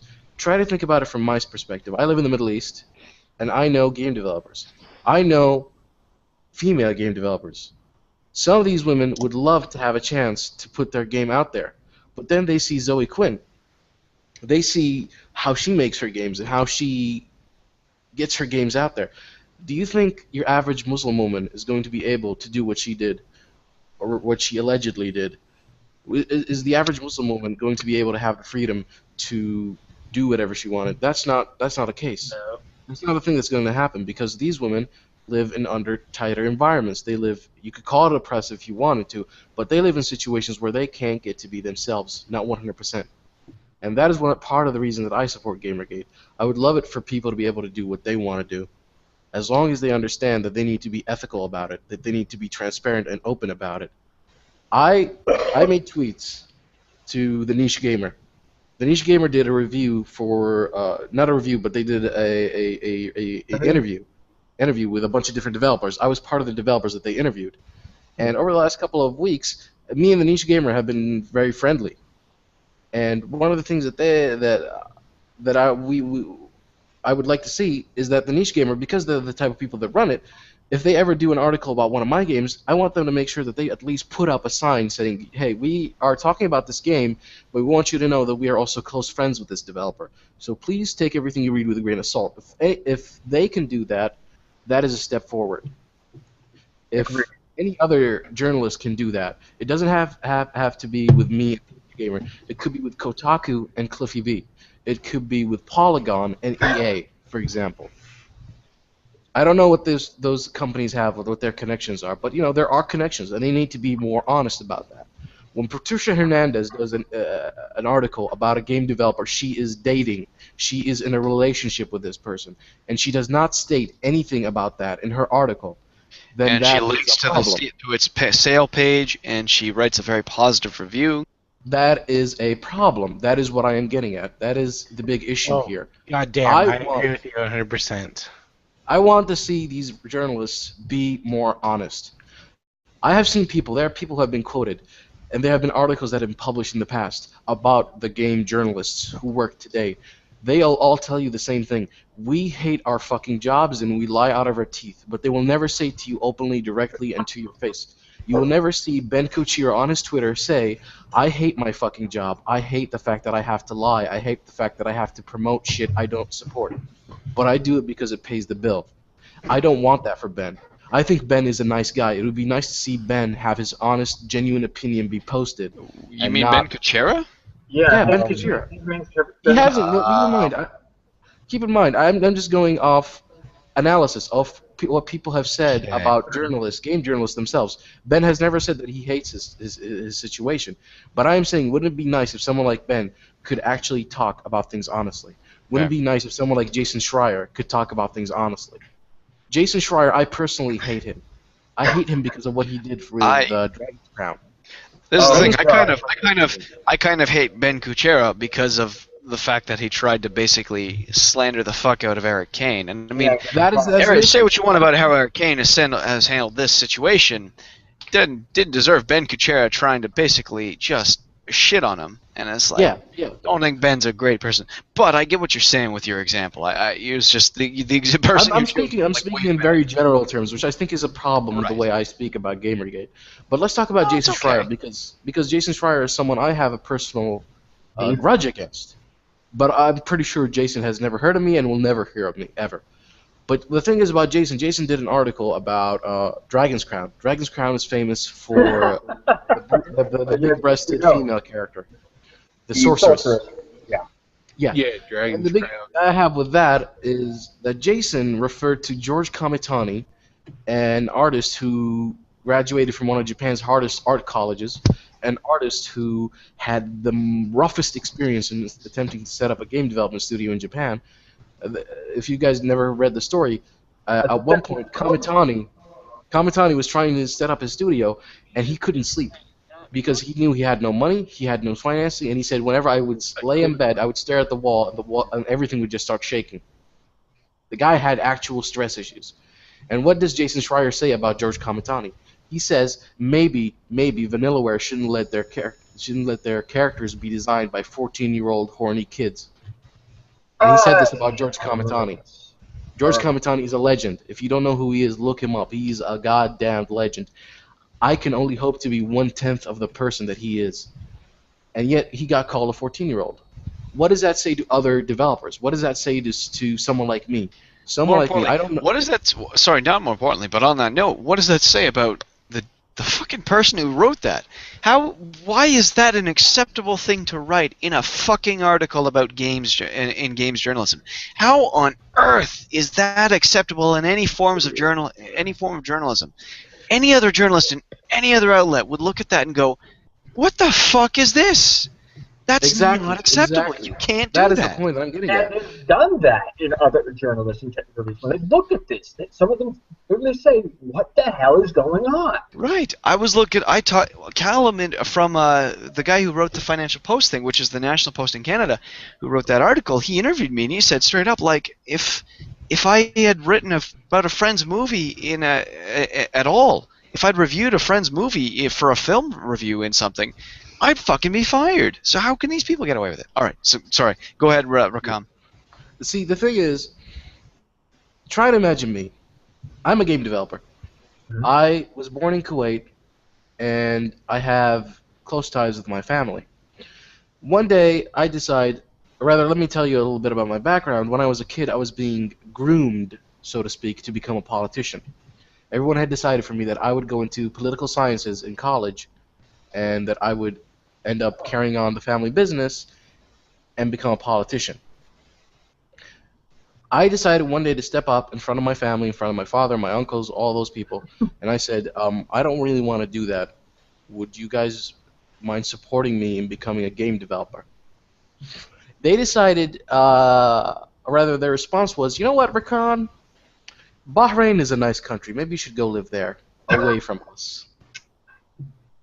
That was basically their response. They didn't want me to be connected to them anymore. And because of that, I had to have a really hard time. My father right now is the only one, genuinely the only one who supports me out of my family in what I'm doing. My mother thinks it's crazy. My mother wants me to come back to Kuwait, marry a nice girl, get a job with the government. I don't want that. I don't want that life. That's not my life. I didn't get to choose that. So what do you think Jason Schreier calling George Kamitani, an industry veteran, a professional artist, a man who is in charge of a professional studio, he calls him a 14-year-old horny child? What does that say to me? Someone who has to go through a rough time just to get one game made. Kamitani has made multiple games. He's got his chance. Dumb as shit. Dumb. What does that say to me? That says to me, you know what, Rakan? That is impossible. Don't ever think you're going to make it as a game developer. Don't think anyone is ever going to support you. Don't think any...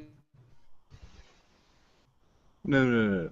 But even then, you know, like, after all that shit came out about Dragon's Crown, it sold more. Good point. I think we lost him. Yeah. Rakan, you there? It's fine. He got back in last time. He can get back in this time. Yeah, he's not the only one who's had. All right. But hey, while we're waiting on him, I'd like to take the moment then to while Rakan's back seems to be a little absent, to push back on something Phil had said. Though for the life of me, I almost can't remember what it was. It was something about. Oh yeah, I remember what it was. Because you're talking about the plane and dropping all these women in the Middle East so they could see actual oppression. Yes and no. Yes, because you're right. It shows the severity of oppression elsewhere. But no, because it's that sort of almost finger-pointing or minimalistic attitude that blinds us to problems here. I mean, here, look, I'm in Canada. We hear it all the time up here. We go, well, at least we're not the United States. And you know what's happened in that time period? Things have gotten worse for us, for people. Our systems, our economic systems, corruption has gotten worse. Yeah. And all we've ever done is pointed and go, well, at least we're not them. But that doesn't help us address our actual problems here. I mean, you mentioned patriarchy there, and there's no doubt that there's patriarchy there too. But you know what? I consider myself a feminist. I'm certainly not a third-wave feminist, but I will say patriarchy as what I would define it, and that would be remnants of traditional society that are still present today. There are still small bits of old society that are hard to eradicate, and they're still there. And that's what the closest thing I would consider a modern-day patriarchy in the West. And we can't be blind to something like that. Can you give an example of this? We're not blind. Honestly, you'd be surprised because some of them do tie into actually disadvantages for men. For example, the court systems and how they seem to give custody more to women. And the reason for that is straight up because because of the old belief that women are better parental figures than men. And that's a symptom of the same thing, that the women should be mothers and should be caregivers and keepers, or that in cases of false rape allegations, when a rape case does go to court, rather than when it's buried by fucking the society like Steubenville was, when it actually goes to court and it's a false allegation, that they do seem to tend to favor the woman for the same reason, that because women need protecting and men are terrible shit people. So it does hurt us too, and there are still remnants of this there. And I mean, we can't necessarily be blind to that just because other places are obviously much worse off. We need to also be aware of our own problems. And like I said, I would consider myself a feminist, and I can push back against some of this super radical bullshit that makes it sound like it's an organized, concerted effort of all men to keep women down. It's not. It's not. It's not at all. It's subconscious elements in our society that still are keeping us back from true equality between the sexes, and that is still there. I mean, the great example also is the gender gap. We know that the 70% women make on men's thing is slanted because it's the jobs they choose. But the fact of the matter is, the reason they choose the jobs is because of some of the ways the education works, and some of them gravitate more to different types of education than others.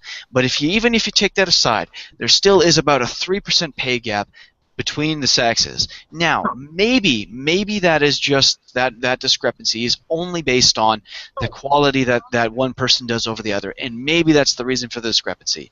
Or maybe there still is a gender gap there, and it needs to be addressed. Now, we need to address the educational element first and make sure that we have as many women going into the sciences as we do in other forms, not like quotas or stuff, but we need to try and, if at all possible, encourage them to go there if that's what they want to do.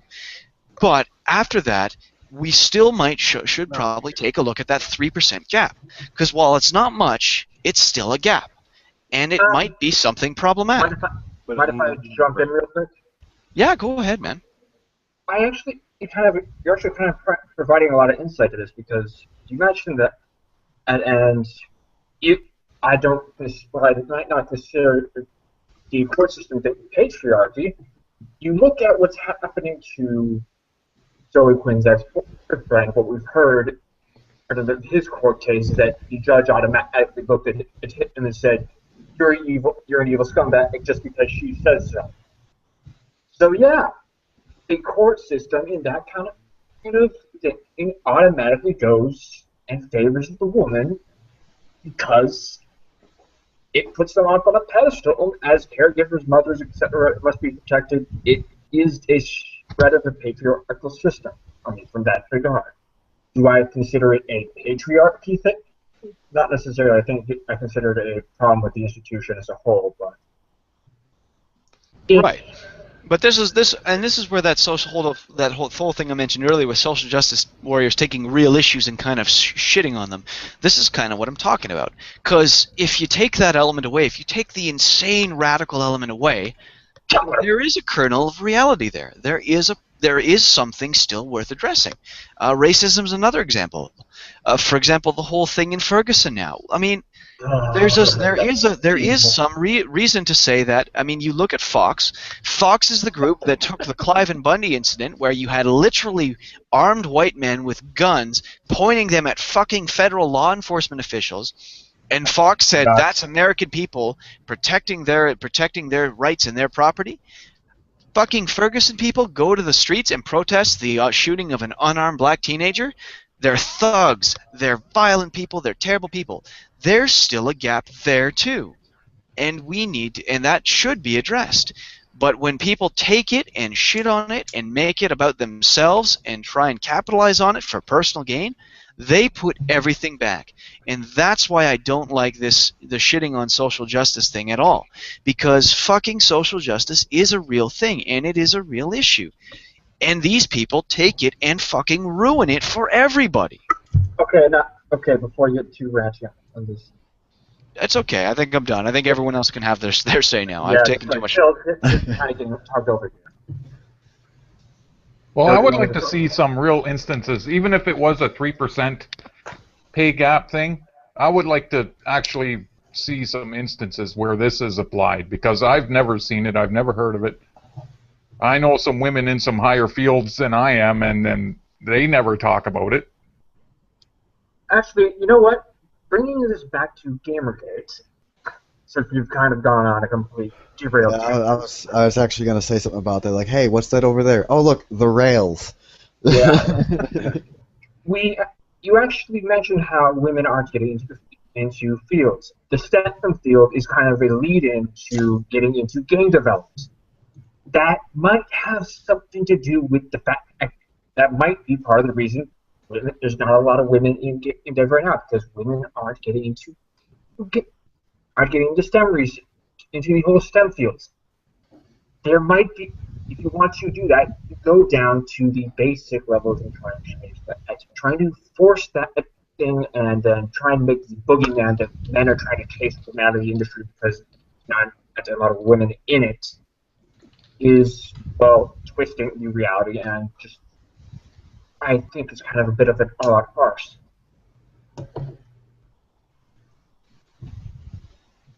I don't see why we should have to hold women's hands to get into STEMs, to give them better bonuses or whatever, or help Right. them with money, free No, money. and no one. I wouldn't advocate holding hands either. I mean, I think it also depends on what you classify as holding hands. I mean, it's the whole like minority quotas in businesses that happen to emerge from the 70s and in some cases still exist. I mean, it is a little ridiculous, but at the same time, we're still talking about people who, I mean, pound for pound, if you were to take the minority community and compare it to perhaps the white community, especially among the black community, there is a lower economic standard there.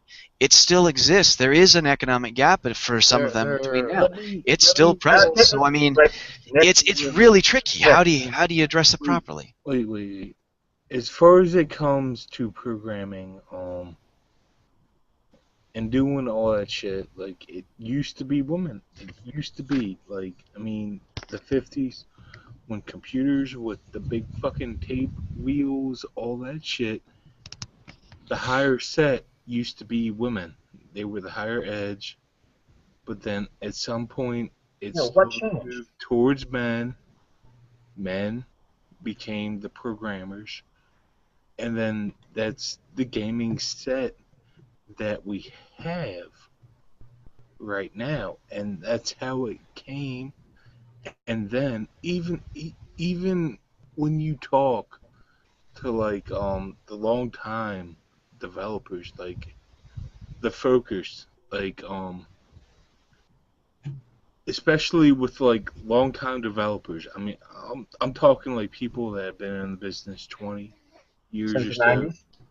They look at, like, when they say gamers, yeah, it's white, affluent men. Because, I mean, that's the fucking truth. Like, it was a Western thing. I mean, the Japanese did a whole fucking great thing.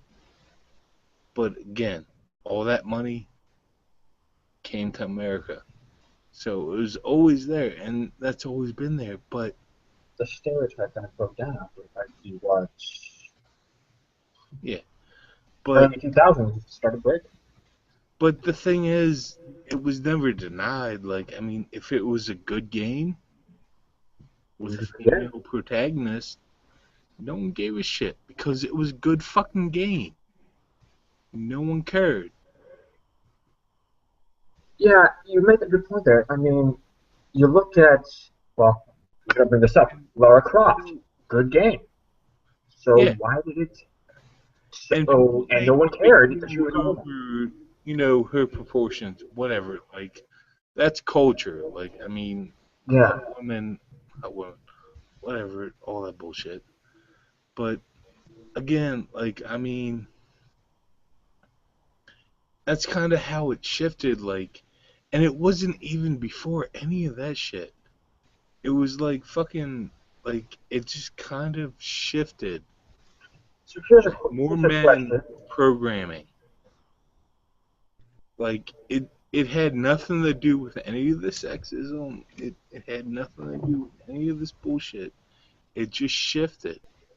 That more men were doing that, and then there was more games coming out, and then this shit happened, and then that's when they started. Honestly, like, that's the thing. Like, I'm sitting here going, I'm fucking dumbfounded. Like, I've never had a problem with on the issue of the people working for the developers themselves and about equality and employment and things like that.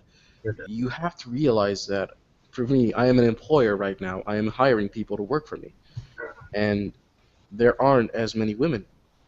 I can't change that. I'm an employer. No. The most I can do is look for people and hire them. Out of my team, there's only one woman that works for Right. us. Yeah, that reminds me of. And this is where it comes back to education. I'll point out. Yeah, this reminds me of Carmack when he was confronted about someone during the Oculus? the Oculus, yeah, and they're like, "What are you gonna do about the gender gap?" And he's like, "We just want to hire people. We don't give a fuck what race." Yeah, that's the issue for a lot of developers. Sex I they think are. I've talked to other guys, and they were all saying the same thing. They were saying, we would love to hire people from different backgrounds and diverse backgrounds, but we're just happy to hire someone. And there that's aren't the a lot of fucking- people working in this field. That's the issue right there. Is there are those people that are loud, like they think everything should be equal. No, merit. You should be able to fucking do the job, and you should be able to own the job. Yeah, that's the thing. right That's there. the You should thing. have the experience. You should be able to do the fucking job. Yeah. Right. Right. I get what you're all getting at, but you have to realize Then you when can't hire them. It doesn't matter about gender. But here's what I'm trying to get at. Me as a developer, I cannot do anything about this. I can't go out there and hire women if they're not there. Yeah. I can't go out there and hire black people if they're not there. So what the issue is not with the developers themselves. Indian, transgender, it doesn't fucking matter if the people have the experience to do the fucking work. Right. Then they And I mean, some of these people are entering the discussion about this, addressing it as if it were like there's this equal pool of all of them, and it's only the pool of white people that are getting pulled because of it. But meanwhile, these other pools of equal value of all the skills are not. There are people who are entering this conversation making it sound like that, but that's not what I personally am saying either.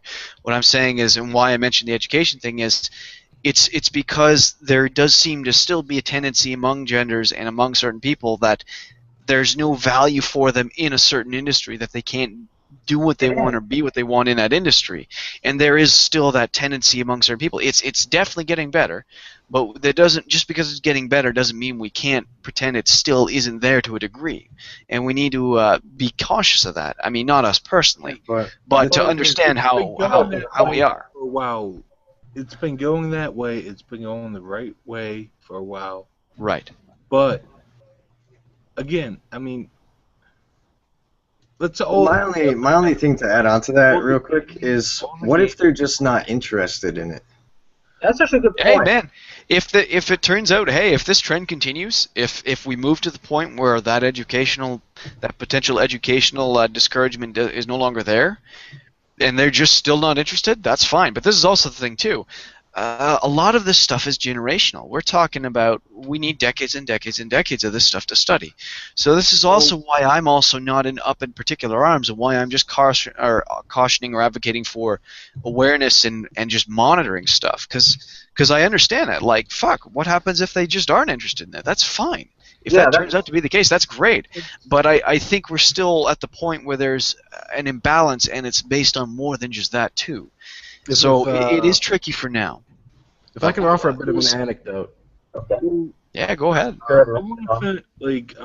I'm sorry. I just no. really Go ahead, Phil. Go ahead. Right now, is that unfortunately a lot of it has been American. A lot of the game development, there's Japanese too, but so it's always been that way. So it's always kind of leaning that way. So it's always been those people, especially in the past 20 years, it's always been kids growing up, and most of them for the culture, for boys, and most of us are white. Unfortunately, it's such a terrible thing to be white. So that's what's been there, is that's what's been going on, and that's the huge fucking thing right there, is that we've been there, and we've been moving in there. And I should probably stop talking right now. I really should. I've seen this documentary. It's not in English, but it has English subtitles. A guy from, I think it was Sweden. And Sweden's been one of the most feminist countries, like they got a very strong feminist stronghold there, and he went in and did some studies, and he went into the engineering places, and he went into the nursing places, and they were all, the gender gap came back. Once everybody had the freedom to choose what they wanted to do without being told that you should be doing this and you should be doing this, it was all men in the engineering and all women in the social nursing and healthcare and all that stuff. So, Yeah. like, he was showing, and he did a good job, that when you let a society do what it wants to do, it wants to do the natural thing of where women want to take care of the population and men want to expand the science side of it. While we have to admit that it's not that just because it's considered a natural thing, it's not necessarily it's true for everyone. The thing we have to realize is, like the study showed, if people trend toward certain tendencies or certain stereotypes, then that's going to happen. We can try and change it, and I think there's no reason to try and change it. The fucking sexual dimorphism is the thing that got us here. It's a fucking evolutionary thing. If people are predisposed based on their gender, they should not be judged for that and be like, fucking, why are you going into this when all other women do that? It's like, well, maybe women are just more naturally, tendency to do that. I'll push back slightly. I mean, I don't think you're necessarily wrong.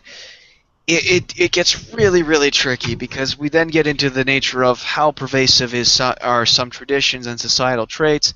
It gets really, really far mired into the how much of it is nature and how much of it's nurture, and it's really, really difficult to say. I mean, really, it's one of the same reasons we don't have incest isn't allowed. I mean, it's not just because it's like disturbing and it leads to mutations.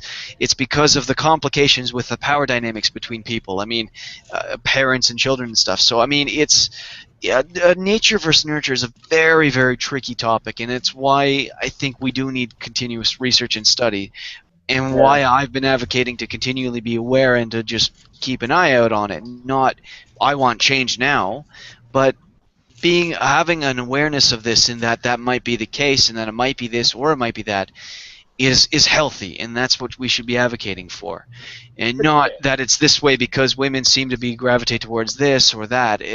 But we should push towards a more equal playing field, without those more social stigmas, and see maybe if the results change, then we'll have our answer there. But it's tricky. I don't know. I don't know the answer. Social stigma is always going to exist, though, because that's how fucking society works. That's how it's always. We are not ever going to live in a utopia like that where that's not going to happen. You're not going to change the opinions of 7 billion people to make them more accepting and understanding. Would we like that? Yes, absolutely. But you're not going to get rid of all this shit. I'd push back on that slightly because we have done that in some ways for most people. I mean, slavery has been more or less eradicated throughout society. Yes. There are some things we can push back on. Sorry, go ahead, Internet. You've been trying to get your point in for a while. Let's consider this. Prior to Gamergate, I should say, go back further than that. We were gaming as a culture was kind of progressing in a more socially egalitarian direction over the last couple of decades. It was slowly doing that, but it was progressing. I think that with these journalists, it became that they wanted things to go faster. They wanted to just slam the pedal down and accelerate at maximum speed. I don't know why somebody decided to do this at the same time. Maybe it's because they all seem to come out of San Francisco. I'm not sure. And I can't. But it's the fact that they wanted to force everyone to do it all at once instead of letting it organically happen has kind of, blown up in their face. And it actually may harm progress from naturally occurring in the future, which really sucks. Right, and that's kind of the difference I would say between my position and theirs, is I was very much in favor of the natural progression. That's why I like the indie scene. If the indie scene turns out to change the games industry and it moves not necessarily in the direction these journalists are pushing with more gone homes, but more really thought-provoking stories and things like that. And that's just what people want. Awesome, that's great. It was the fact that these people were pushing this sort of crap on people that's like, don't do that. Don't fucking do that. That's very counterproductive. Trashing on me because I like to see a little bit of skin in the game. Seventh guest, Yeah. 11th hour. That shit's know. always been there. Like, all these fucking good, I think, like, think of all the LucasArts games back in the day.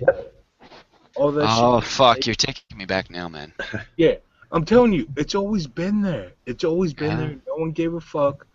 But all of a sudden, no, I mean, Zen's fucking straight right there is that they want to, like, fast speed everything. Like, honestly, I've been doing Because they gain from it. They gain power and influence Yeah. or attention or That's whatever the hell that is they want. They gain from it somehow. Yeah, And social pressure, you know what, you cannot that's press the fast thing. forward. Like, you see all the people, like, all these people around gamers, like, not gamers, but the people that have been watching it are going, well, holy fucking shit, like, gamers are the ones that are pushing back about this PC thing. Yeah. That's what it is. It's the fucking nanny state. And, like, they're like, Summers basically pointed out just gamers are the first group of people to actually actively say, Yeah. wait, what the fuck is going on? we've been playing games, we've seen these games for years, for decades. It's always been fucking free, it's always been fucking open, and all of a sudden, finally, thank God, like, that's what I love about, and trust me, my arms are up in the air, I'm fucking making movements right now. Thank God for Gamergate, because finally it fucking happened. That gamer stood up. Honestly, we've been beating down for years, and it's done. The Fucking only thing to go back to what you were talking about as far as pushing for equality and stuff like that, like I stand all for equality. People should be able to do whatever the hell they want without anybody stepping in, but at the same Right. time I don't agree with encouraging people to go a certain direction because you want to see equality. I believe in giving everybody the option to do what they want, and yes, there's social stigmas that are attached to things, and it would be great if we could get rid of them. But even if you remove all the physical blocks, all the physical blockades out of the way of people pursuing their passion and their dream, I think that you are still going to end up seeing these gaps in diversity in certain fields because it's merely human nature, and I don't think that we have the responsibility as human beings to try and encourage other human beings and affect their lives. I really don't like it when somebody tries to step in and tell somebody else what to do if their choice is not affecting anybody else except for themselves. I really don't like it. That's one thing that I am like, I stand hard and fast against. Like, no, you should not be trying to encourage somebody to do Dude, I'm right. Synth, I'm right with you there, man. I am right with you there. Don't get me wrong.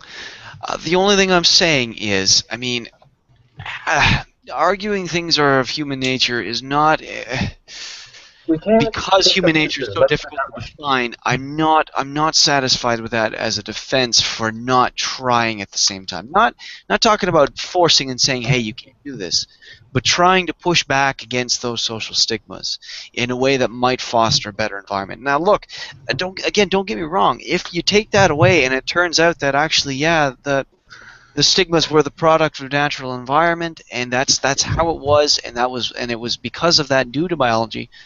I'm fine with that. That's Well, how do you deal with it? It's just how do you? It's just right. I don't know, Synth. I don't know. Well, The I only just thing I mean can on say if you is want to talk, like I just want to say real quick, and so you can finish. You can respond to it though. Like, yes, getting rid of the social stigma would be fantastic, but how can you do that outside of enforcing some kind of affirmative action law? How do you make that happen? If I could, you convince you basically it's a hearts and minds thing, and I'll let Rakam take over from there. Okay. You can't use something like affirmative action to help the situation. because it's all Right. what it's going to do is it's going to create a. I'm going to bring in an anecdote on this. I look at a lot of indie developers in the Middle East. Some of them make crappy games, but nobody's prepared to say that to them, because hey, at least you're making games, right? I don't want this for myself. I don't want this for anyone else. Say, you know what, this is a shit game, and I'll tell you exactly why it is a shit game. That offers a lot of help for us as developers. But what I do like is what the fine young capitalists are doing. They set up an Indiegogo, wherein the winner of a poll that they set up would receive the funds to get their game made. And the person who designed the game is a female developer, and the team at the studio making the game is made up mostly of women. I think they were in Brazil. They were Brazilian game developers. Colombia. Colombia. That was the country. And here's the thing about this: the fine young capitalists played it in the best possible way possible because they got a female game designer, and then they got a studio made up by and run by women in two separate areas, and they connected those groups, and they gave them the means to produce what they've been wanting to make. And that is an effective way of doing what they want to do, making sure that more women get into gaming. Setting up some kind of law or setting up some kind of whatever, really, just to try to force them into gaming is just going to railroad them into it in the same way that women were forced into jobs in the past because those jobs were seen as the womanly thing to do. The only flip side on this is that you're trying to force them into this situation so that you could feel better about the fact that you're playing video games. Yes, Right. And here's one of the things that I was upset about this the most is that a lot of the criticism it received was that it was transphobic because they wanted the people who applied the game, if they were claiming to be a transgender female, to have claimed that before the contest started. Mm-hmm. And people were getting on their case about it. And that is just the craziest thing in the fucking world, because how are you supposed to police that otherwise? Mm-hmm. Yeah, and the thing was, it's like, what the playing capitalists did is in the purest sense, in the current social climate, is the purest way for like organic social progress to happen. Right. Why the game journalists refuse to cover something like that? It's happening so naturally, and honestly, the fact that the people from the Cathedral of Misogyny were actively funding something that, by all accounts, they should hate, was like, that's a sign of social progress. That's a sign of social equality. Yeah, Why the hell are you supporting this? Right. And that's honestly, that's the fine capitalists is how you evoke that social change. To answer your questions, they are an excellent example of how you do it. Yeah, I don't Not think this fucking dictating shit. I mean, but I don't promoting think people and giving them a platform. I don't think that is going to change people's opinions, though. I think it's a fantastic thing, don't get me wrong, but I don't think that that's going to change people's opinions on, if somebody beforehand was like, I'll never play a game made by a female developer, and then after this happens, I don't think that's going to, switch their mind and be like, oh, I guess they can actually make this. No, of course not. That's not that. But those aren't the people we're trying to sway here. The people we're trying to sway here are other women who don't think they can make it in the industry. Those are the targets. Those are the people that we're trying to promote. In that sense, where you have an organization devoted to raising funds and promoting that very thing, that's how you make social progress in that sense. That's how you change that. Yeah, that's how you do exactly what these fucking quote-unquote social justice warriors want, and you do it the right way. That's one of the things that upsets me the most is I see some of these people saying because of Gamergate, and these are females, and they're saying because of Gamergate, I don't feel safe to be a developer anymore. And, I've been following the tag forever. I'm just like, where the fuck do you see this proof except for the people trying to sell you? That's where they see the proof. That's where they see the so-called proof, and that's what they're going off of. Inviting somebody right now who might be able to offer a little bit of insight. Is it Lizzie? Is it Lizzie?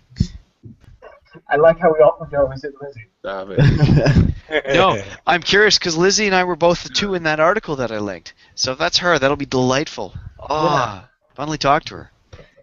But that's one of those things, like, they've been cultivating that harassment, that narrative. Yeah, exactly, like, don't come in because you're a woman. Like, and these people, and these women, come in, are do it. Fucking, we don't care. Like, gamers, really, I'm telling you, gamers don't give a shit for yourself. That's the thing about gamers is fucking. Are you talking about women playing games, like coming into the chat? Both. while Women playing? building and playing games, I think. I did. I want to go for the. Can I just say Internet 10? Internet 10? Fuck you. Lost your Your mind. mic does not seem to be working very well. It sounds like you're got like a barrier between you and your mic. So. It's because I'm stuck using my stupid internal mic for my laptop. Okay. All right. Okay. That's okay. I could still hear you, but it sounded like there might be an issue there. Okay. Sorry, Phil. That's the thing that's been going on for so long, is that they've built this narrative that they've all been just like preaching, like, you know, don't be a woman, like, be scared to be a woman. Like, no one fucking cares. Like, just prove yourself. Like, Phil, if I could interrupt you for a moment. That is a very good point. You and Sean made the same point, basically. All you need to do is you look at stuff like Anita Sarkeesian's videos. You look at stuff at Kotaku talking about sexism in the industry and the misogyny and the character designs. And what does this say to a woman? This scares women from getting into this place. This makes them not want to get involved. Yeah. And here is the opposite effect with the fine young capitalists. The fine young capitalists want women in. They want to be able to provide a safe environment for them. And the gamers who supported the fine young capitalists got ignored. The gamers who try to support these people got ignored in favor of running an article about a bomb threat, a fake bomb threat 8 months ago. That's not bullshit. I don't know what is. Yeah, that was kind of what kind of annoyed me about it. You know what I'm going to tell you now? Do you know what Sierra is? Have you played King Quest? Oh yeah, King Quest, yeah. Sierra. Oh yeah. The lead developer for that? Yo, God, yeah. Dude, I grew up. That was a woman. Yeah, I remember hearing about a bunch of Sierra. So fuck all this bullshit. Let me tell you guys a story real quick. No. So Let me finish my story. Okay, go for it. Let me finish my story. You were doing 3.5-inch floppies to play those games. That is before most of these motherfuckers out here crying about, oh, women are so oppressed, were fucking born. I was playing those games. Yeah, that sounds about right. Fuck them. Yeah, exactly. Fuck them. Women have always been there. Yeah. They made some of the greatest in gaming history and have always been there. So fuck them. It pisses me the fuck off. And trust me, I'm going off the deep end because I got 2 beers left to drink. No, but because they seriously, made fucking gaming history. No. Fuck all you. I used to bootleg these fucking discs with friends and shit. And they were great games. My 486, back on my Apple, on my app, my fucking something, whatever. I'm drunk. I'm way too fucking, my Tandy. Jesus Christ, like, it pisses me off to no fucking end that this bullshit is going on because women have always been accepted. We've always wanted women gamers, and they're some of the fucking best. And they're some of the most analytical, fucking make the best fucking games. And throughout history of gaming, it's always fucking been there. And I say fuck a lot because I fucking mean it. No, seriously, man. It doesn't even go just with gaming with that. For example, James Cameron's ex-wife, Kathy. Yeah. remember her last name right now, but her movies are some of the best I've ever seen in the whole entire fucking world.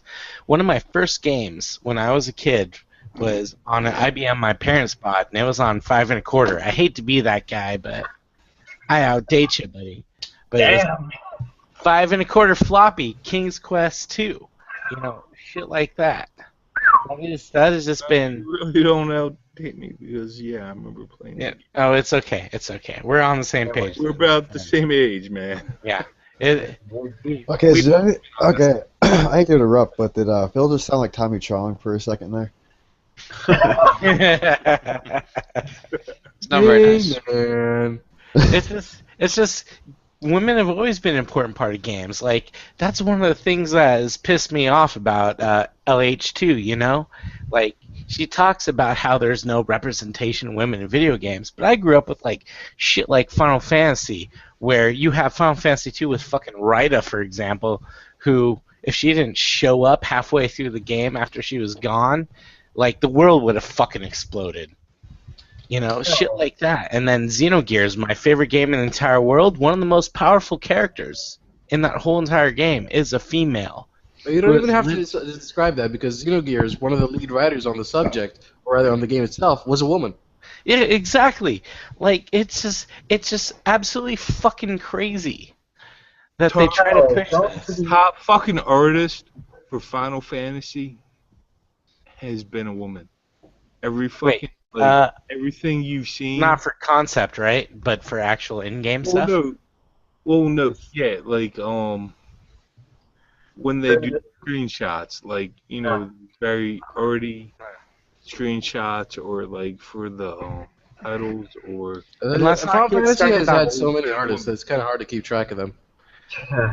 Now let's not talk like Bayonetta lead person, or. If we're talking about women who work with game developers, you could look at Michiru Yamane, who did the music for Castlevania and a whole bunch of other games, including Gomon.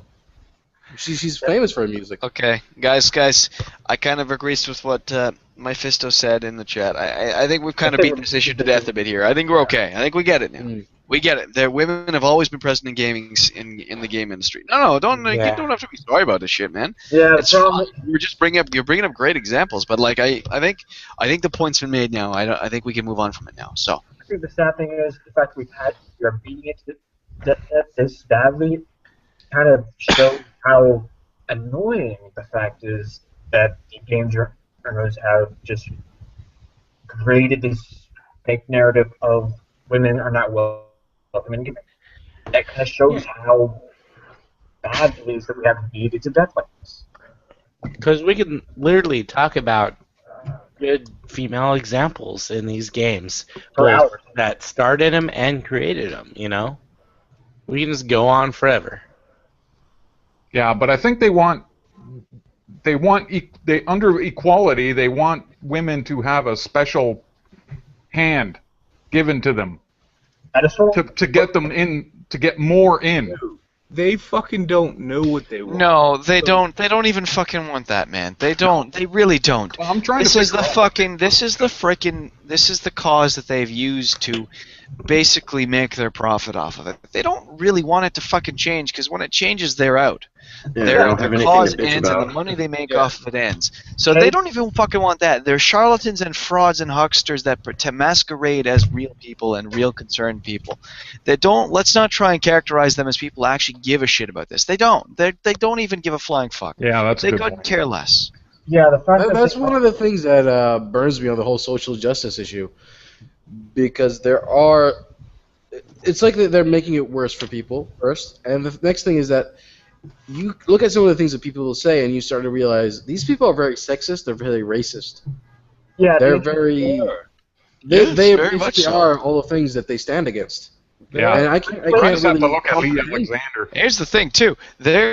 What they also do is, we see this all the time in some conservative circles. You know, the dude who was that really far-right evangelical pastor was rallying against the sins of the homosexual, and then was caught blowing a male hooker. Yeah. That kind of shit. That's called projection. This is what they do. You see it with Brian Fisher every now and then. These people who go like, oh, Well, I mean, I know it's hard. It's hard to resist these homosexual urges. Just like to most known people who are straight, it's like, no, it's not. You don't freaking want dick, or you don't. Or if you're a lesbian woman, you don't want pussy. There's nothing fucking hard about that at all. So then it makes you think, wait a minute, why is he saying it's hard? Are there things he's trying to hold on? He's trying to hold off on? Does he have issues, inner demons he's fighting with here? And this is the same fucking thing. We're finding this. These people are. A lot of these people happen to be the same thing they're claiming they're fighting against. And it's the same goddamn thing. They're fucking projecting their own goddamn inner demons on us at times. And it's insanity. That's an excellent point. And, Yeah. and what we're Good doing man. right is keep proving them wrong. Yeah, I think and it's like it pisses them off. it's like what they like to call projection, I believe, right? They, Yes, it That's is. exactly That's what what I he just just said. described. they do That's that. what I said, but to that's their okay. allies. Like what we keep doing right for the good people. I'm not even gonna fucking say Gamergate for the good people. You just keep being good people, and they can't fucking stand it.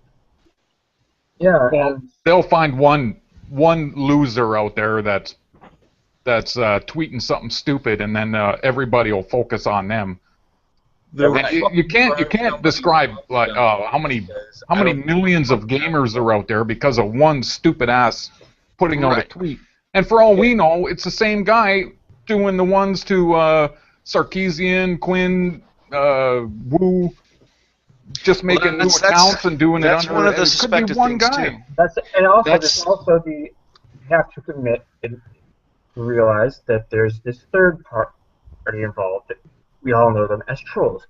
It's a known fact now that there's a couple of known trolls on Twitter, and there's also the suspected involvement of SA. Some awful goon squads been active during this as well. So There you go, right there. No, it's been goons. Goons have been fucking shit up. Right. I just think At the same time, we should be careful because I mean, even if the goons are masquerading as us, we should treat them and respond to them as us. So if they're doing something wrong, we should call them on it. Yeah. So I mean that. So just let's not. And I know no one's advocating that. Hey, but Lizzie's always in. make sure. Lizzie's- Lizzie, Hi. my co-quoted person. Hello, Lizzie. What up? Hello. that was amazing. Okay. Sorry, Lizzie's have been more on a important than topic whatever for- point I was trying to make. Hi, Lizzie. Hi. Lizzie.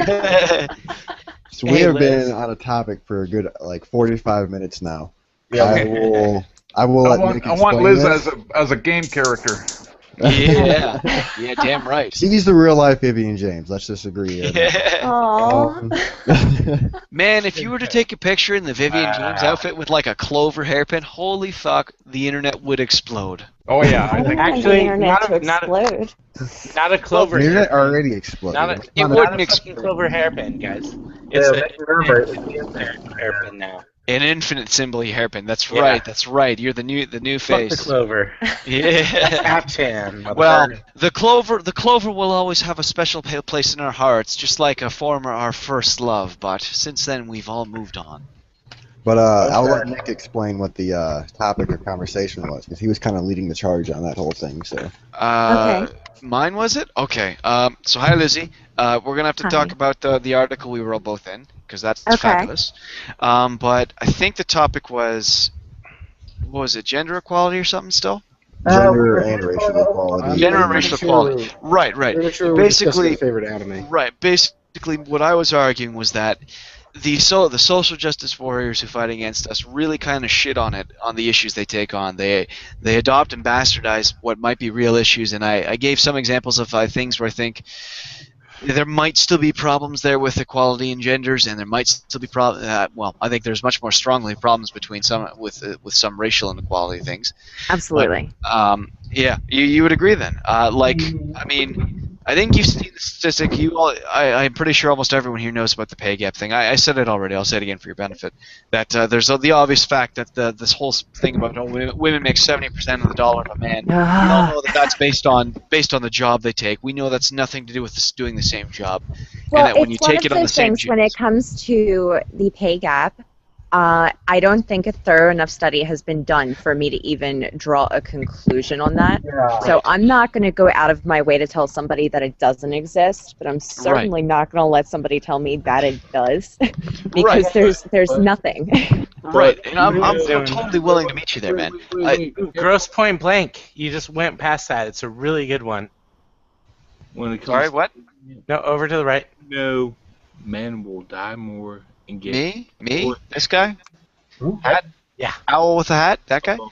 Okay. Really The good. point I was And gonna music I'm soundtrack with is you right there, awesome, Lizzie. too. I'm totally. Yeah. I don't blame you. I want more information on this because what I was about to say was, from what I've seen, when you take away that the differences in jobs, the pay gap is about 97 to 100, and it's Absolutely. that 3% that's like. Is there still a discrepancy between the genders there, or is it something else? And I'm Well, going I'm they open to they it being did either not. case. They did not take into account the quality of education, the longevity with Right. the job, the work experience prior to taking the job. There are too many factors that contribute to what somebody is paid that were not even covered. So the fact Right. that they're jumping on this huge pay gap because of gender is very irresponsible, Right. and it's very premature. Right, and at the same on the same token, if it does turn out that 3% is, if those factors are accounted for, and it still stays, then there still might be an issue there too. So Yeah, I mean, right. this is why we need more research on this topic. It's not like I'm open to that. And this is why I really dislike this whole SJW group that just bastardizes the shit out of this thing and dichotomizes the issue, because that kind of nuance isn't allowed to fucking exist on places like Twitter, because Right. you're either a fucking misogynist sock puppet in your case, or a white cis neckbeard like me in my case. Well, Can- sometimes I'm or you're a both. radical. So. Can I tell you guys a story real quick? Sometimes you're both, yeah. That's right. Let me tell you guys a little story. Go ahead, Sean. Go ahead, Sean. So, I'm not going to give out what company I work for obvious fucking reasons, but Playboy. Right. Pornhub. I work for a very Playgirl. large tech company, okay? And we move billions of dollars a year globally.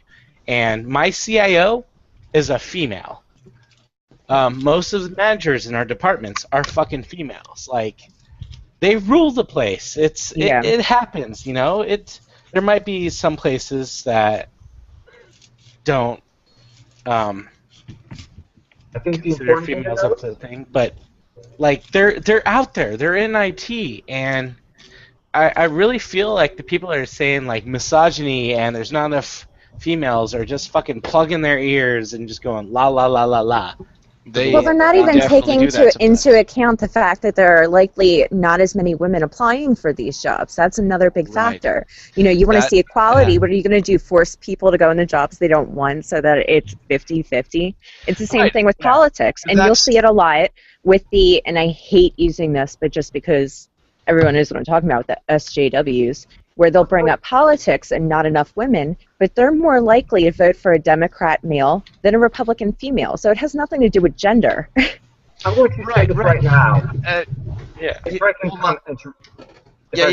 You go ahead. By all means, I've spoken enough. Go ahead.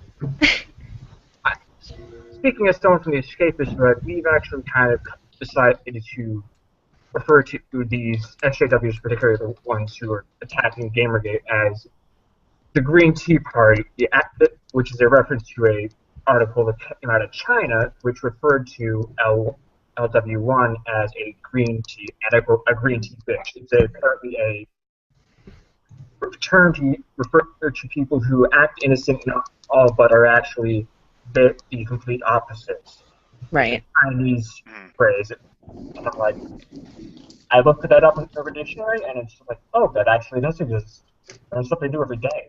And it honestly, to be fair, it really does fit a lot of the journos who have been kind of attacking the gamers and people behind Not Your Shield, because it's like, you act all holier than thou and innocent, and yet you people, journos, have been the most, well, antagonistic and disrespectful in all of this, especially on Twitter. I mean, I have had some rather rational and civil discussions with our guests on Twitter. Yes, it is possible. It's just you have to be extremely polite and able to do that in under 140 characters. Yeah. But damn you, Twitter. Yeah. Your oppression. Yeah. Why do you hate words, Twitter? Why? Patriarchy. It's amazing that I'm it's Oh, don't you pin that on us? Yeah, hold on now. As a white male, I object. Yeah. Yeah, but your opinion is no longer valid. Don't you get it? Because you've been in the dominant group for so long, you're not allowed to have an opinion anymore, according to some people. Guilty by association. Yeah. No, that's one of the things that led me to gaming, by the way, is I'm a big Tumblr person. And like last year, all the shit's been creeping up. And it used to be like lots of fun in games and people putting like fucking Dean and Castiel together on. There's still a lot of that going on. Oh, God, don't even talk. Yeah, you know what I'm saying. And then all of a sudden it's like, if you're white and straight and male and cishet, then fuck you. I'm like, well, yeah, fuck you too. I remember Tumblr.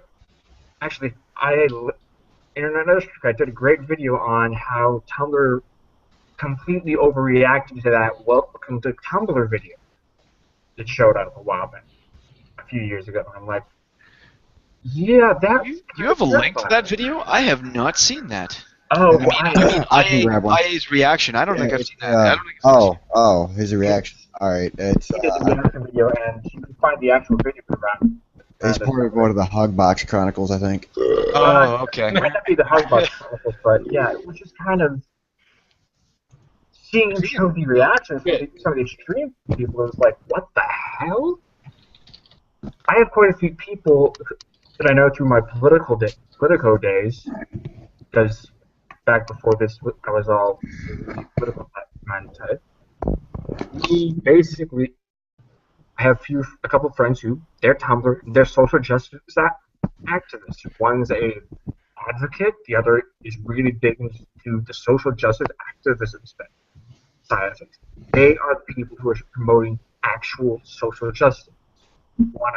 One I think is more SJW in the extreme sense of the word, and I don't necessarily agree with her all the time, but it's like they're actually trying to do good. They are trying to make a more idealistic world. I can not agree with what they do, everything they do, but I accept that they're trying to do it, and I basically say, if you are trying to do it and it's good for everyone, more power to you. What these Green Tea Party folks are trying to push through kind of just forcefully advancing their agenda, it does not help. It makes things worse. It just causes a pushback, and well, we saw what happened with politics in the political world. We saw the rampant push with the healthcare bill of you have to see what's in it. You have to pass the bill to see what's in it. You know what that led to? That led to the Tea Party, and you get the huge societal backlash in that area. You don't try and force things like that. It never works. And it just causes a huge amount of resentment. And I am rather ranting right now, so I apologize. It's okay. I mean, in the case of your example of like the healthcare law in the United States, at least once that was passed, most people, including Republicans, were kind of like, actually, this stuff's pretty good. Yeah, okay, we'll hold on to this. All right, that's fine. Yeah, so at least in that case, the outcome was good, but it was the process of pushing it that led to something bad. Yeah. I think a more accurate example would be Common Core. That whole one-size-fits-all for every single person always, and it'll end up perfectly. I think that's a better analogy there. Common Core is the worst thing on the fucking planet. Education is so... I mean, it's very tricky, because education is so tricky. I mean, how do you... It's really, really tricky to craft a curriculum and a system that can adhere and benefit the most kids as humanly possible. And I mean, Common Core is the latest incarnation, but education's had its whole problems all throughout its existence, because it's the process of trying to teach a variety of individuals to get across the same information they need to know and the same skills they need to know to be functioning people in a way that benefits the most people, and it's so difficult to do that. And Common Core is just the latest incarnation of that problem, and it's Right. really that's going to be a constant battle, I think, as long as we're always there. The battle of education is going to just always be present. So if it's not Common Core, it'll be whatever the hell replaces it, and it's not going to be slightly better, maybe not. But I don't like focusing on the Common Core thing quite as much, but I get the point of it as an example. I would say education is a very, I mean, to go back to the whole the gender gap issue, education is by far the most prominent factor in that. Oh, absolutely. It's absolutely the reason. I mean, it's why more women don't necessarily earn sciences, and I don't know if it's necessarily due to their a biological trait, or if it's due to just the way the system works. So, in that sense, I'm all for maybe trying to advocate more gender equality, or at least women into sciences, maybe to promote that. Not like dragging them by their heels into it, but by saying, hey, like getting groups together and promoting it and saying, hey, if you're a woman who really likes science, come sign up for this like school club or something. Just things like that. You don't have to fucking make people do it, but like encourage that. Encourage that. Promote that. But at the same time, is it even really that good idea to just focus on women in that? No, I don't necessarily think it is. To bring more women into it. I don't think that should be a priority where it's like, oh, well, you're a female, so we should probably get more of you. I think that's an issue. I think that's an issue that needs to be. If you don't mind me cutting in. Oh no, go ahead, man. That's the big issue for me. I've mentioned it. I had to keep mentioning it just to avoid harassment. I had to keep mentioning the fact that I'm an Arabic, I am Muslim, I am a game developer. And I wish I didn't have to do that. But I use it as a sort of wall to get people to stop paying attention to me, to get people to stop focusing on me. And I kind of wish that we didn't have to do that. I wish that, because of this whole social justice thing, that a woman game developer isn't viewed as a woman game developer, but as a game developer. Exactly. I'm not viewed as an Arabic game developer, but as a game developer. I want to tell a quick little story. Sorry, I'm full of quick little stories, but I love these stories. Quick little story, Sean. That's his new name, Sean of the stories. Storytime, Sean, ladies and gentlemen. Oh boy! I promise I'll change it on my Twitter handle. Storytime, Sean. Tell your story. Everyone, shut up. Fabulous. Anyway, so I've kind of come across a lot of these feminists, and they've always rubbed me the wrong way until one, and it's somebody I met through this punk rock festival I'm about to go see in a month, and she wrote this fucking amazing article, and I'll find it and post it later, but it was just about people telling her she was a great punk rock drummer for a girl, and she was pissed at that because she just wanted to be a great punk rock drummer, period. Right. And that was like one of the main stances of her feminism, is that she didn't want to be called out for her sex, just for her fucking ability alone. And it made me a fan for life, just because that's real feminism right now. That would be the feminism I subscribe to. That's the feminism. Really, I think most casual people, if you ask them on the street and they say, "Oh yeah, I'm a feminist," that's the feminism they ascribe to. They don't ascribe to this hyper radical shit, and that's the pushback I've been trying to provide here in Gamergate and why I really resent this, seeing this label of the feminists of NAGG are all this, and this. It's like, no, they're not. What they're doing isn't even fucking feminism, really. It's not. Some of them might have the radical feminist ideas there, but most feminists hate these people. We really don't like them at all. They poison the well for everything. I don't see them being called out very often, though. The well, because they're the most vocal people. It's hard to poison. It's hard to call out people who are the loudest. It's really, really hard to get your pushback heard. I mean, in the case of Anita Sarkeesian, her fucking videos have almost no pushback except from YouTubers and people who don't necessarily have the same pull. But what we wanted to see was professionals and other feminist pushback and freaking journalist pushback, and we haven't seen that. I'm gonna post you guys something in chat real quick. It's fucking hilarious. And I'm gonna try to put it to the people watching the stream as well. Let's see if it works for me. Right. I just wanted to. YouTube. I wanted to push, respond. Well, not necessarily push back, but just kind of build off Lizzie's point too about that. But like, say the science group and like the not necessarily not being gender exclusive. There, I'm with you on that. But one of the things I find is it's a bit of a balancing act, because when you do that, I don't know. I really don't know. I feel like at the same time, if you make a group that's like, oh, we don't care about your race or gender or anything like that, people might feel less. Maybe women, I don't know. I'm not a fucking woman, so I don't know.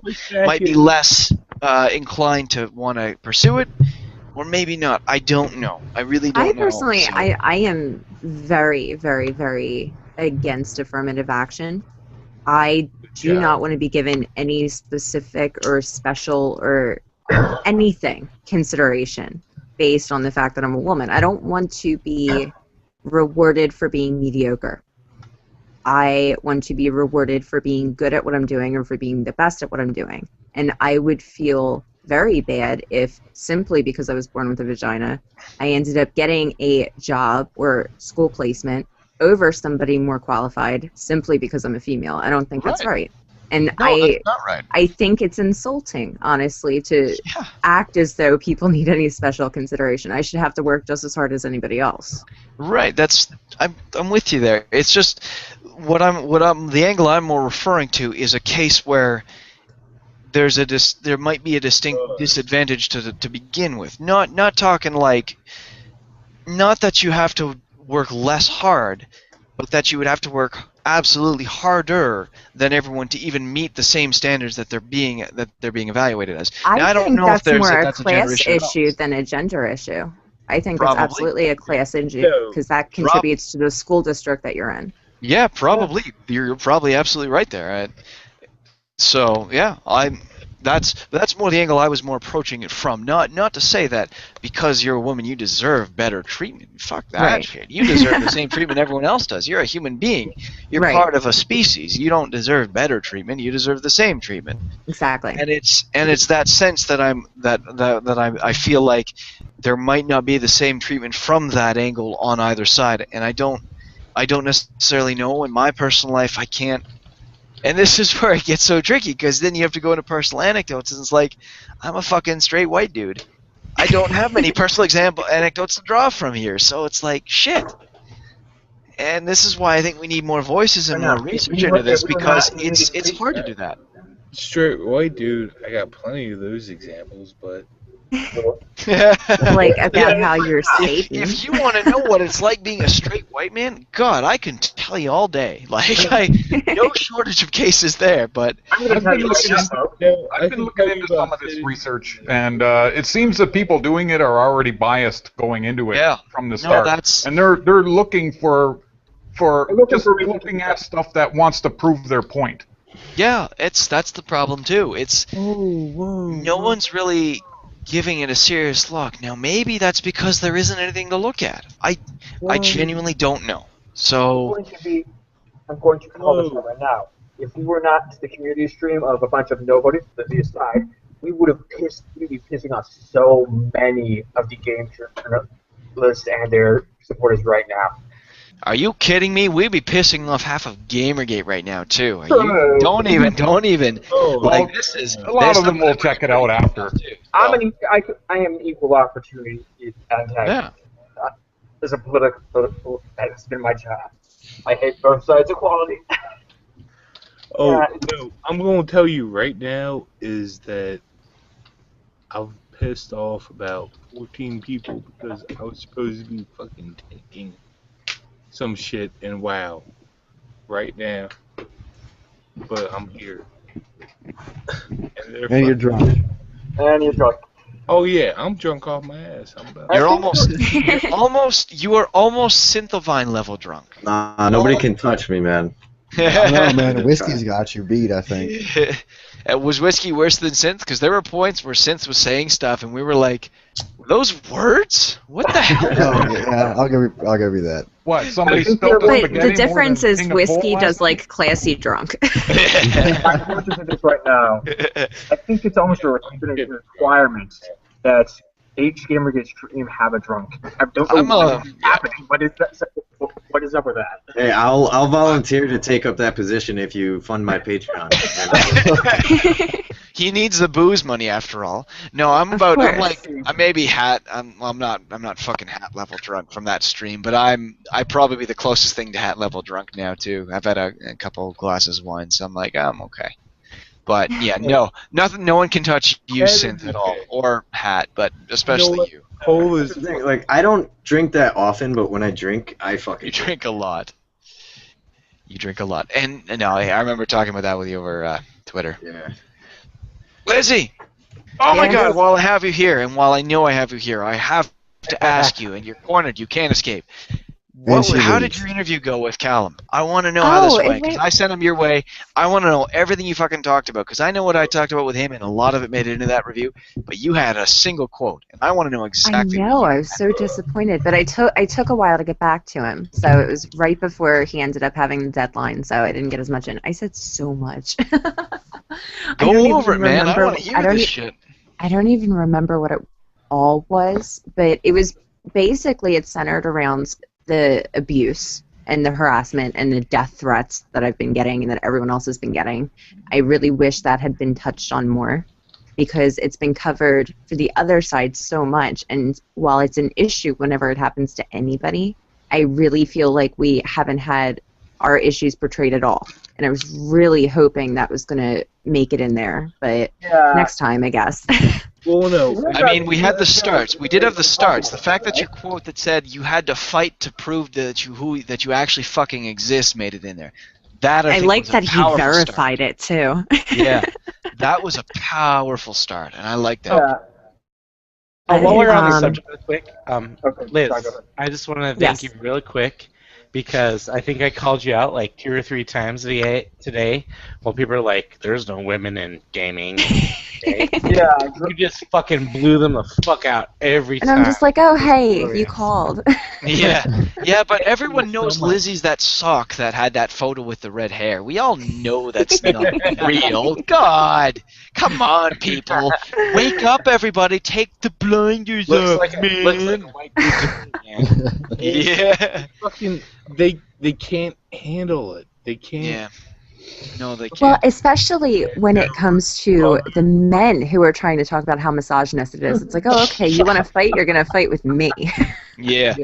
I mean, and I gotta say, Lizzie, I wonder if Callum left a lot of that stuff in, and the editor might have taken it out.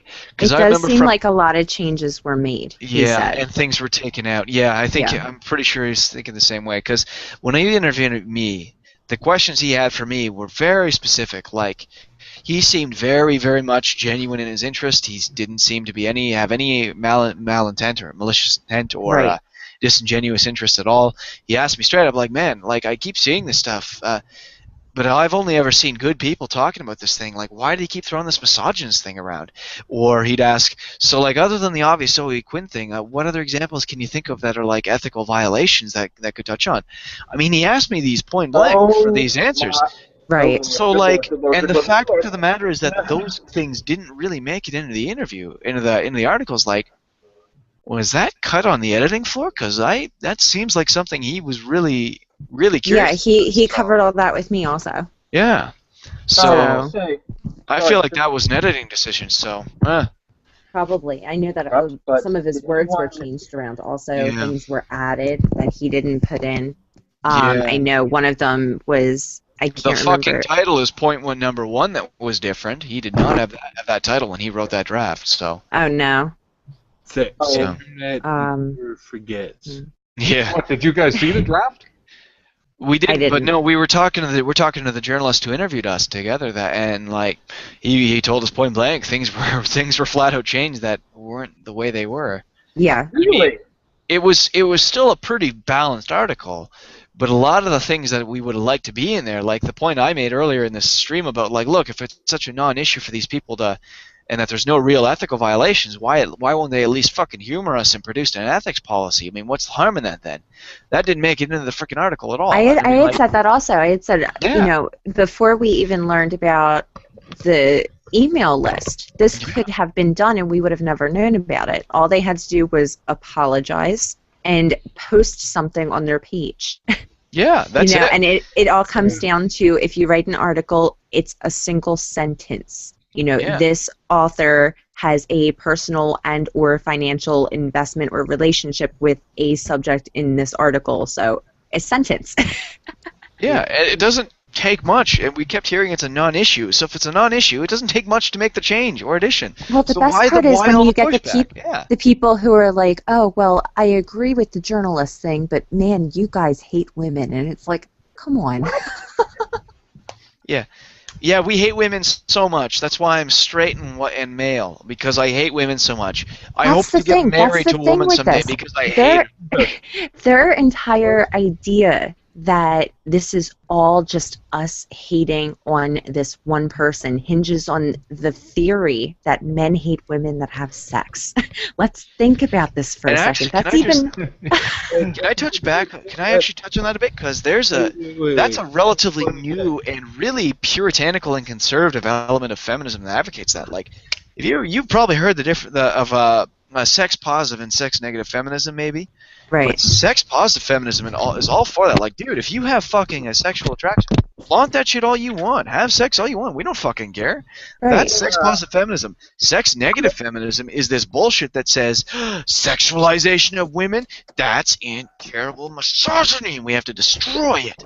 That's the side that most feminists. I don't know if you caught it, but we were busting the author's balls a little bit earlier. It was kind of funny, actually. He was having fun with it. I missed that. No. He writes for Playboy. And we were talking. He does.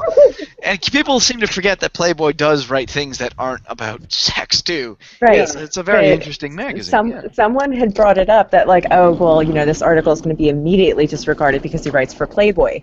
And then we got into the discussion about how, you know, the women who pose in it, they're empowering themselves. But anybody who is a man who dare look at a Playboy is objectifying women. And the huge double standard there. Yeah, no, it is. Oh fuck! Go ahead, man. I actually saw a documentary on the History Channel when it wasn't complete junk, as it is now, about Playboy, and they actually mentioned that in the 80s, Hugh Hefner was he was really promoting these sex-positive aspects of feminism. Right. Yeah. Yeah, why the fuck wouldn't you? It's about rejecting shame for your fucking body. Why wouldn't you promote that? What is wrong with that? That's what's amazing about these fucking people like Anita who rally against that so much. It's like, why? You want to know what the best part is? Well, they're against slut shaming unless, of course, it's a guy, in which case it's objectification and control and patriarchy and oppression and all that other shit. You can slut shame a guy all the hell you want, but don't you dare talk about a woman ever. And it's this huge double standard where it's like sex is okay, but only if you're a female. Exactly. It's like, feminism is just so bloody confusing to me. Well, welcome to almost every goddamn ideology on the planet. Like, seriously, find me an ideology that doesn't have a lot of the same internal constructions, especially when you can have subsets of it that are labeled and attached to other sorts of ideologies. For example, there is Marxist feminism. Right. Cultural Marxism as well. Cultural Marxism, you have social and economic Marxism. I mean, cultural Marxism is bizarre. It's an interesting. When you look at all of it, it's all centered on the woman. Yeah. Yep. Yeah. First wave and second wave feminism were about promoting women to be equal to men, and those are the kinds that I like. But I get what you're saying. If you look at feminism nowadays, they're not fighting for any actual, like, you ask a feminist, especially one of the ones on social media, like, sorry, but you ask any of them what I don't ask for feminists on social media at all. You ask them what they're currently fighting for, they'll tell you about birth control, they'll tell you about abortions. That's not an equality thing. What, they want to get as many abortions as men? No, that's not an equality thing. It's not a stance for feminism. I'm not saying it shouldn't be fought, but it's not an equality thing. Same with birth control. Unless you're getting free condoms from your employer, which I doubt you are, it's not an equality thing. It doesn't fall under the scope of gender equality. So that's why so many people are turning away from feminism, because it's at the point now where it's become about extras and perks versus an equality issue. Like I said, I'm not going to sit here and say whether these issues should be fought or not, but I think it's really shitty to use the cloak of a protected social movement in order to promote something that's not about equality. Sure, and that's a fair point. I mean, at least in the case of the birth control one, I would say I feel like it gets tricky because I think like birth control for women serves kind of the same way that condoms and Viagra do for men. It's your way of re-engaging with sex while not having to wait 9 months. Well, if you look at, and they like to bring up the Hobby Lobby issue. You look at Hobby Lobby. I think we may be derailing a bit from Gamergate on this. Yeah, but we're the community. We can do what we want. So derail all you freaking want. You're still the Gamergate community. We'll still be here for Gamergate at the end anyways. Yeah, I'm the closest thing in this chat to a moderator, and I ain't saying shit, so go for it. So you're basically playing H and mods. Okay, I can respect that. No, I want to hear Liz on Hobby Lobby. Yeah, I want to hear that too. Well, the thing with that, and it all comes down to, and I think it does relate back to Gamergate, how things are being portrayed to people. You know, Hobby Lobby still covers the pill, the patch, the shot, all hormonal birth controls, basically, the female condom, sterilization. They don't cover Plan B, which is something that happens afterwards, so it's not exactly a birth control. No, and certain IUDs, which again are something that they take place after. It's not hormonal. So anything that could be medically necessary, it still covers female lube. Right. So it's not as if that it's cutting off all birth control, and that's exactly how it's being portrayed. Right, and I think part of the problem there is the fact of the reasoning for the Hobby Lobby decision was the religious excuse, and that I think is where a lot of the people were like, that's just stupid. If you don't want to cover these birth controls, just say it, but don't fucking try this religious bullshit. Like, yeah, but well, at the same time, no, I know they won. Although, again, your modern day Supreme Court is a little not exactly the most trustworthy, I would say. But you have to take into account, and I am a proud agnostic. I am so I am not a religious person at all, but freedom of religion, that's up there. That is something that our country was founded on. That is still a thing that is in process today. And it's a cherry-picking thing. You don't get to say, oh, we'll give freedom of religion to everybody except for the Catholics who are running those businesses over there. So it is a slippery slope where it's, you have to try to accommodate everybody under one thing, which is why so many methods are still available. Right. But you don't get to say this fundamental right is more important than this fundamental right. And like I said, not religious, so I could not give any fucks whatsoever. Right. For some people, it is. I totally. Hold on. I just want to make this quick. Part of the challenge there is with the Citizens United thing. Basically, corporations have become classified as people, and that's where that issue comes in, and why Hobby Lobby's really allowed to make that lawsuit and win in the first place. They're a corporation. We're not talking about the individual's rights there. We're talking about a corporation that makes money having human rights or personal rights and being allowed to do that. So that's, like, I get what you're saying, and I know Hobby Lobby celebrates those protections, and that's fine. I guess the reason people were upset was because it's the fact that it's a corporation that's given the rights of the human rights, and that's insane.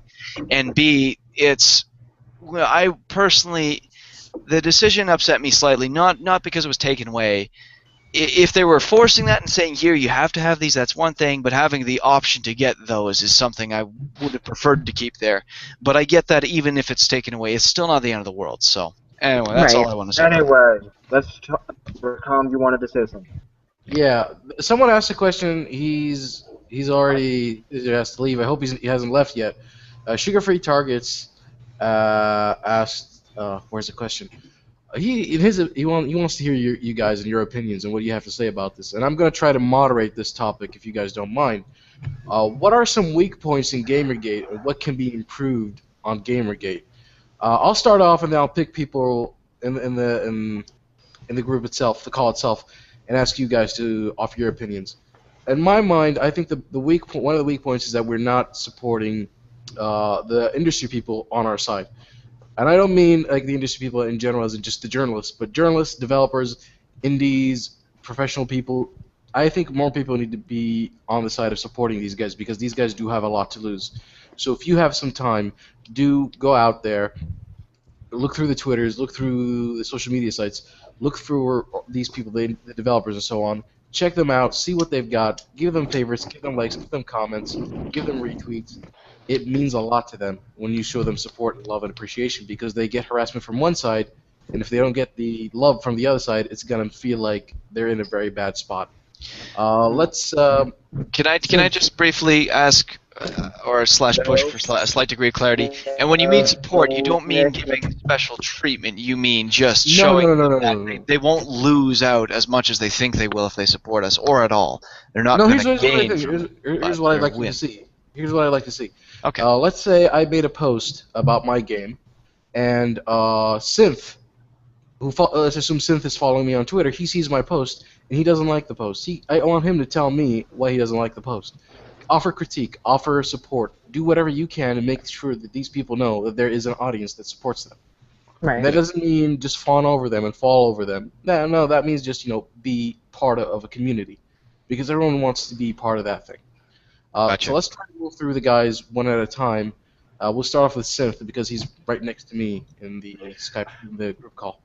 Well, I mean, I agree with what you said about supporting the developers and stuff like that. And one thing that I think really needs to be addressed is on some of these streams how we've put these people up on pedestals and they have a tendency to go off on tangents and stuff like that, which I think can be harmful to the movement because it can be very confusing to the average consumer. One thing that I think is important that the average person can focus on and actually be effective at doing is doing what you're talking about, supporting the developers, letting them know that they don't need the middleman as far as media coverage is concerned, and that we're here, we want to play these games, we want to see them, and you don't have to be frightened of career implications if you come out and speak in favor of Gamergate if you truly feel that way. And in addition to that, I think that people need to be realistic with what they're asking for from these media outlets because they want a complete reform of these journalistic ethics and stuff like that. And my issue with that is that these people, while they might be doing something unethical, and people are asking, they want their jobs to be taken away, they want them to be fired and stuff like that. I think that's very childish. But what these people are doing, these writers, they're doing exactly what their bosses are asking them to do. They're getting the clickbait, they're pandering to their audience, which is not us, we know this now. And you're only going to be able to change so much, and to keep going at that angle, I feel, is a futile effort, and we need to focus on the things that we can change, which are the sites that represent us the way that we want to, the developers that don't think we're fucking crazy misogynists, and things of that nature. And and focusing on the community and giving people a voice and outlet to speak their minds, and not focusing on a couple small individuals who are going after these big groups like DIGRA and DARPA. Well, there's conspiracy theory shit or whatever like that. I think those things are important to be addressed. Don't get me wrong. I still look into that stuff myself, but I don't think that that needs to be the point of discussion.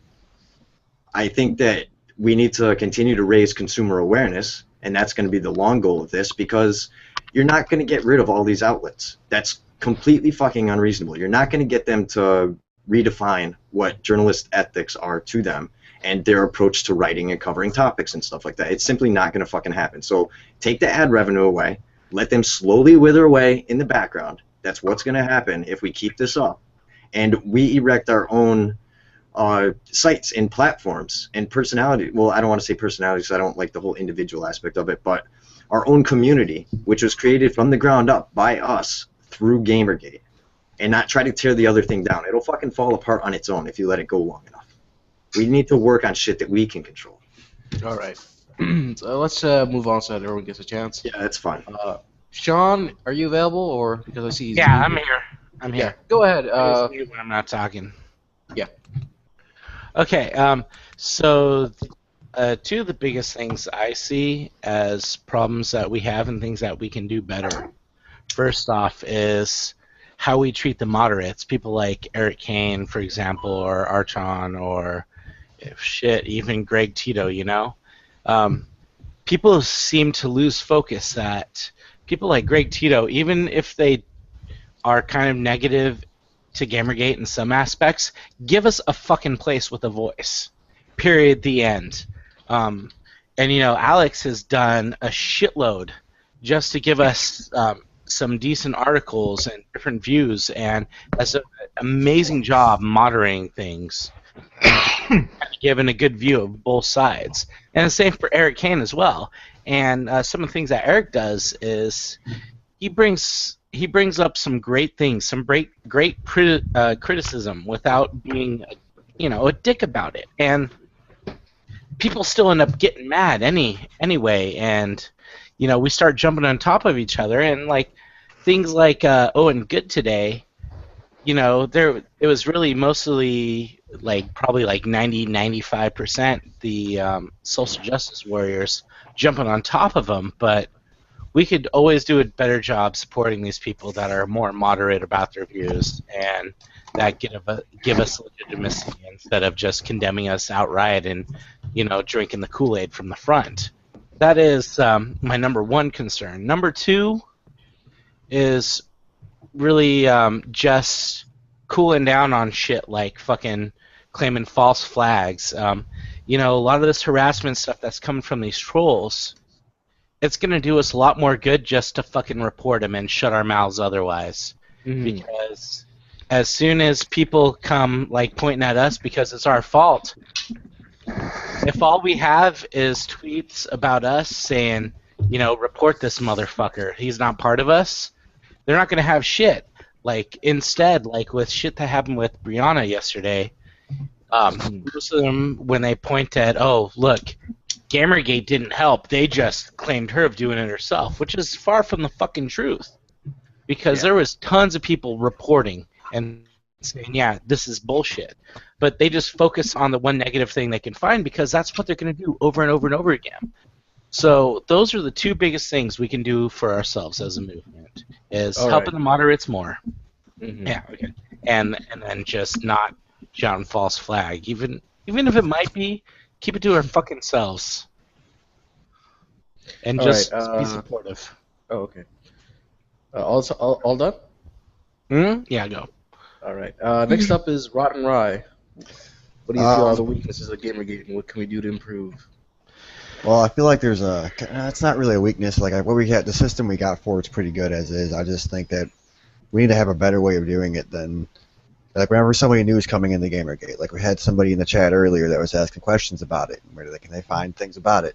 Mm-hmm. And we luckily have a really good 60-second video on it, but it's one of them things where I've tried to talk to people I know personally and try to get them in on it and let them know what's going on with it, and I will give them IA's videos, and it's kind of difficult to tell somebody, hey, go watch 4 half-hour-long videos and make the assessment for yourself. Yeah. So just I don't know. My recommendation would just be try to find a good way to ease them into this that isn't 2 hours worth of content. Yeah. Next up is Phil. Phil, how do you feel about this subject? I want to go to sleep. He finished his last 2 beers. You can go rest if you want, Phil. You sound pretty tired. Shit,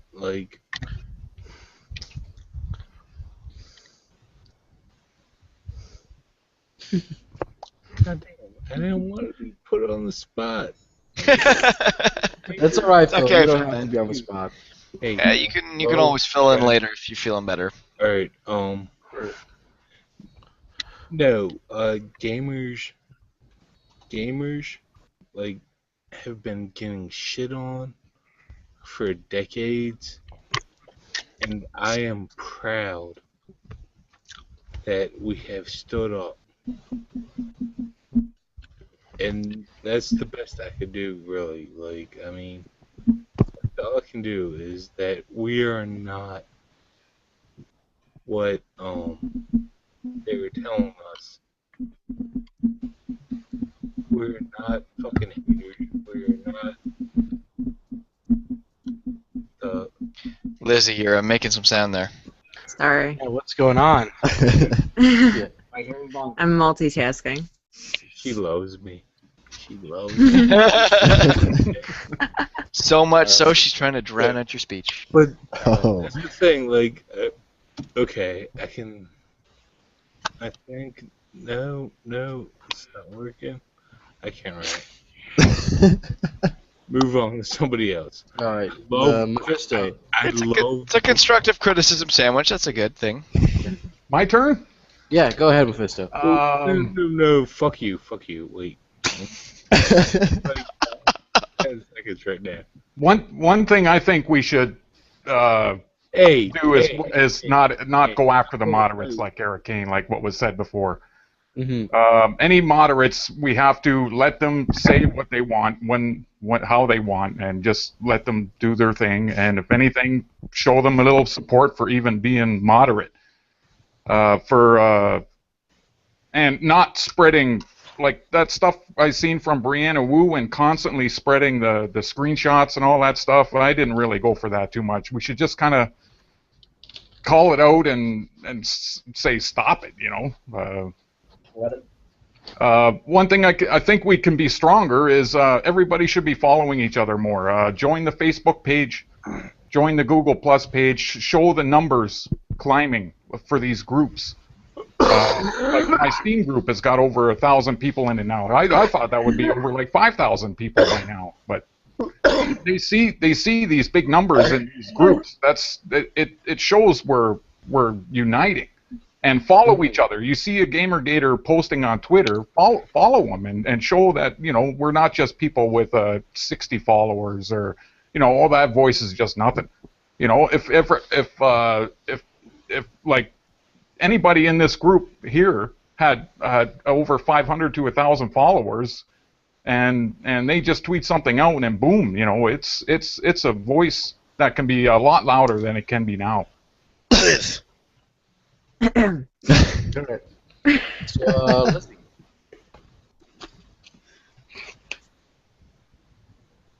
Who's Lizzie? next?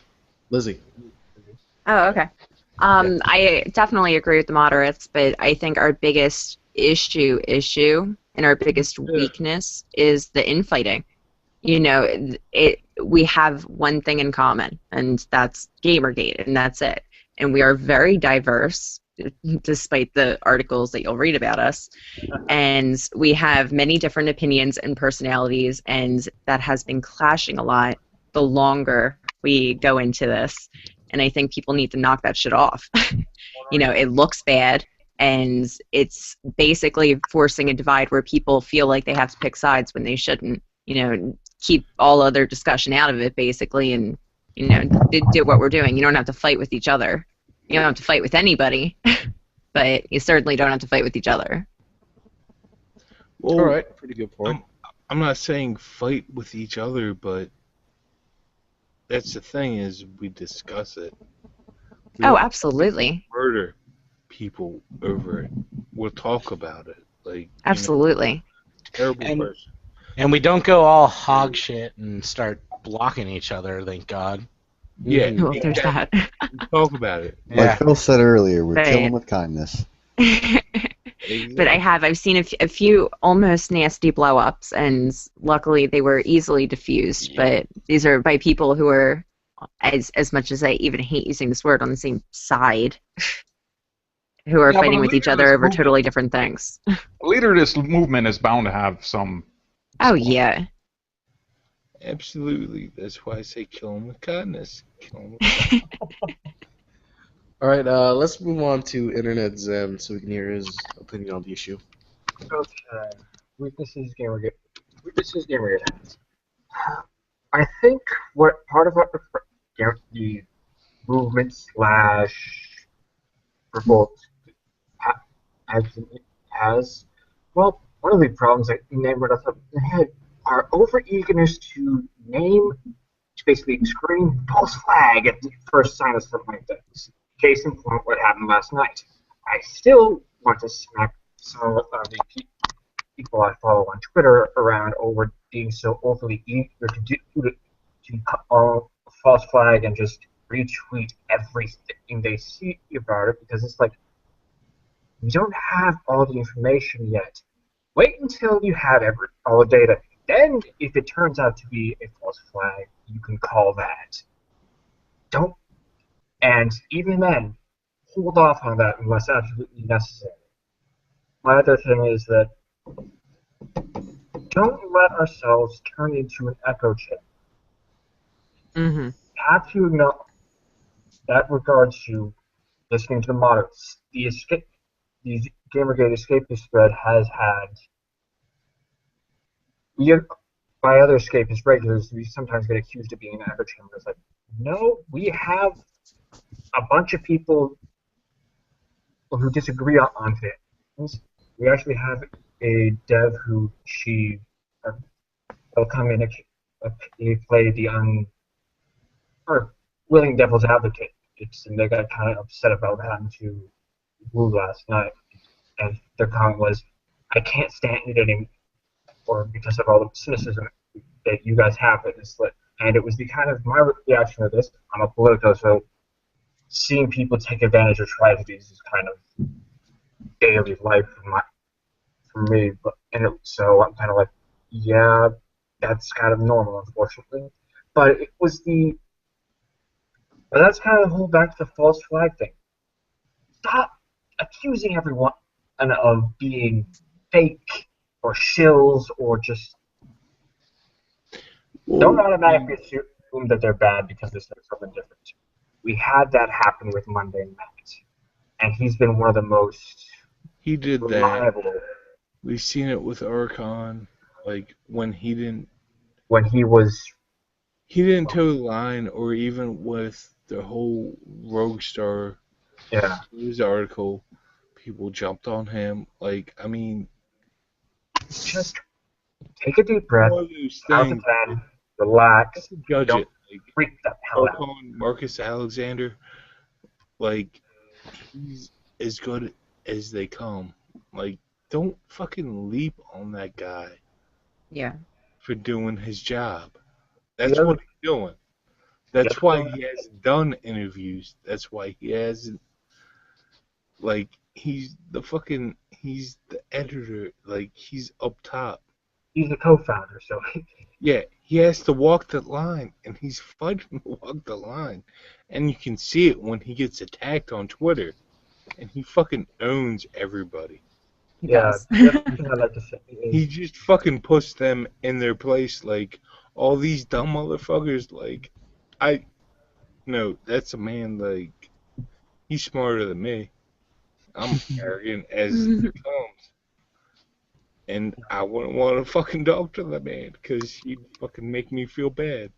The other thing I'd like to kind of say is... And that's what you see, like,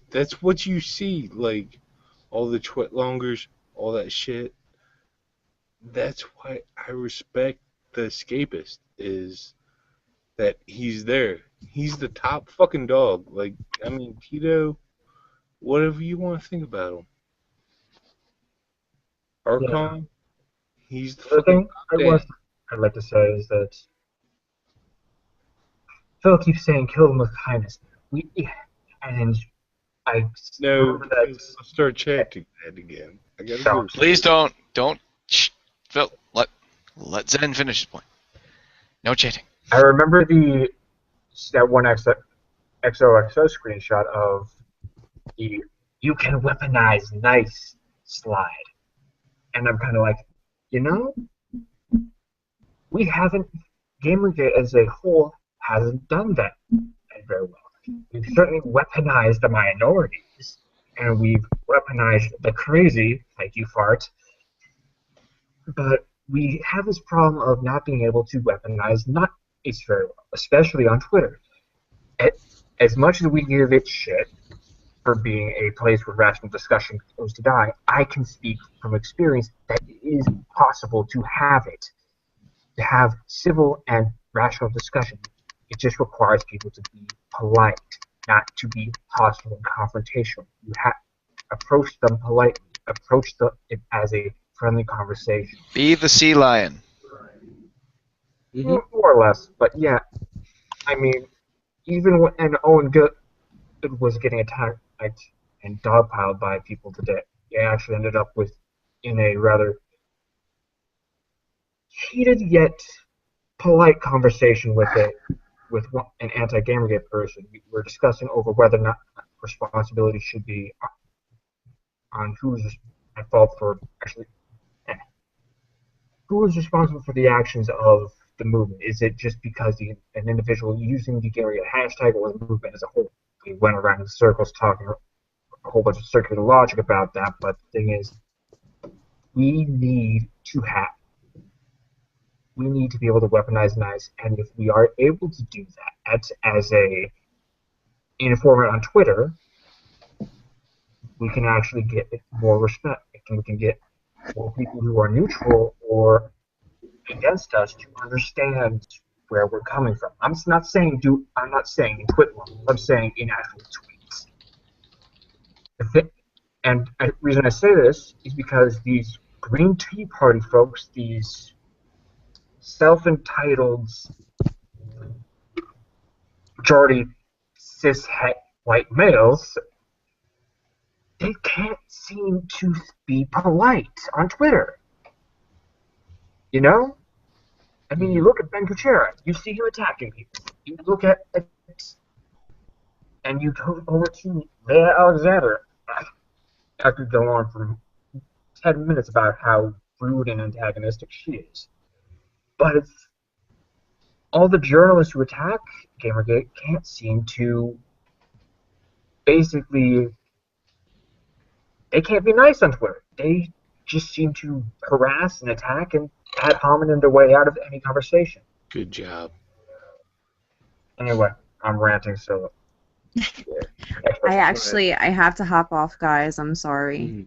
Okay, bye, Lizzie. Bye, Lizzie. Lizzie. Thanks Lizzie, for having me on. Will you be in the hitbox thing tomorrow with Deadwing Duck? Yeah, I believe so. Cool. I'll see you there. Can talk more about the Alrighty. article. Bye-bye. Yes. Liz. Take All right, care. see ya. Bye, Liz. See ya. Bye. Nice to meet you. Bye. Nice to meet you. Thanks. All right. Viewer, you're actually Woo! Finally. Talk about stuff, dude. Yeah, that's the Question, longest I've had to wait to speak on anything ever. I don't like not being able to talk, you guys. Didn't you know? Oh yeah, we noticed. Actually, before Shut you up, get going, man, my face. God damn it. Huh? No, I think I'm gonna get going. I'm gonna get going to bed. Alright, Synth. So, Take care, buddy. I'll probably see you tomorrow in Deadwing stream. So. Oh, cool. See ya. You better be there, bastard. Going. I still have like a sixth of a bottle of Jack left, so I got a little while. Oh my God, you people just can't stop drinking. What's the time? There's a reason for that. It's only 12 here. There's still 4 more hours before it's not okay to drink anymore, okay? You guys need to realize you're in a stream with a Muslim. I can't drink. You guys are making me feel excluded. You want me to pray This to is some harassment. I'll tell you, I need that put a Rakam, ball player I'll tell on you it? what. Rakam, I'll tell you what. You open a Patreon, I'll send you a fucking ball pit. How does that sound? Perfect. Because if you don't, I am switching to the other side. Maybe they're like, sure, they're all vegan or some shit, but at least maybe they don't drink. I don't know. He will no longer be your wife. Yeah, but guess what, shit, Rakam? not They license. still fucking drink and get drunk. So sorry, man. Yeah, I there's am lots of fucked on pictures all of that. sides. You are, Alright, you are. That is like some gangbang style shit there for you, Rakam. I am so sorry for you. So Alright, if so my anybody in the thoughts. chat wants to join in with us and deal with Nate's ego, feel free to hit me up on Yeah, Twitter. we actually or, we need to listen to. DM me on viewers. Twitter with your email, and I'll send you an invite. Yeah, that's okay. All right, so my turn then. Okay. Yeah, your opinion on the Your week. turn. Because you'd be talking for hours. Phil, and you'll love every moment of it. Don't give me your shit. So, No. what I think, no, hold on. Let me talk first. You can jump in after, okay? I got. So, what I think is right now. Dude, how did the King of Pole and you were? Like, I don't understand how you were both in a chat together. it was actually pretty good. And you know what? By the end, King of Pole was like, man, I gotta like freaking drink with you, man. we found common ground in our love of history. It was quite delightful. So that's King of Pole's cool. This is good. What I was gonna say was, so what I think we need to improve on as a movement. Honestly, the one thing I can think of that's been said by basically everybody so far, because in some form, either whether it be through accepting moderates or not jumping down people's throats, is basically the same thing. The reason we were in that state is because for a month we've had our journalists tell us we're full of shit and we're terrible people. We've had a lot of mainstream outlets turn against us, and a lot of people refuse to cover it outright. And we felt extremely distrustful. And during that time, that time period when we wanted fair and balanced articles and we weren't getting them, we started to feel almost like this whole Metacritic thing where you have good reviews and bad reviews, and to counteract the overtly good reviews, you have people spamming zeros to try and balance out where they think it should be. We kind of got into that mentality when it came to coverage from the media, where people did a fair and balanced review after a month, and it was their shills were looking for any problem they might have in the article or any reason to discredit it or think they're terrible people. Anyone who jumped in with a neutral opinion was shat on as a horrible person, or my favorite title, concern troll, which I cannot tell you how much I despise to hear. I've been pro Gamergate pretty much since the beginning, and I fucking hate that label because it just sounds like another excuse. It sounds like them calling us misogynists. It's the same fucking thing. It's a way of saying, oh, don't want to listen to you because you're just a concern troll. Fuck that shit. We are here to be a community, to be productive, and to fucking listen. We can't frickin' do that when we're throwing around labels as reasoning for why we shouldn't listen to that people. Okay? To be a group, to be a community, to be welcoming and open, we need to stop doing that. We need to push back against that when we see that, and I've not been afraid to do that. Because that's incredibly unproductive, and that's what makes us eat ourselves. That's how we destroy ourselves, is we be basically exactly what the group we're fighting against. We start being very exclusive and very hostile to dissenting opinions, and it's a very, very dangerous thing to do. So we need to be welcoming to everybody, even if they have a differing opinion than us, even if they are just a quote-unquote shill. Even then, there's no harm in bringing them in, because if that's the case, and they're clearly a shill, we'll figure it out. We're not stupid people. We know how to fucking look at things and go, okay, this person seems disingenuous. We don't have to fucking broadcast and spam that message that this person's disingenuous, don't listen to them. That doesn't look good to anybody. That doesn't look good to us. That doesn't look good to anybody at all. So that's the absolute wrong thing to do. We get it. Okay, I'm good. End rant. I'm done. All right. So take some deep breaths. I'm good. I'm fine. I'm calm now. Once the rant's done, I'm pretty okay. We've got 2 questions lined up now. Okay. The first, I'm not sure. I think we'll do them in order. Maybe that'll be probably the best. The first question is, do you think, even if the SJWs get their way, will they still be pleased? It's still goodness no. Be pleased. So I'm just gonna go ahead and assume everyone is saying no. No, yeah, absolutely not. They'll never be pleased with that shit. All right. That's exactly. Will they ever get their way? Shut up. You know, right, I think we can move on to the second question then. Okay. What would you tell game developers who are pro Gamergate but don't speak out because they're afraid of doxing and other stuff? Since he talked last, fewer, you can begin with this one. Woo! Enjoy talking at 2 a.m., guys. Have fun with that. No, I'll just say that I don't have a lot of experience talking to devs, but I would say, look, man, you're going to be putting your public information out there to some degree at some point. And we, the community, want to know you. We want to know who you are, because especially if we're going to like your work, we want to know who you are regardless, because we want to know what you're doing and where you're coming from with your product. But we want to know you. So even if you get doxxed, and I mean, if you get your social security number is hacked, your SIN number is hacked, that's a different degree of doxing. But that shouldn't be a fear for you to hold back. If you think we're the right side and you want to support us, we're here for you. We're fighting for you. That's why we're here, so that you're allowed to do what you're doing. And I know that you might very well be ruined from it. I get that. We're working on changing that. So if you're hesitant now, we understand. We're not going to hold that against you. But we'd also really like to know who you are, so we know who to support and who has earned our trust and our respect. What devs have done products that we think are worthy of backing. We want to know that stuff because we're gamers. That's the kind of stuff we like to know. We like to know the products we're going to like. So that'd be my advice. All right, Internet Zen? I think devs want to get to be programmer with that and try to connect with it, I'm afraid, because they're getting doxxed. Tough question, because as Fred already mentioned, there's a high, well, not high so much as significant chance that your careers as devs will get destroyed, if we end up if Gamergate ends up failing, which is a possibility.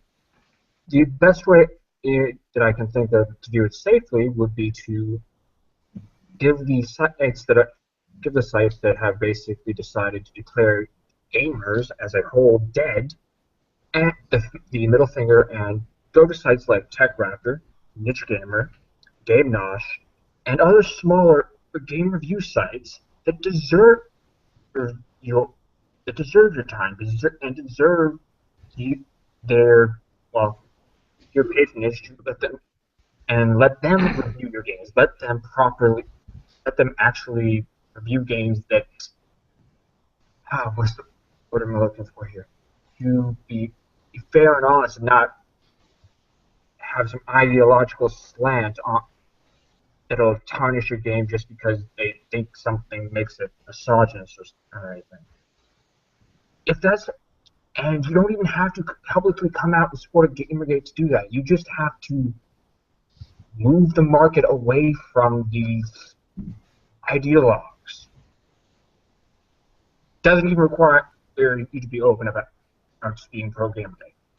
But if you want to be open about it, I say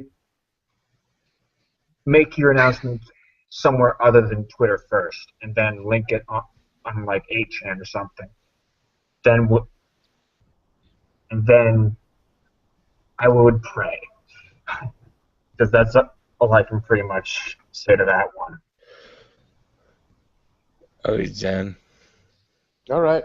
Sleep. You're drunk. All right, let's move on. Yeah. Let's move on to Mephisto so we can hear what he has to say. Okay. What I would say, I don't mind if devs want to stay silent. I could see why they would want to. All I really, and I've been saying this for a while on a couple other forums and chats, is I want them to do what they want to do. Do not cave to mob mentality like they did in that essay or on the boob plate, if you guys know that one. Oh yeah. Where, too much belly button showing, and he got so many phone calls and emails that the owner came up and told him you got to change that. Do not change it. Do not give in to these people. You have support. If you need support, let us know, and we'll try and support you as much as you can. If not, just do what you want. All right, that's a pretty good point. Do what you want. It'd be nice to see that. We're going to skip Phil because he seems to be unavailable. Let's get to Rotten Rye. All right. Personally, I would just want them to stick to their vision. Don't let somebody come in and try and change your ideas. Stick to your guns. If you think, oh, this works, and you don't care, like you shouldn't care what somebody who probably isn't even going to play it think. You should go to the people who are going to be playing the game and be like, hey, does this offend you? And take your reactions from them. That's also another good point. Sean?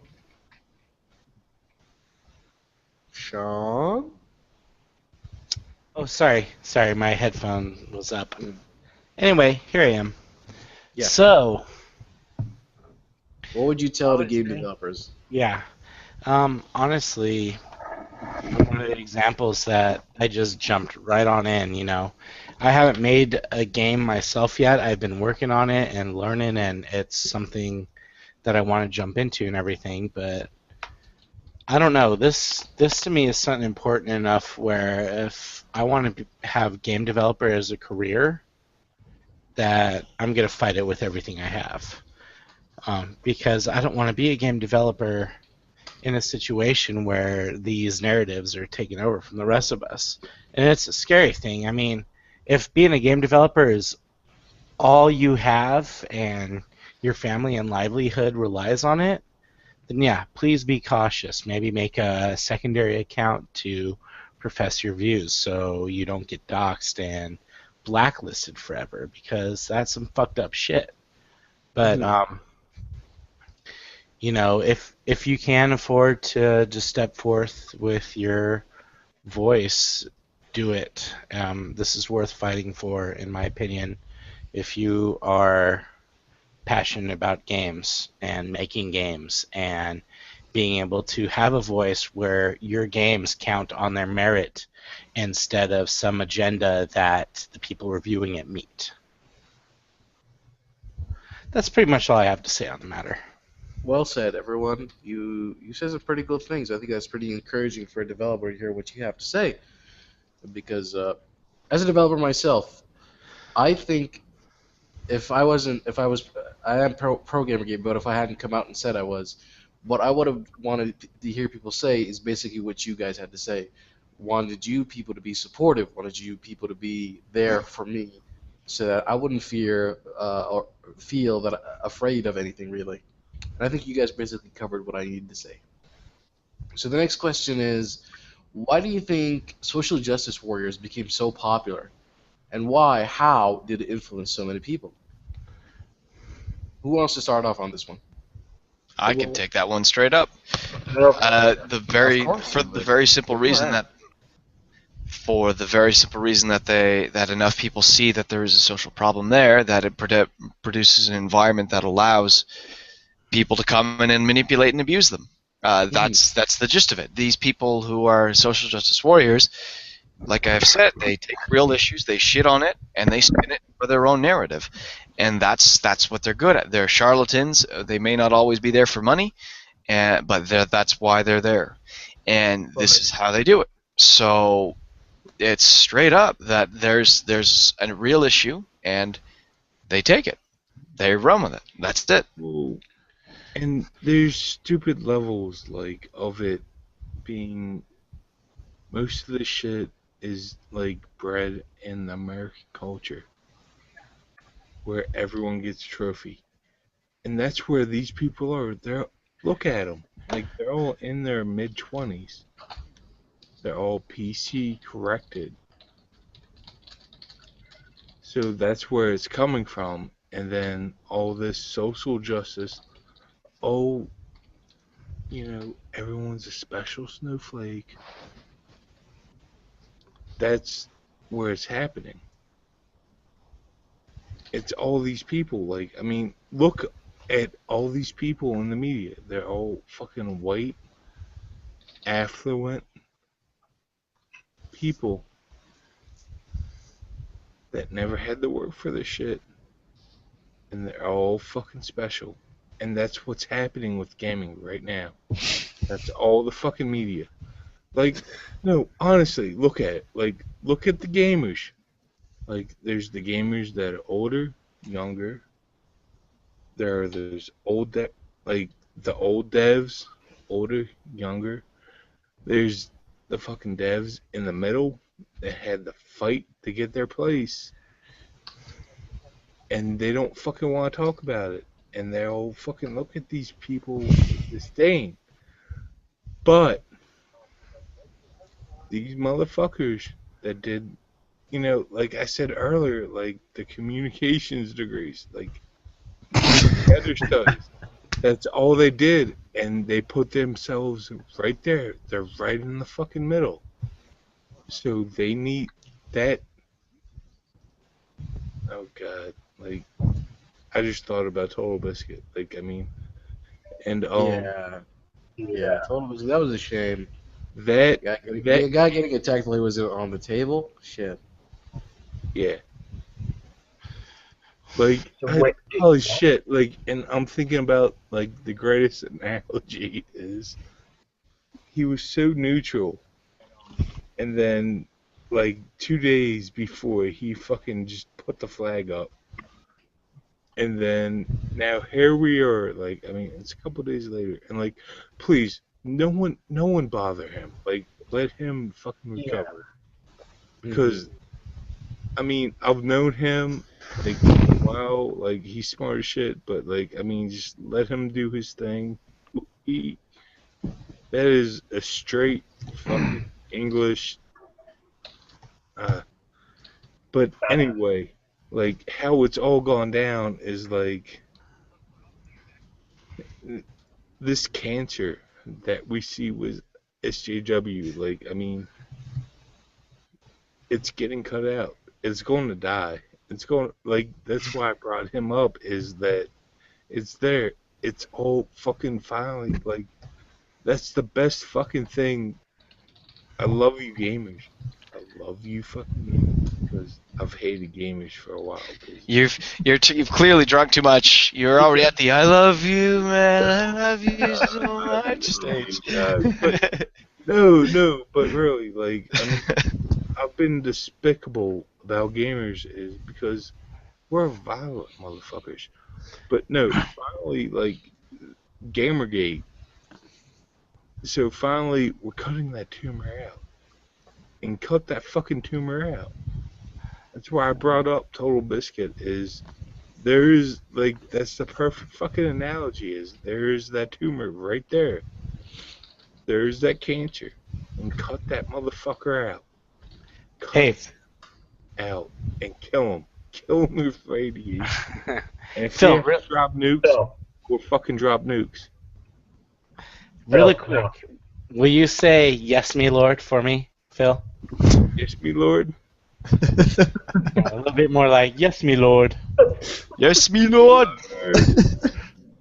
I know exactly what you're asking for and why you're asking for it, man. Don't even try your shit. What next? You're gonna ask someone to say "Ready for action." Ready for action. Anyway. Just to clarify, Warcraft 3 peasants, right? Yes. Yeah, that's right. Okay. Just wanted to make sure, because Warcraft 3 also had a lot of references from other stuff, so I wanted to make sure it wasn't a reference from something else that Warcraft 3 had taken. But I knew exactly the sound of the words you were going for, but I was like, meh. As soon as he said it, I was like, "Oh God, I'm gonna download that tonight." I know. I still got the discs for that game, man, and it's such a good game. Oh, sorry for derailing. It really bums me out. I wish they would go back to that. I sincerely hope they'll make a Warcraft 4 soon once WoW ends. I really want that, because God, I love that. Sorry, Phil. Go on again. You're not going to fucking do it. Oh, God, no. Don't even get me started on Warcraft. Let's stay on target. Stay on target now. Okay. Now it's late enough in the evening that if we get off topic, it might last for hours more. So let's stay on target. The conversation on topic like an arrow headed right at someone's knee. Ah, Arrow. That reminds me of the show. No, I'm kidding, guys. Oh, God. No, God. No. I'll tell you now, like. But Arrow's a great show, but anyway. Arrow and so it's The Flash. Have you caught the first episode of that? Yeah, I did. Anyway, sorry, we'll talk about this later. Okay. Go nuts. I'm tired of that. Arrow in the knee. Okay, where are we going here? Oh my Whose turn is it now? That was just perfect. Just 10 seconds of silence then. Oh, in the knee. Holy fuck. Oh, thanks, Phil. You don't even know what you've done, but thank you. I do good things for people. I always. All right, He who's used up to be next? the gamer like us. They took an error with me. Yeah, exactly. Who's up next? I was at. Yeah, if you haven't gone, go nuts. Whose turn? Yeah. Whose turn? Whoever, really. I didn't really pick anyone. Okay. And so the question is, why do you think Gesture 30 chance were popular? How or why did it influence so many people? Honestly, growing up in the same generation this grew up in, and I'd have to say it's because I'm good. I'll pass on it. I'd have to say it's because the fact that everyone was treated like everyone's special. No one's a winner. Or actually, everyone's a winner. We're all special snowflake. It's malarkey. It was really in full swing around. Yeah, I'm glad I missed that shit. Yeah. The other thing is that the social justice aspect of it is so, I guess, it's an idealistic vision. It's a good and inherently the good thing. The problem is this twisted version, which is that the Green Tea Party, the folks, they get the game journalists and their supporters seem to subscribe to, which honestly is worse than the stuff you see on Tumblr in some cases. How that became so popular, actually, you can kind of say it's a product of Tumblr because everyone loved their little hug box. They wanted to be in their safe space,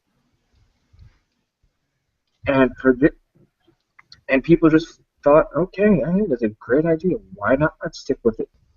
Why not? Let's do that. But like people have said many times before, the way to hell is paved with good intentions. It's not the exact quote, but you get the idea. And I guess now people are starting to go, wait a sec, something's wrong.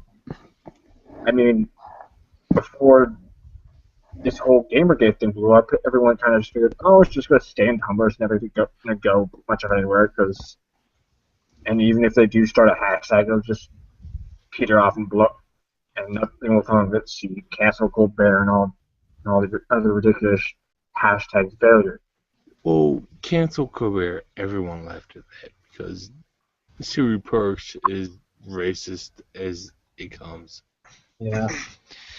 People laughed at that also because Colbert is very progressive too. He's very much in that camp, and that's why even progressives thought it was utterly ridiculous that you're gonna fucking try and cancel that.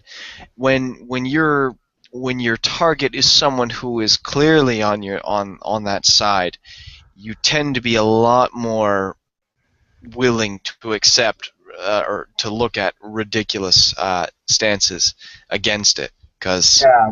Yep. Once that happened, he spent a good 10 minutes just fucking owning her. Oh, yes. And denounced any harassment of her at the same time, which was very smart by his call. The disturbing thing is, as it comes.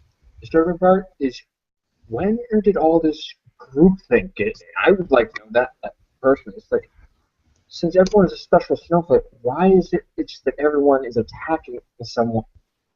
Starts attacking people for having different thoughts. That part I still don't get, and honestly kind of terrifies me a bit. Because she's stupid. Because it's a degree, no. Because it's also everyone's a special snowflake, but it's also highly selfish. It's why I really like Shuon Head's oppression Olympics thing. It's because everyone's a special snowflake, but fuck you, you have to acknowledge and like that my special snowflakeness over your own kind of thing. And it's that kind of shit that happens, so. Yeah, I guess you're right. Okay, Rakam, you go up next because you got to get out of here. It's freaking. Yeah, it's 7:30 in the a.m. I need to be up by like 1 p.m. So the question was, let me look it up. Why do you think social justice warriors became so popular, and how did it influence so many people? I think the easiest way to answer this is just to understand that the reason people involved, like look at the people involved, Kotaku, Polygon, these are all Rock Paper Shotgun. These are all places that gain their profits, gain their income through getting you to go to their website, which has advertisements on it. Using the whole social justice angle, they were able to write about these things that were hot topics, things that would definitely attract attention, while being able to stand behind a shield and say, look, you can't complain about this because we're talking about equality here. So to make it simple, it's just them using a situation, using something that makes them look good, while making everyone else who stands against them look bad. Anyone who would criticize these people even would look bad because, like, how could you criticize equality for women, for blacks, for whoever? But the problem with all of that is it marginalizes the real issues. Women in Saudi Arabia cannot drive cars. Imagine being a widow or a divorced woman who has a child and she has to get that child to a hospital. Keep in mind, in the Middle East, taxis are not as available. Buses are not as available as in other countries. So how would that woman get her child from her house to a hospital if no man was present to drive the car? That is an actual issue that needs to be addressed. What is an issue that doesn't need to be addressed is, why is Bayonetta wearing these clothes? Why is Amazon from Dragon's Crown walking around butt naked? These are not major issues. These are just, visual things. These are things people deal with. These are things people can ignore. These are things people can discuss. Not just go out and guns blazing and attempt to ruin things for an actual person who wanted to make a game. But when we talk about issues of women in Saudi Arabia being unable to drive, that is an actual issue. When we talk about women in different countries being unable to vote, that is an actual issue. Talking about all these other things like the designs of a character or what the character says in a video game, those are not major issues. Those are minor issues. Those are things that should be discussed, but they should not be made the most important thing of the day. Mic drop. That's it for me. I am exhausted. Thank you all for having me. Hey, man, thanks for being on. That's nice. Good morning. Fantastic talking to you, Rakam. Take it easy, bro. It was a pleasure to be on the stream, and the only thing I can ask for is, if you liked what I had to say, if you like what I'm doing as a game developer, then please check out @RasamConcept on Twitter. Give us some follows. Just show us your love, and just don't look at me. Look at the other game developers. There is a Twitter with a list of all the game developers who support Gamergate. I will post it in the chat before I leave, so that you guys come on, can check somebody who wants to be the Gamergate waifu, you have to want to be looked at. I mean, come on. Oh yeah, baby. Oh yeah. And also post your post your tag or your Twitter handle. Twitter handle, please. I also have that in the. I also have his Twitter handle in the description as well. Oh, good, perfect. That's the description of this video is probably where we're going to get everybody's Twitter handle, so. All right. That's good. Yeah, make sure everybody follows everybody. Yep, All right. definitely. Thank you again for having me, and I'm out. Take care, man. Good night, bud. My turn? Yeah, man. So. Nuts. Go for it. Okay, well, I think a lot of it came from our education changing. It came from grade school, the way we treated children, and it really, once those kids went to college, and then they made those groups that they do, those after-school groups or whatever they want to call them, that's where the real issues came in, where they really entrenched themselves into these ideologies. And I think that colleges is where we should focus on getting the younger people to counter these groups.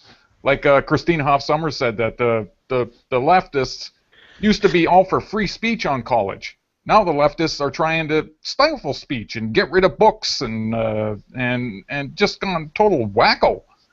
And we need groups in college that can stand up to this.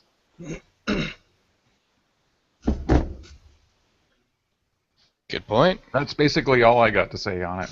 All right. So who hasn't gone yet? I still need to go. I think it's just. Oh, okay. You go first. Yeah, go nuts, Sean.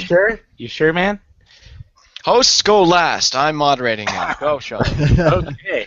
I've lost control of my own stream. What does the world come to? I think it's pretty goddamn simple. It's almost like you're a king pole. Oh, that was good. I can't even deny Yeah, it. we're fine. You usurp the fucking conversation. Well, I don't know. You can't hear my keyboard in the fucking background, so. And you haven't spammed us with ads for the past 30 minutes, so yeah. Let me simulate the experience. Out of all over your keyboard. All right, Sean, go ahead. Sorry for interrupting again. No worries, guys.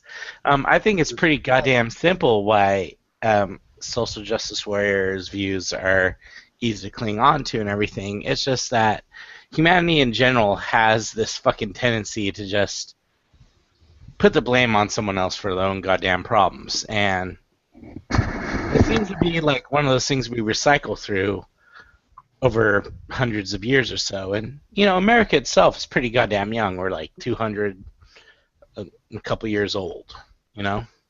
220. Yeah. Anyways, we haven't really discovered that yet, but we're starting to get to that point now to where people just keep letting go of having to make decisions and being accountable for shit. And that's what the social justice warrior view is. They don't want to be accountable for fucking anything. They just want to guide the narrative, and everyone's going down the same goddamn path.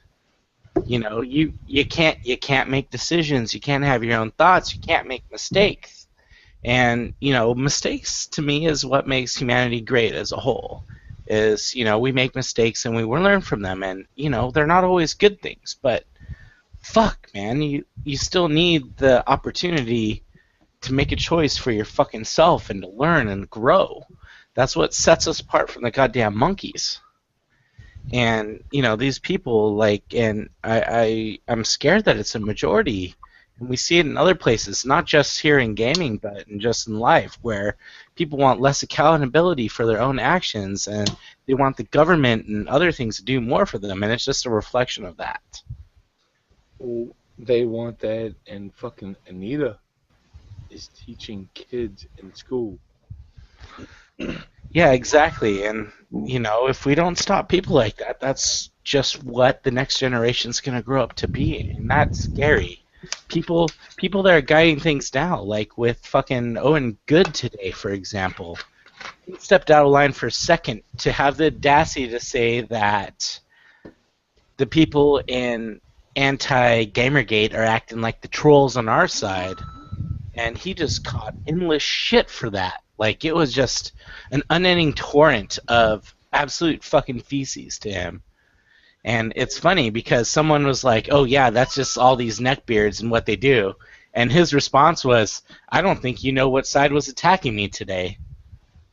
Like, yeah, it was. If you go look at his feed, you'll find it there somewhere. It's. I wonder if has anyone checked to make sure he's not getting harassment? I haven't checked for a while. I've been kind of following it today, but I need to check up again. I've been busy with you guys, so. Yeah.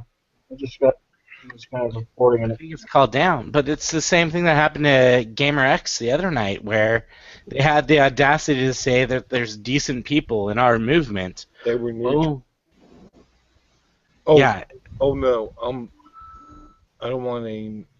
See, I fucking hear the Mario shit again. Oh, sorry, that's my phone going fucking nuts right now. Yeah, see, making Phil think he's fucking insane.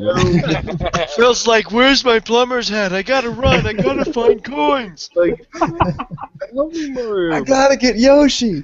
Where's Yoshi? Yeah. Dude, Yoshi's a beast.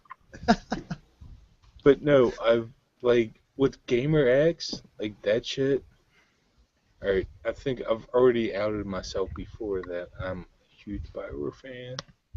Love them games. I talk like I actually knew because I live in Maryland. I knew two people that used to work in Mythic, so I knew them when they did Warhammer. They worked in Dark Age of Camelot. They did fucking Warhammer. That shit they did for fucking. They moved over. All that shit. Like I also know. I don't want any names for those people in Bioware that are fucking pretty big names actually that have been working on and writing for shit for years that when I fucking pulled them aside and I don't know, that was yesterday with the Gamer X shit and I showed them and I told them to shut the fuck up, look at it. Look at it. Don't do your shit. Like, look at it. Like, look how the Gamergate people are saying, okay, that's fine, whatever. If you want to do what you want to do, and then there's everybody else shitting on them. Oh, They're sitting there. Like, that's what I keep trying. Like, and we all know that with the Escapist. You know, those interviews is the developers are fucking scared. They don't fucking want to come out about this shit. because of things just like that. And I want to go off on a tangent just for a second here. This is not the view of Gamergate. This is just the I view of will myself. go on the tangent because I do it all the time. Thank you. I heard it. VT Vega brings up a good point. Fuck Christina Love. Fuck how she treated Gamer X. Like, oh my god, she is exactly what is wrong with the world and humanity today. Like, people just like that. Anyone that prescribes to her ideology, the way she acts, fuck them. That's the exact thing I fight against. Yeah. No, there's no arguing against that. She's as intolerant. I don't speak for Gamergate on that one. That's just from my heart right there. But yeah, I don't think anybody here speaks on behalf of Gamergate. These are all our own opinions. No, we are the voices that make up Gamergate, but we ourselves are not Gamergate. So no. Yes. I am Spartacus. All right, I'm gonna say my quick piece, and I'm gonna go use the restroom real fast. I'll be back though. You invited somebody. Yeah. Cool. The reason why I think we're still on the same question, right? Why social justice wars are so popular. Yep. Well, I think it's personally because, who really doesn't think that social justice is a necessary thing? They get lured in with this idea that we're doing the right thing. And then they get in there and they're fighting for people's rights. And then as soon as people start challenging them, going, hey, I don't need you to fight for my rights. I can do that myself. Because they've been told their entire life that, oh no, these people are oppressed. And, you've got to do everything you can to make them feel better. That as soon as somebody stands up and says, hey, I'm not one of those people. Don't do that for me. I got this. One, social justice is bullshit. It's all justice. Or it's all equality. That's fine. If you want to classify the issues labeled under social justice as part of justice, I have no problem with that. As long as no one's dismissing the issues under that label, that's totally fine. It's all fine. Sure. I'll meet you there then. As long as we're not dismissing the issues, then we're fine. If we're willing to move those from social justice to justice, I have no concerns there. I don't care as long as the issues are not being dismissed. Even though insane people are taking them and spinning them for bullshit. Yeah. Oh yeah, no, 100% agree. So who is this insensitive bastard? This is. I don't know, but I hear he's pretty much a dick in all other words. So. All right, but yeah, insensitive bastard. Announce yourself to the 30 viewers we have on stream.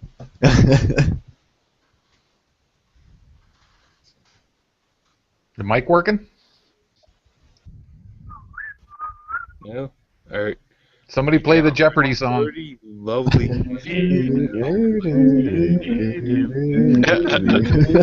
Okay. That's groupthink. That's terrible. That's an That echo was chamber. just- is what that That was is. disturbing. Okay. That's an echo chamber. All right. Actually, on that note, it's Just how long have we been doing this? Oh, a long man. time. Yeah. And on that note, I think I'm gonna have to head out. I'm kind of tired and need to eat something. So, but thanks for having me on, guys. If you're ever doing this again, I'm more than happy to come back. So, All right. Yeah. I'm Great going to stream. try and continue to do these every Saturday at 6 o'clock. So. deal. See your Although free next week I'll probably be busy at 6 o'clock on Saturday because King of Pole and I will be chatting again. So. All right. Well, that's good, but you know what? This shit has to keep going on. Oh yeah, absolutely. I will, and if the King of Pole stream's done early, although if it goes like this, there's a good chance this will still be going on when it's King of Pole shit's done. So I'm sure I won't have any issues catching you guys on Saturdays. Like I do have a coherent thought right now. Is this shit? I'll stick around for it. Go. Like this whole thing about the Gamergate, like the battle hasn't even started.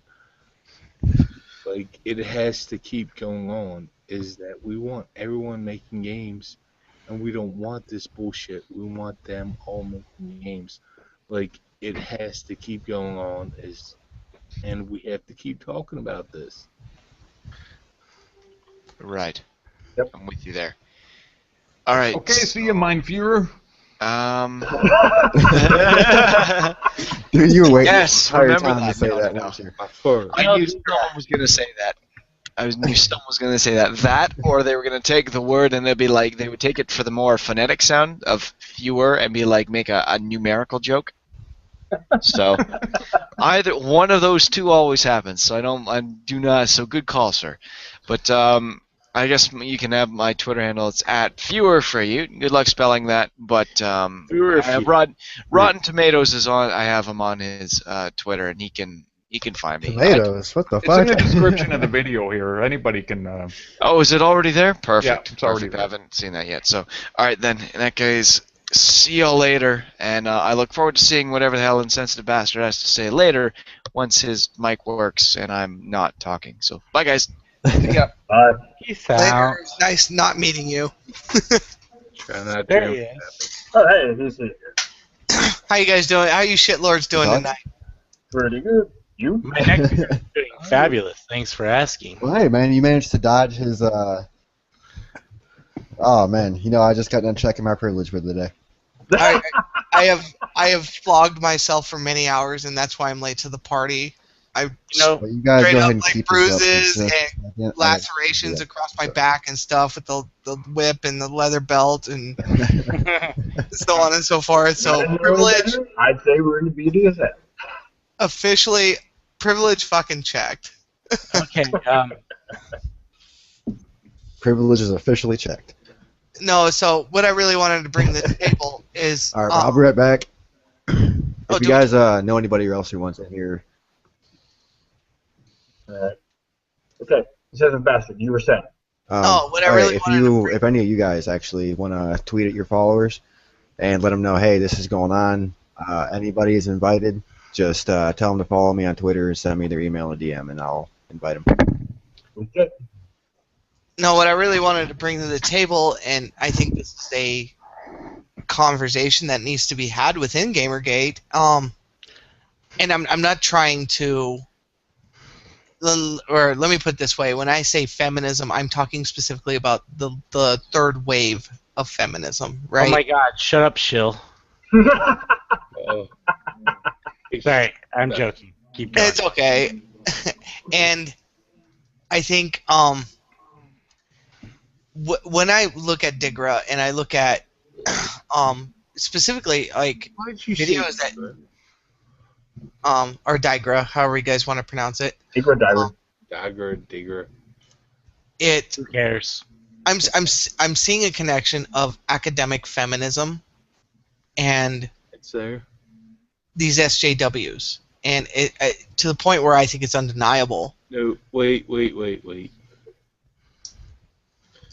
academic means you know something. Oh. Or dumb as shit. Well, okay, let me put it this way. People with Like- PhDs with, PhDs in gender studies. Hipsters with degrees. I'm being fair. Oh, It's snap. like- You went there. We went there, and we Well, just I stopped mean- at the room. I think one thing that's been trying to separate it is there are those academics like that actually went to college, fucking learned something, and then you have the SJWs who are cheap. They're just fucking stupid. Like they can't think for themselves. Like honestly, like I hate fucking calling people cheap. I do, but especially with this whole Gamergate thing, like I mean, again, like especially with the escapist forum, is you just see the same people just regurgitating shit. And it's like, And we see the same troll, or I wouldn't call them trolls. Like, I mean, that would be unfair. These same folks popping back up in the GG thread posted. Zach, Regurgitating the same. color. Color, I wouldn't Couple people Bobble every couple of days popping up regurgitating the same fucking shit that they have been, and they're just trying to get it fucking closed. They almost did a couple of days ago, to be honest. Well, and my run-ins with the anti-GG crowd is they all use the same lexicon, right? Like, they all talk about how evil the capitalist system is, even though the capitalist system gave birth to and funded the video game industry for them to bitch about in the first place. That's a good point. Because that's where their money comes from. Exactly, and I think these feminists, these academic feminists, I'm not talking about retards like, Nita Sarkeesian and Zoe Quinn. They're just pawns in a much larger machine. Wait. I don't think Anita's stupid or a retard, but she's being used. Well, and that's what I'm getting at is when I say retard, I mean she is a mere cog in a much larger machine, and someone still has that fucking coin. Like, God damn it! Stop fucking making that coin sound. Like, I want to go. Yeah, Phil, you might need to go to sleep. You might need. I muted. Sorry, that's me. I muted. But it's about you, sir. And the message that these SJWs and feminists use is reflected in what we're seeing in games journalism, and we've seen. I mean, Gamergate is just the boiling over point, right? I mean, this shit has been brewing for years, right? Fuck Gamergate. I mean, it's been for years. I mean, I remember reading about SJW shit 7 years ago. All this social justice bullshit in video games 6, 7, 8 years ago. All right, good for you, 7. 6, 7 years? Oh. And I think, and I really wish Gamergate had started 4 years ago, 3 years ago, when we had the absolute chance just to shut these people out before, they really had a chance to take hold. And then that's where you see, Gama Sutra and Kotaku and all these other guys pushing a unified message is because these... Fuck Kotaku, I'm already on record, Gama Sutra has been a place... I'm not a dev, I am a gamer, that's always been a place that I've been to for years and years and years, and it's been a great insight. But you are right, a couple years ago, they fucking outed themselves about their fucking agenda, and they've been pushing it for the past 2-3 years. Well, and Silverstream Media, for example, makes no attempt to hide that agenda, none whatsoever. They make plenty of attempts to hide it, but the internet never forgets. Well, no, what I'm saying is their original statement. We we know Anita wanted $6,000, and she dropped a bunch of money into Silverstring, and she's fucking one of the people. Do we have any concrete proof of that? We fucking know that now. So, do we have concrete proof that she dropped it into Silverstring? We know she asked for 6,000, made 160,000. All right, it's circumstantial. Yeah, so it's not a smoking gun, but there is evidence. There is circumstantial evidence that would suggest something like that happened. But she has just so we can clear that up. $1,000 that is not declared. I mean, like, I am not heartbroken that Anita Sarkeesian conned all these fucking fools because they fucking deserve it. Yeah. No, they do. Fuck them. Yeah, it's kind of sad that people. Because if you're going to be that much of a gullible fool, you deserve to get ass raped by Anita Sarkeesian. And that's where they are. They got ass raped by Anita Sarkeesian. Can you imagine yourself just for a moment where you could sit back and say, yep, got ass raped by Anita Sarkeesian? I think a lot of that was spite money.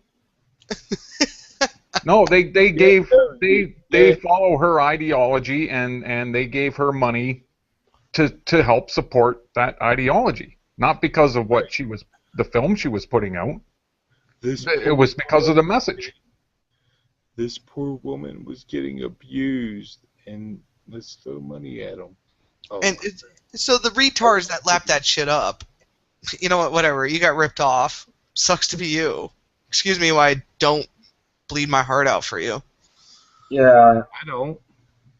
As much as I kind of just look at it going like, yes, she might have had some good points with the idea behind the videos, but it's just the way everything's been done is just completely turn up and makes people. I had no fucking good ideas. Who else loved? No, wait. Let me go over this. Is look at her videos before that. It is fucking stupid as shit. I didn't say Anita herself. I said the idea of looking at the tropes is one that could use examination. Not that it would do anything, but the idea itself is not bad. The way it's been executed in the last couple of years has been terrible. That idea had been discussed like to death across the fucking internet. I've been in those discussions. Like, I fucking, like, again, like, I outed myself. I am a Bioware fan. Like, with a lot of those people. So think of it this way. They tried to tell me that, and I was like, look, we've already had that discussion 5 years ago. Yes. Like, I know people fucking hate Bioware for whatever reason, but we've already been there, done that, and I've fucking clamped down on those motherfuckers. And yeah, I've been blocked. I can't even go on the new forums now. I lay down. No, I honestly, like, I've been on the Bioware forums for 13 years. Whatever forum they go. Like, and they fucking locked me down. It's like, you know, you guys, you're just, like, finally it came to the point. It's like, you're just drinking the Kool-Aid. Like, we've already had these, like, we've had these discussions. I know people are pissed at Bioware for a bunch of reasons. But, I mean, I like them because they've done what they've done. And, whatever. I'm going to stop talking. Go ahead. Well, when I came in, you guys were talking about Gamergate losing strength, and you know, Twitter analysis seems to say otherwise. Twitter aside, YouTube channels are popping up daily. I'm among them, and I mean, I see people with 1-2 videos, and they're talking about, you know, Gamergate, and it's not just one here this day or one that or that day. I mean, it's 3, 4, 5 brand new YouTube channels cropping up with videos on them, talking about Gamergate. I mean, it is exploding. That's actually something I hadn't heard yet.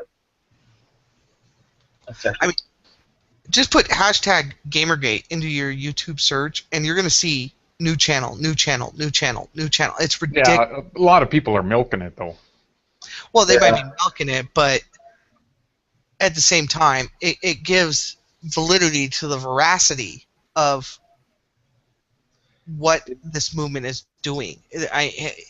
When you know the media conglomerates or the media assholes, the guys who have a gender ideologue in mind, sit there and say gamers are dead. I mean, the YouTube alone pisses in their faces, and then you add in Twitter, you add in Tumblr, for crying out loud. This whole thing, that whole narrative is blown up in their fucking faces. And I love listening to Lee Alexander bitch and moan about being censored on leealexander.net. I mean, it's fucking hilarious. And that was the most beautiful thing. Like, wait, back up. What happened? I missed this. You go to leealexander.net, and she sits here and bitches about what happened with Intel. We are getting under these cocksuckers' fucking skin. It's hilarious. Yeah. Effectively weaponized. Since we have way back in the day, you saw 4chan when it was. Oh, hold on. The first. Wait. Hold on. John, go ahead. Together. John, you were saying? Oh, just really quick. As soon as I went to that website, the first post right there, a list of ethical concerns in video games. Oh yes, I saw that post. I was like, Oh my God, she's got the thing from fucking Anita's boyfriend there. The aggressive marketing of capitalist war games is an inspiration to the U.S. military, which could take the pages out of games marketing books in order to rush the unpopular ideas in the public. Oh my God. Gamergate real. Yeah, Gamergate has literally bent that feminist bitch over and fucked her in the ass, and she doesn't like it. Misogyny. Watch your words. I thought you said you checked your privilege. Are you sure you did? I Still got the welts on my back. I'll check it again. It's already wore off. I check mine at least twice a day. It's like blood sugar. You got to just make sure it's just right. The hell with that. I am the mayor of Sis City. I'm an insensitive bastard and a misogynist because I like Minecraft and StarCraft too. I'm sorry. Oh, you poor bastard. Hey, I said it before, man. I'm a console gamer. I'm surrounded by the PC elitists, man. I don't even know what the fuck's going on. Oh, you have no privilege whatsoever. Fucking casual. Get the fuck out of here. Dude, I grew up as a PC gamer, became a console player. Quote the H-hand, folks. I'm a console fan. So. Oh, you console people. I'm both. Well, bad people. Just go end your life right now. Just go do it. So, jokes aside, what else besides feminism and corrupt journalists could bring console fags and PC fags under the same banner? Oh, exactly. You got to think about that too. Like you got the launch of 2 brand new consoles. Normally around this time, people would be bitching about fucking what console's better, what games are better, and all this bullshit. You don't have any of that. We've already done that, but no. That's what I was trying to say was, at one point you had 4chan, Reddit, and Tumblr all on the same page. It's fucking scary. It's a fucking scary reality when you have 4chan and Tumblr bitching about the same thing. What the fuck? And then 4chan burn the fuck down. All right, so there's somebody in the chat here. Stevie Zoe. Yes. He's kind of bashing the fact that we're just focusing on anti-Gamergate people. Well, what would you like us to focus on? In fact, Steve, I would love to bring you in here.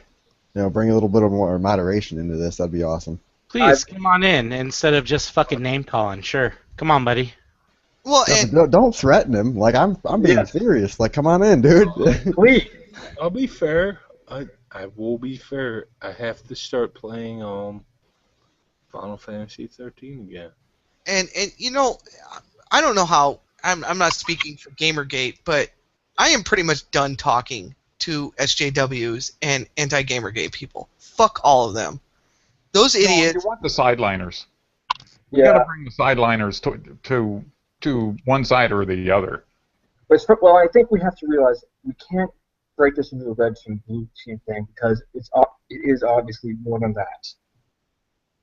Unfortunately, a lot of people on both sides, respectively, seem to are becoming,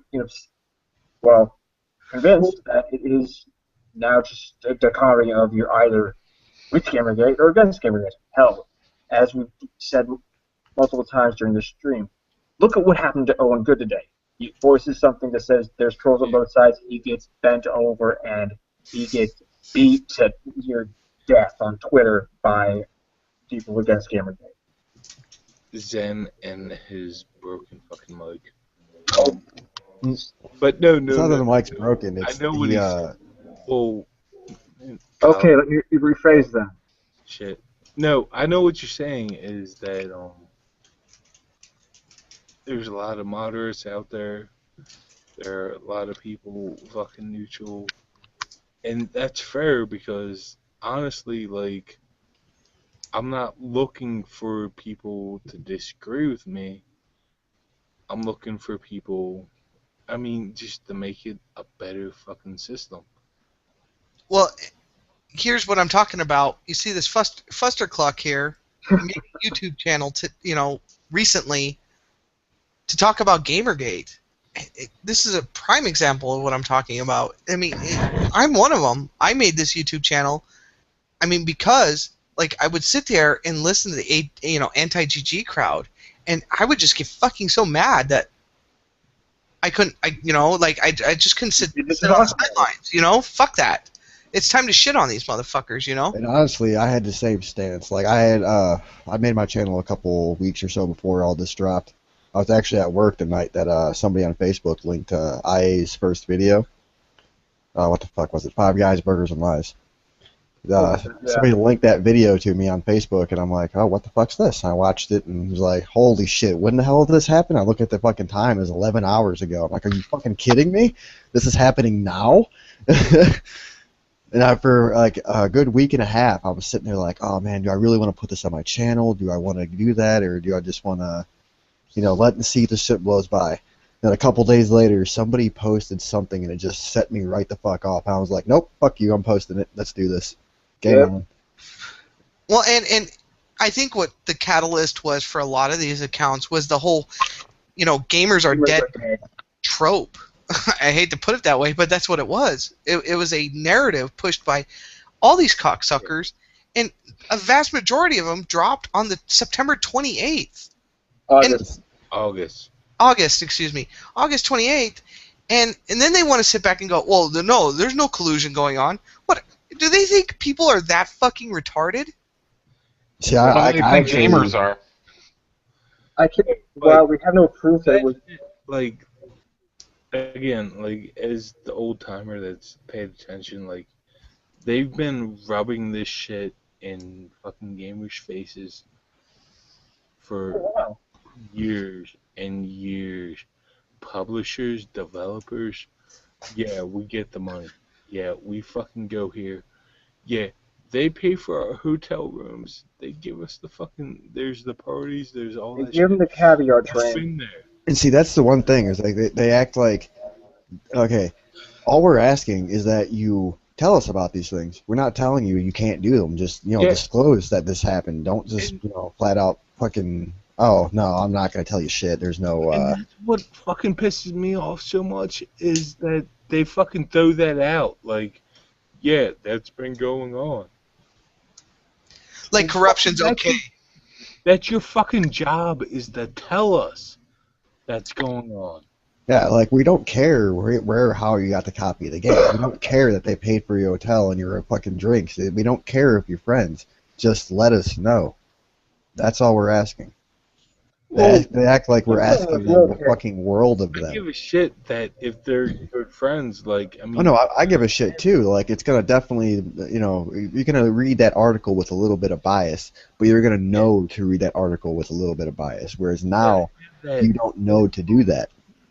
I think as of now, you should assume they're all biased. Well, yeah, Until now they can prove otherwise. we really have no other choice now. They've kind of set themselves up in that position.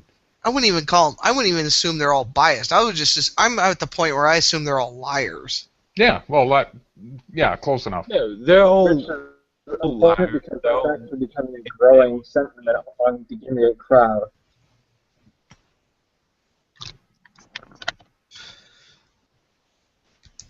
Get some more questions from the chat. Okay. So, part of that, real quick, shit. What was I gonna say? I got off topic and brain already. Have another beer. I'm out. More beer. Oh, the fuel is gone. That's why. Yeah, that's why I'm so angry at Steve right The now. hamster on the wheel is on strike. Hold on, Buster Cluck. Why are you iffy on saying too much? I'm kind of curious to know that. Ooh, what, huh? I don't know. Buster Cluck said in the chat that he would like to hop in, but I'm kind of iffy about saying too much. Probably because he doesn't want to chance getting doxxed. Because frankly, we are all putting ourselves a little bit out there for just being on this stream. Let's be honest. Yeah. We all saw what happened to JD Fox. Fox. Well, But hey, many that have been doxxed. See, I'm not worried about being doxxed. That's just my personal opinion on Who it. cares? I'm not scared of somebody knowing my address. Big fucking deal. Yeah. Well, GT Vega is talking about. It's like what the free young capitalist said is, Zoe's an adult and should act like one.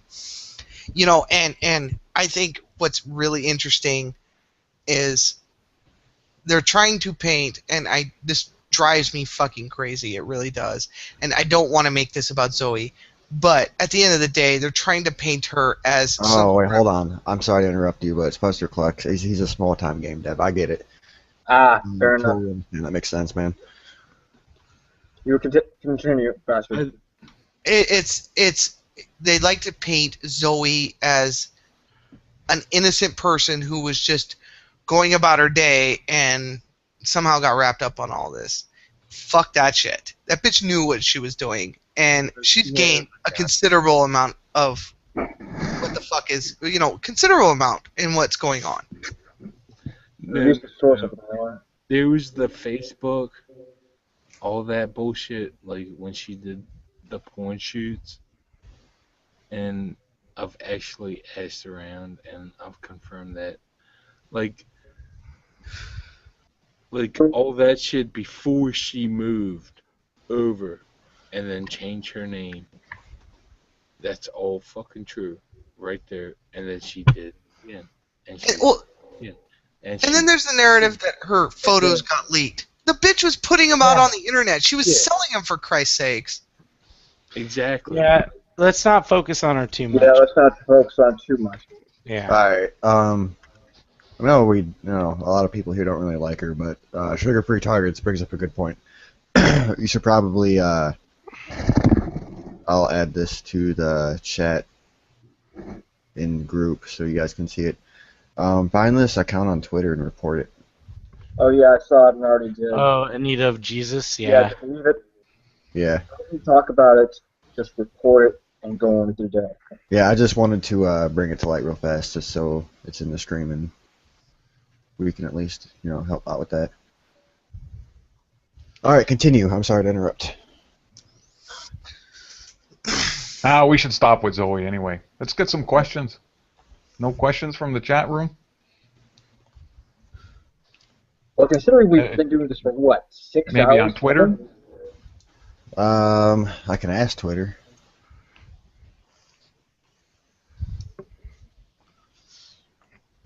The only problem is you only have 30 people in here, so it's not like we're shooting to a large crowd.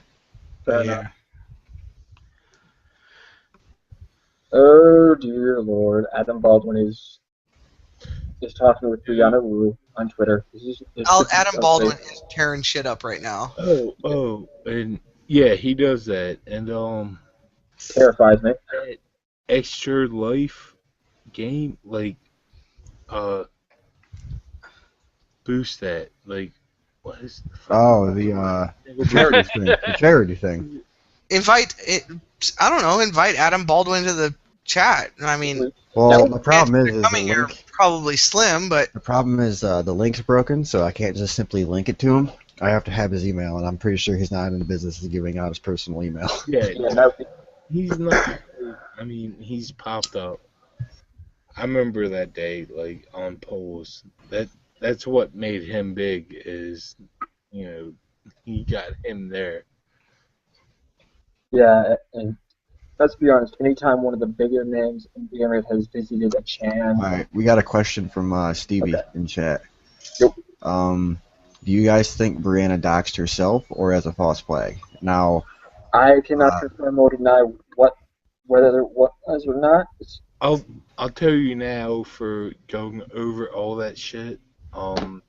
Yeah, she did. I disagree with that. I'm still convinced. I'm still kind of siding on the theory it was more likely something awful being spoiled, a doxing to just blame it on, and then blame it on Gamergate. See what happened with Wizard. Yeah, exactly. Like, the escapist put all that stuff down, then she did that. Okay, Mario. And Scott, knock it off. I don't believe a word that comes out of any of their mouths. Not for a second. Well, I'm not trying to be hard. Like, I mean, I again, like, I feel bad. Like, I do not condone the doxing of anybody, but it's all too convenient. Like, yeah, the timing. All that shit came down on the escapist, which has been hit before. Which, God bless Archon, Tito, all them. They've been straight. I don't care. I'm already on record. Like, I don't care if you don't like Tito. Fuck you. Like, he's been straight. He's not fucking brainwashed. All that shit. But all that happened.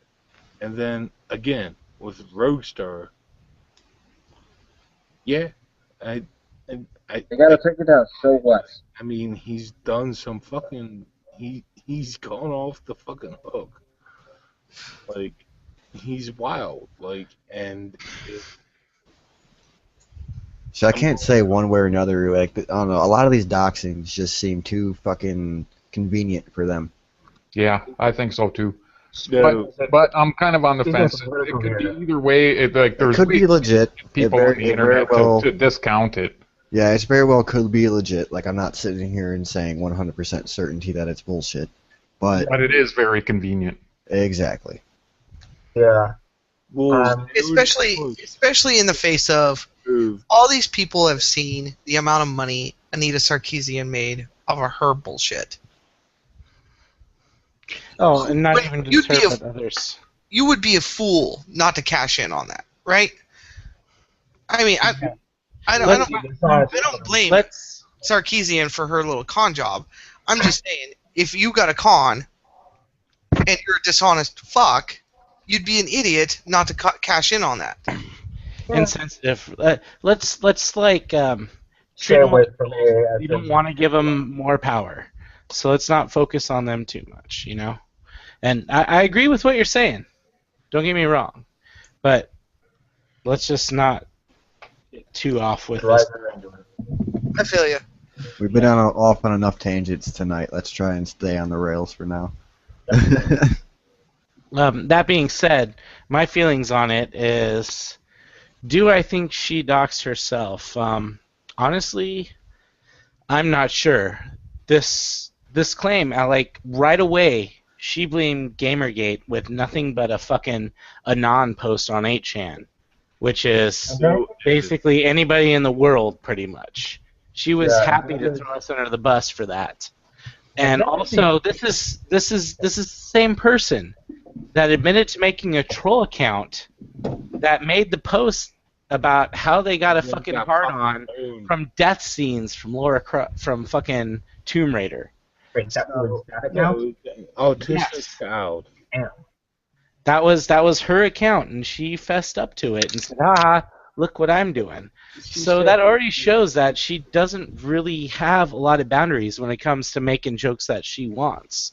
So I think going to this with a healthy amount of skepticism is the right thing to do. But at the same time, it's probably not good for us just to go false flag, false flag, false flag over and over again, because that's the thing. it's just ammo for them. I try to say, especially in that escapist thread, is not to fucking condone, and not to put it down in writing. It just goes. They will use that. They will fucking snip it. They will cherry pick it. Mm-hmm. Yeah. It goes to trust but verify. Trust but verify. Every time that we claim false flag immediately, the people against Gamergate will. I have actually talked to people who have claimed on Twitter who claim this. That's because people claim false flag, they actually they say that Gamergate people are enabling this. They'll claim it all the time because they're trying to fucking take games. They want games because they want to own that because it is the biggest fucking entertainment medium on the planet right now. I wouldn't say own it so much as control the direction. They want to get in there, and then once they already are, but they want to fucking own it, and they want their agenda pushed. I'm not trying to go tinfoil, but good God, You're down pretty close. I'm gonna lie. Grab your hats, boys. It appears that Jessica Hunter for esports writer has thrown in with Gamergate. Really? What? Where'd this show up? It showed up on Infinite Chan. Good to know. I got another question from chat. I don't know if we're done answering this one or not, or if anybody else wants to add anything else. Okay. Move it on. I made a video that this is from God damn it, Buster Cluck. God damn it, how the fuck can I not remember that? I made a video today where I talked about Gamergate beating a dead horse. This all feels so familiar with Venom X or Venom Fang X and Thunderfoot back in the day, with threats, harassment continued, flagging and money, etc. Yet years later, the whole religious debate still goes on. Do you see this happening with Gamergate? Will it continue indefinitely? I personally hope Gamergate never All right. I guess I'll play the role of hat. Bastard, you go ahead and start us off. I personally hope Gamergate never dies, because the way I look at it, Gamergate will always be necessary, because the minute we let our guard down, the minute these assholes will start getting corrupted again. Fair enough. All right, internet. I can't particularly comment on the Thunderfoot Venom Fang issue. I haven't read much into it, but if it's related to, I have seen the whole Atheism Plus movement, which is a similar issue, and has been compared to similar to Gamergate. So, honestly, even after Gamergate, will probably pop up in another hobby area. And if we depend on who comes out on top, even in the Gamergate issue. Other than that, I don't really have much to comment. All right, Fist. I can't see I don't want Gamergate to go away ever. I see us as a consumer advocacy group, loosely sort of a group, and we got to call out this stuff every time it happens. And it's not just in gaming magazines. It's this whole social engineering stuff in comics, science fiction, college campuses where a professor can't put up a poster on his door without getting attacked from the SJWs. And we got to make people aware of this every time it happens, and show support for the people that want free speech and freedom of expression.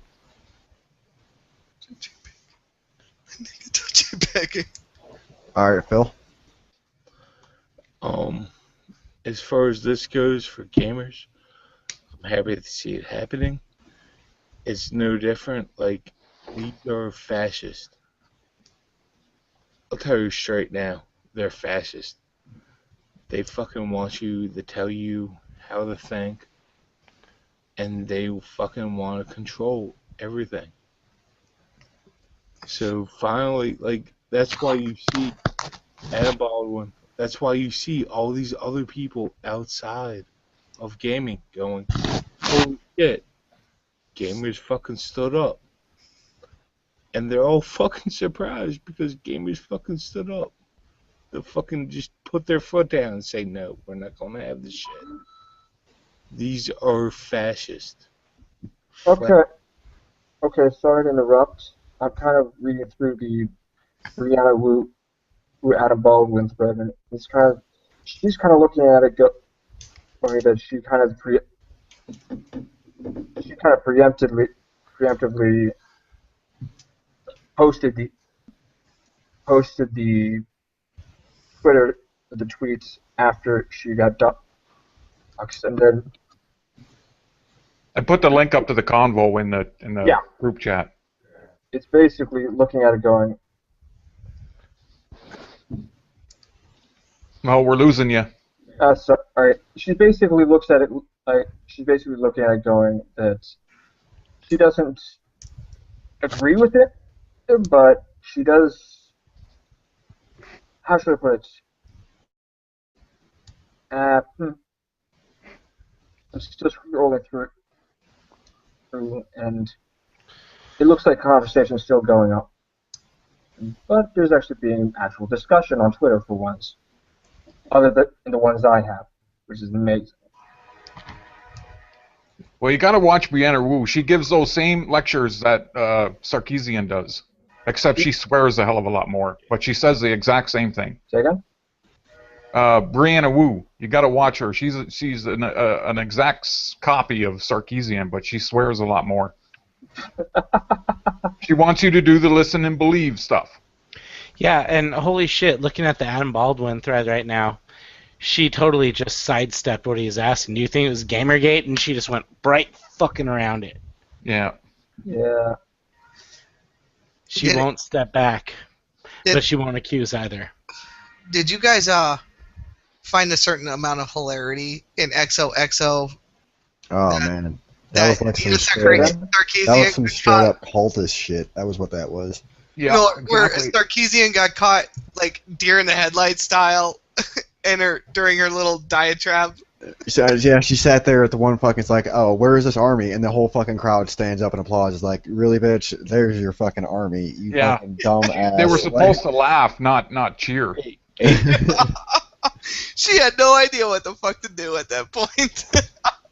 Well, speaking in front of a big crowd like that is not the easiest thing to do. I got interrupted. Like, I want to say something. Yeah, let Phil speak. With Anita, like, I'm not going to even finish that shit, but years ago, she went on CNN and the person asked her, don't feed the trolls, and she fucking had to swing her bangs and change the fucking subject, because that's her fucking game, is feeding the trolls. Like, and that was years ago. You can go look it up. CNN, Anita. That bullshit. That's her fucking game, is feeding the trolls. That's her fucking job, is to feed the trolls. Oh yeah, absolutely. It's been there. It's done that. I've been in some fucking knockdown, drag out fights with people, and they don't fucking want to admit it because, again, like, I think somebody else fucking talked about it, is when you know you're fooled, you don't want to admit it. You got fucking fooled. You don't want to admit it. You just want to fucking hang on to it. You want to fucking find a way out of it, and goddamn, Phil, can you do me a favor? I'm gonna take a piss. That's what I'm gonna do. I think you go to sleep, man. You are way drunk right now. we got less than an hour left in the stream anyway, though. So. Phil, can you say I've seen some shit, man? You got the voice for it. I was seeing some shit, man. You want me to go? I'm good. See, he needs to change his name to Lieutenant Dan. What's up, Dan?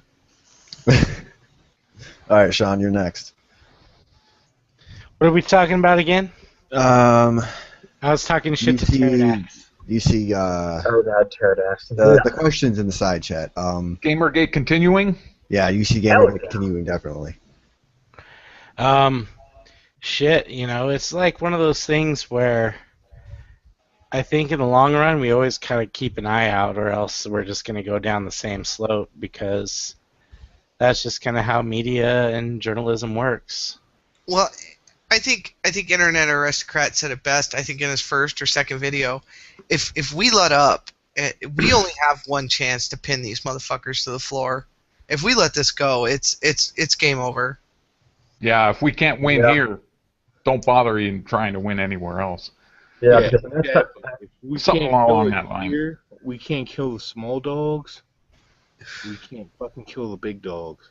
Yeah, and that's the thing. Like, oh god, I'm sorry. I was supposed to go take a piss, but all that shit about Shadows of Mordor, like I'm sure you all saw that. God, yeah, that they were like, Gamergate, go get that shit, but fucking Total Biscuit tackled that. They all fucking tackled that, and YouTube's got. Like, I had no fucking thing about that is because, like, I mean, they already hit that shit.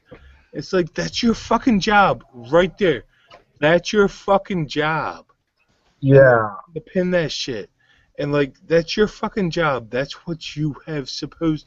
And again, I'm about to go off. Is that they've been rubbing this shit in our faces for fucking years. For years, is that, oh, dude, Lipschitz and his fucking, like, that shit, like, they fucking brag about it. Oh, yeah. We've fucking been dealing, no, shut up. We've been dealing with this shit for years, and we've been eating it, and we've been pissed. Mass Effect 3, again, like, I'm going to tell you, I'm a Bioware fanboy. I know many of those motherfuckers. But again, fuck them. Fuck all that shit. Fuck all that shit. Burn it to the fucking ground. That's what has to happen. Is if they don't want to get in line with the consumers, then they have to fucking go away. I will fucking subscribe, and I will go over there and suck Total Biscuit's dick. Work for that motherfucker. I will be his slave because there was a soundbite. Yeah, it's a great one. I love it. What? Pass it. Is that everybody wants to take this and convert it to MP3 and snatch that one part out? Put it on infinite loop until tomorrow. Most of these motherfuckers are. Like, I mean, I know there's good people there that are trying to fucking work and do their job, but they've been sitting idly by watching this shit going. And they've been watching these people fucking bragging. And it's been pissing me off for years because that's fucking gone. Like, honestly, like, I did the post in the Escapist forums a couple days ago, maybe yesterday, I don't know, I was drunk. But my dream is that publishers bow to the consumers. That the reviewers give us good fucking score, like, reviews and all that shit. Again, as it was a good 10, 15 years ago. Developers can do whatever they want without being scared of Zoe Quinn and these fucking social justice bullshit, nanny state, PC assholes. Like, I miss the day games were games, and they fucking did it. I really miss that games could be games, and well, Just games. me, the gamer, the developer, and the media just all of us just kind of laughed at people saying, "Oh, somebody shot up a school. Fuck them. It's not Doom's fault." Did you have to go take a piss?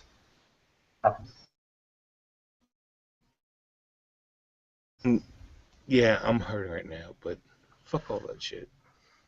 I am. You motherfuckers don't even know how long I could rant. I would rather not. I think we got it.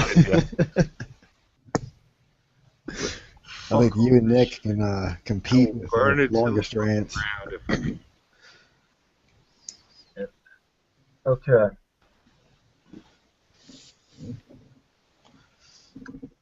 So, Well, I think I was the last one to have to answer this. So my whole thing is, all right. So does it need to continue indefinitely? To an extent, yes. Like once I'm talking like end game status, right? Like they've all changed their ethic policies. We've gotten what we wanted out of them. Does that mean take our eyes off of them and let them, go back to doing their shit? No. We keep eyes on them at all times. We do That's not. when we get. Oh yeah, sorry. Oh no, go ahead. I was gonna say that's just when we Go ahead, get Sean. sweet ass Gamergate tattoos and keep an eye on things. I don't know about tattoos, but you just be like you Hail just gotta Hydra keep at an that eye point. on them. You just gotta keep an eye on them and just don't let them fucking fall back into their ways. And as soon as you start seeing it, call them out on their bullshit again. Well, and I think to a larger extent, I mean, some of these people just need to go away. I mean, there's no redemption for some of these people. Lee Alexander, I mean, there's nothing she can do at this point to redeem herself. She just needs to go to the wayside.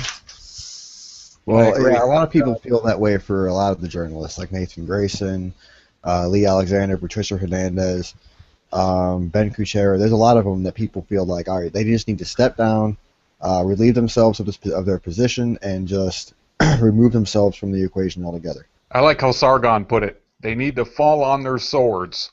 Oh. It's a brutal way, but at this point, Take one for the team, guys. Yeah. I mean, well, and a lot of it is because they've burnt every single bridge they could possibly have with the gaming community. I mean, it's fucking over. Or at least just a large portion of it.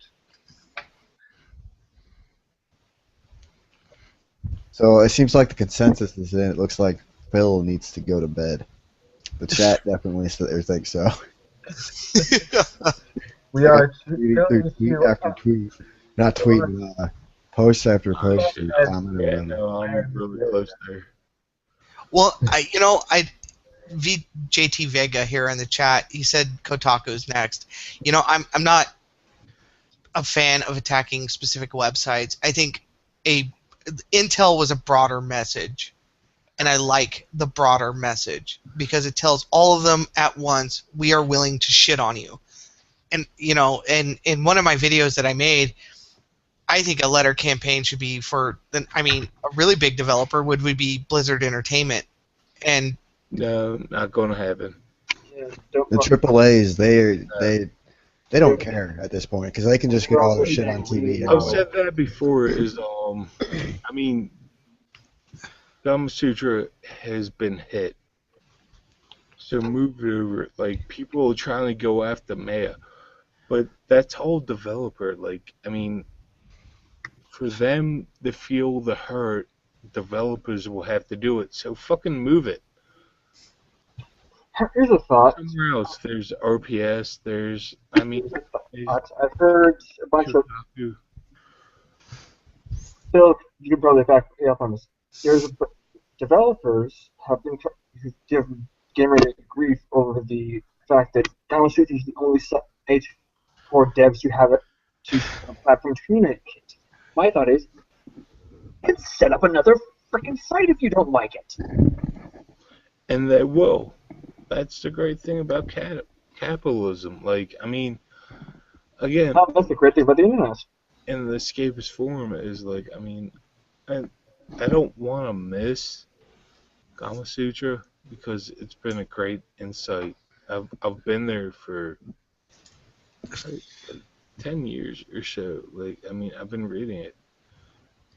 I understand them. Like, I mean, I'm not a developer. I'm somewhere off on the tech side, but I love me game development. Well, here's something interesting that just came out. That just came through the Twitter box. But this shit right now, like I said again, is like, I mean, the whole thing, like, alright, I'm going to drop it down. The number one is Jade Fox is part of this, and she's looking to go for the throat. And whatever, she's got big tits, she's Asian. That's fun, but that's part of the thing. Is like, I mean, she is vindictive. Well, after how she got harassed, Future already got hurt. It's been hurt. Hurt somebody else. Don't fucking try to go for the kill blow because you're not going to get it. Because all that shit where they make their money is not going to come from the consumer. Hit Kotaku. Hit RPS. Hit somebody else. I'd say if you're going to go after Kotaku, I would aim higher. Go for Gawker, because Gawker's pretty much declared an open war on GG now. Like, and again, you've seen people talking about, like, I mean, fucking Intel did it. Like, what I'll say about Intel is they were halfway done. They already paid fucking Gamma Sutra. Like, but they didn't want to finish through, and they put that down, and then they got attacked, and then everybody else fucking looked at that. The response was, well, holy shit, all these other people are fucking shitting on them because... I might have to start playing the Grammy music on you. Yeah, I see the comments in chat. Yeah. Like, no offense, Phil, man, but you are plastered. Yeah. Oh yeah. No, I'm having trouble walking.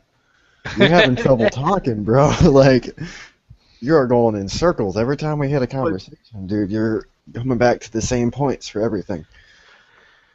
Well, I'm trying to hit the same points as Go home, Phil. I'm not saying it's a bad thing, dude. I'm just saying you're going the long way about it, not the wrong way.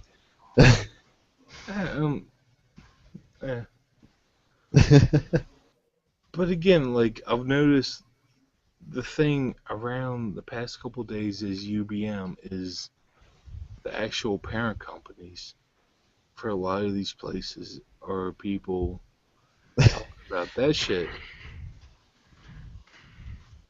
So you don't have to hit UBM. They're already watching all those fucking tickers. All that shit on the stock market. Like, I mean, if you want to hit them, you hit the companies. You don't have to go at them.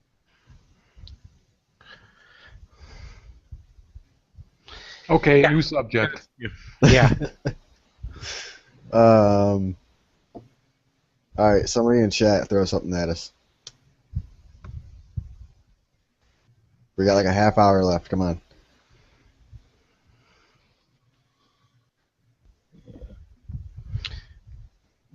If nobody's got anything, I want to rant about something for a second here. Basically, talking about Phil. Well, see, entertainment right there. Well, here, basically, I guess, part of me getting into this and stuff, I guess I can say I've never been on this side of the media fence before, where they just slather shit all over the place, and normal people just go, "Oh, okay, that's what's going on. Great."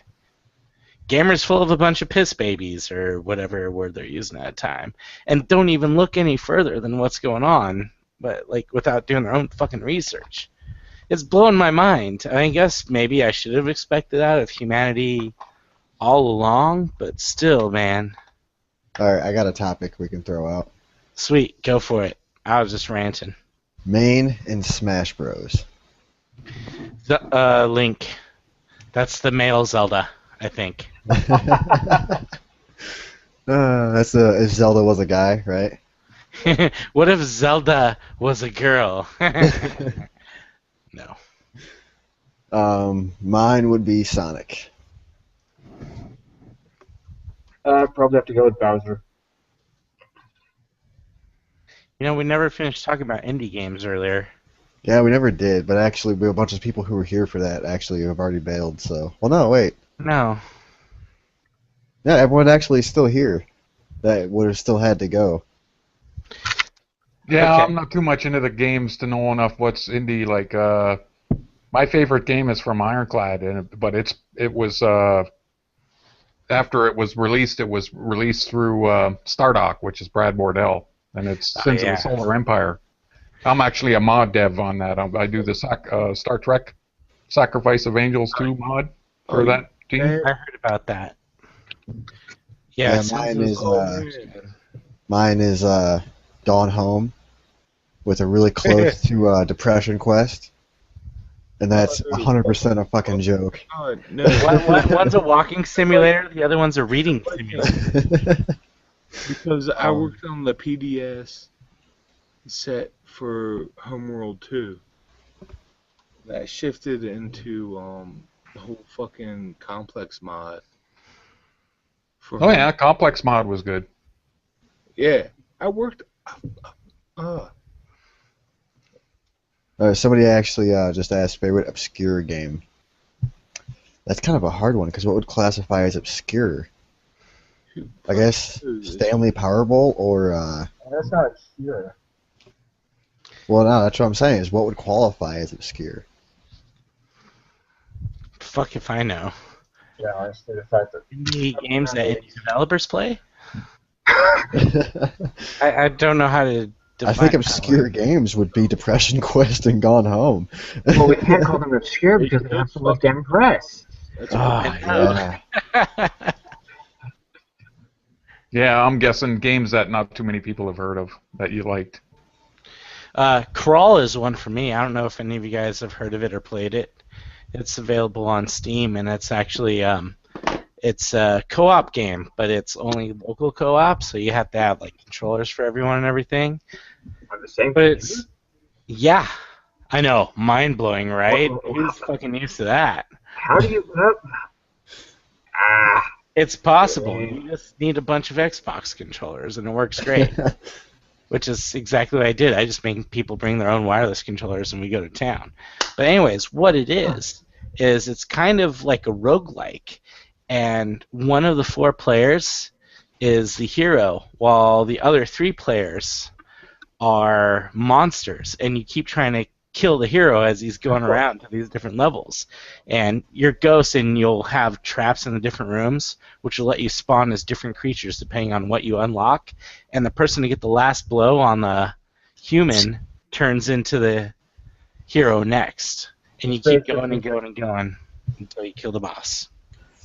Like a multiplayer keeper. Yeah, except that one person is the hero and the rest are trying to kill him. All right, I got a question. Most anticipated title. I'll start off. No Man's Sky. Sean, go for it. Honestly, I'm still holding out for Starbound to be a decent game one of these days. I haven't given up hope completely. I want them to pull through with what they say they're going to do, and I want to enjoy the fuck out of it, and I think it'll get there. It's not there yet, but it will get there. Legacy of the Void. What's that one? The third StarCraft expansion. Oh, yeah. I Ah. played the second. Zen Master. Realistically, Halo 5. Unrealistically, Half-Life 3. Oh, all right. Everybody wants Half-Life 3. Yeah, Gabe! Oh, come So on. that's who we got to get to support Gamergate. Hey, Gabe. Yeah, no shit. Like, Yeah, let's not try it. Yeah, I know. He'll shill like a motherfucker. Be like, oh yeah, if you guys go on level up 5 times on fucking Steam, I'll start supporting Gamergate. we got Portal 1, we got Portal 2, we got fucking... Well, I mean, speaking of support, I love how the latest Escapist, or one of the latest Escapist articles, had all these devs coming out of the woodwork supporting Gamergate. Yeah. Why aren't people retweeting those? They're there, but a lot of them are worried, like how Buster Cluck was talking about how they're worried. They don't want to get their fucking shit fucked up by these journalists, because that's the thing, right? There's no guarantee that this is gonna actually work. Like, there's still that slim chance that they're gonna fuck us in the long run, and then what happens? You still have these journalists in control. Gamers aren't being able to support people like they fucking wanted to in the first place.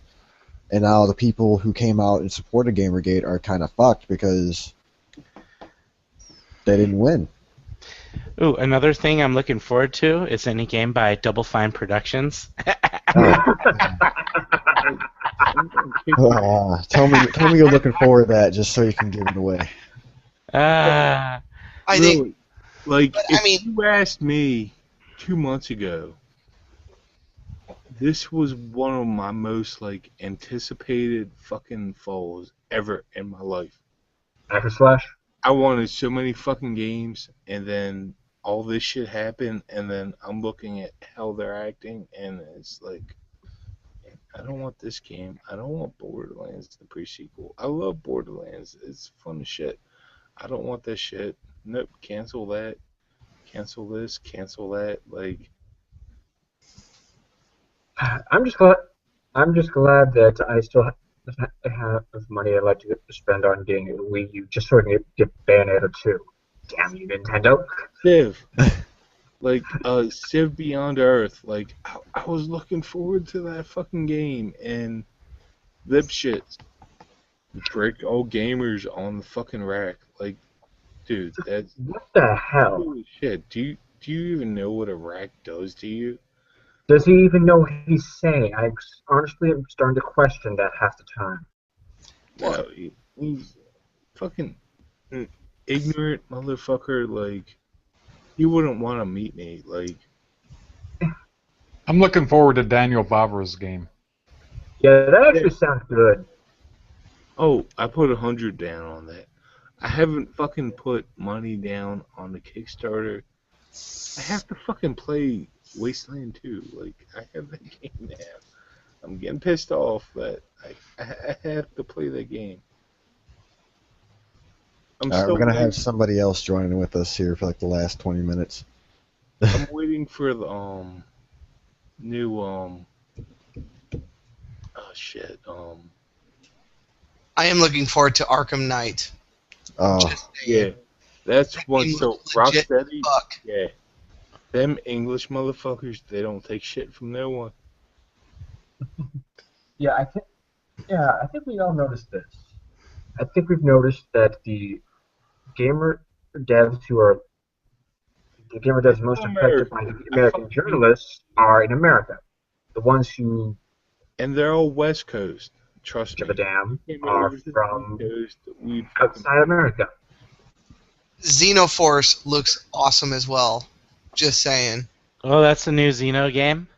No, Dragon Ball Z Xenoverse. That game looks fucking awesome. See, I've had my heart destroyed by Dragon Ball Z games lately. Like, Budokai, I think it was 3, was really the height of that series for me. Yeah, the Budokai 3, I played that via emulator and via PS2, and it's like, that was a good game. The other ones are kind of like... Budokai Tenkaichi, that was like the downfall. And just kind of like, really? You milked this a bit too much here, folks. Yeah. The new Wii handheld is actually a lot of fun too. Like the Wii U? the Mario Party game. That game is fucking legit. Wait, there's one for 3DS, I'm guessing? Yeah, and it's fucking legit.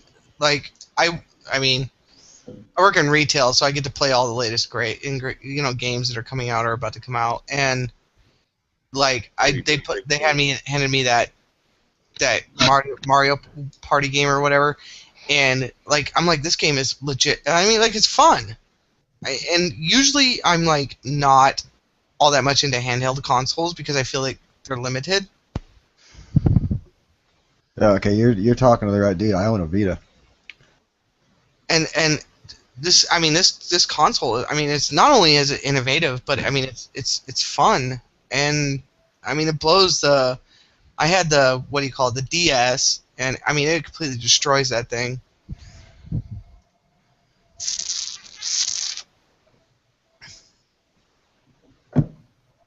Hey, well, you want to talk about like handhelds that really didn't succeed, man? Buy a Vita. Yeah, that was rough. The Vita fell apart because it wasn't backwards compatible, right? Well, it wasn't backwards compatible, and they did a shitty job at marketing. Yeah, I can blame the Wii U for that too. So what the hell, Nintendo? Well, that was they should have just called it the Wii 2, like hands down. They should have just stuck with it. They should have named it Wii 2. Then people would have known that it's not just an accessory. That's a new console.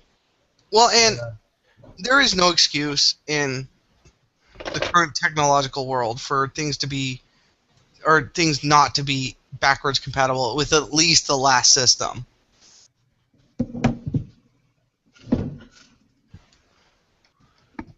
Well, you know what I'm happy for is Square Enix is putting shit out on the PC.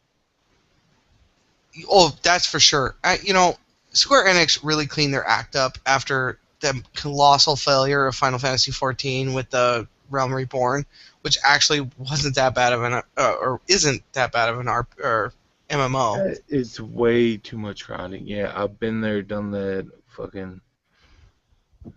But no, I mean, that's kind of the thing that's pissed me off for so many years. Like, especially with Microsoft, is like, why can't you put your shit out? Like, you're fucking Microsoft. Why can't you put your exclusives on the PC? Well, they do. They just come out months later. No, they don't. Dead Rising. Halo 3. Rise. I got no Halo 3. I got no Halo ODST. Well, Halo's a different story. I got no. That's owned by Microsoft Game Studio. That's the problem. No God of War. I got none of that shit. Well, God of War is a Sony game. Yeah. Well, Sony, Square Enix again. No, Square Enix is on their own. They're But not owned by again, anybody. Like, I mean, that's the thing is, like, I mean, PC was there, and then now, what do you see? Like, they're all going, oh, PC. Yeah, that's still a good, viable market. But you guys get all them ports, though. Yeah, I know. We all know from watching Total Biscuits videos how awesome that console ports are. I know. We love that shit.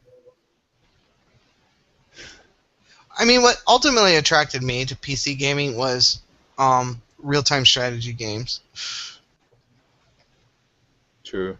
Yeah, kind of hard to play them without a mouse. Or a keyboard. Just saying.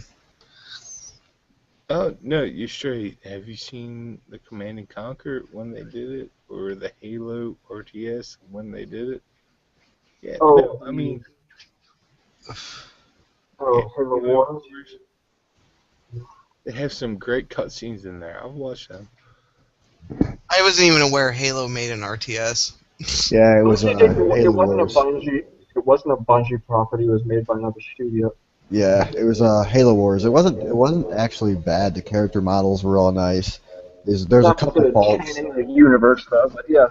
Yeah, it wasn't like flawless by any means, but for considering what they came up with, it wasn't too bad. Oh, and I guess the other thing that attracted me to PC gaming was Rages in a Cage. What do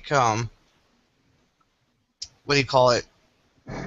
Ugh, I am too drunk.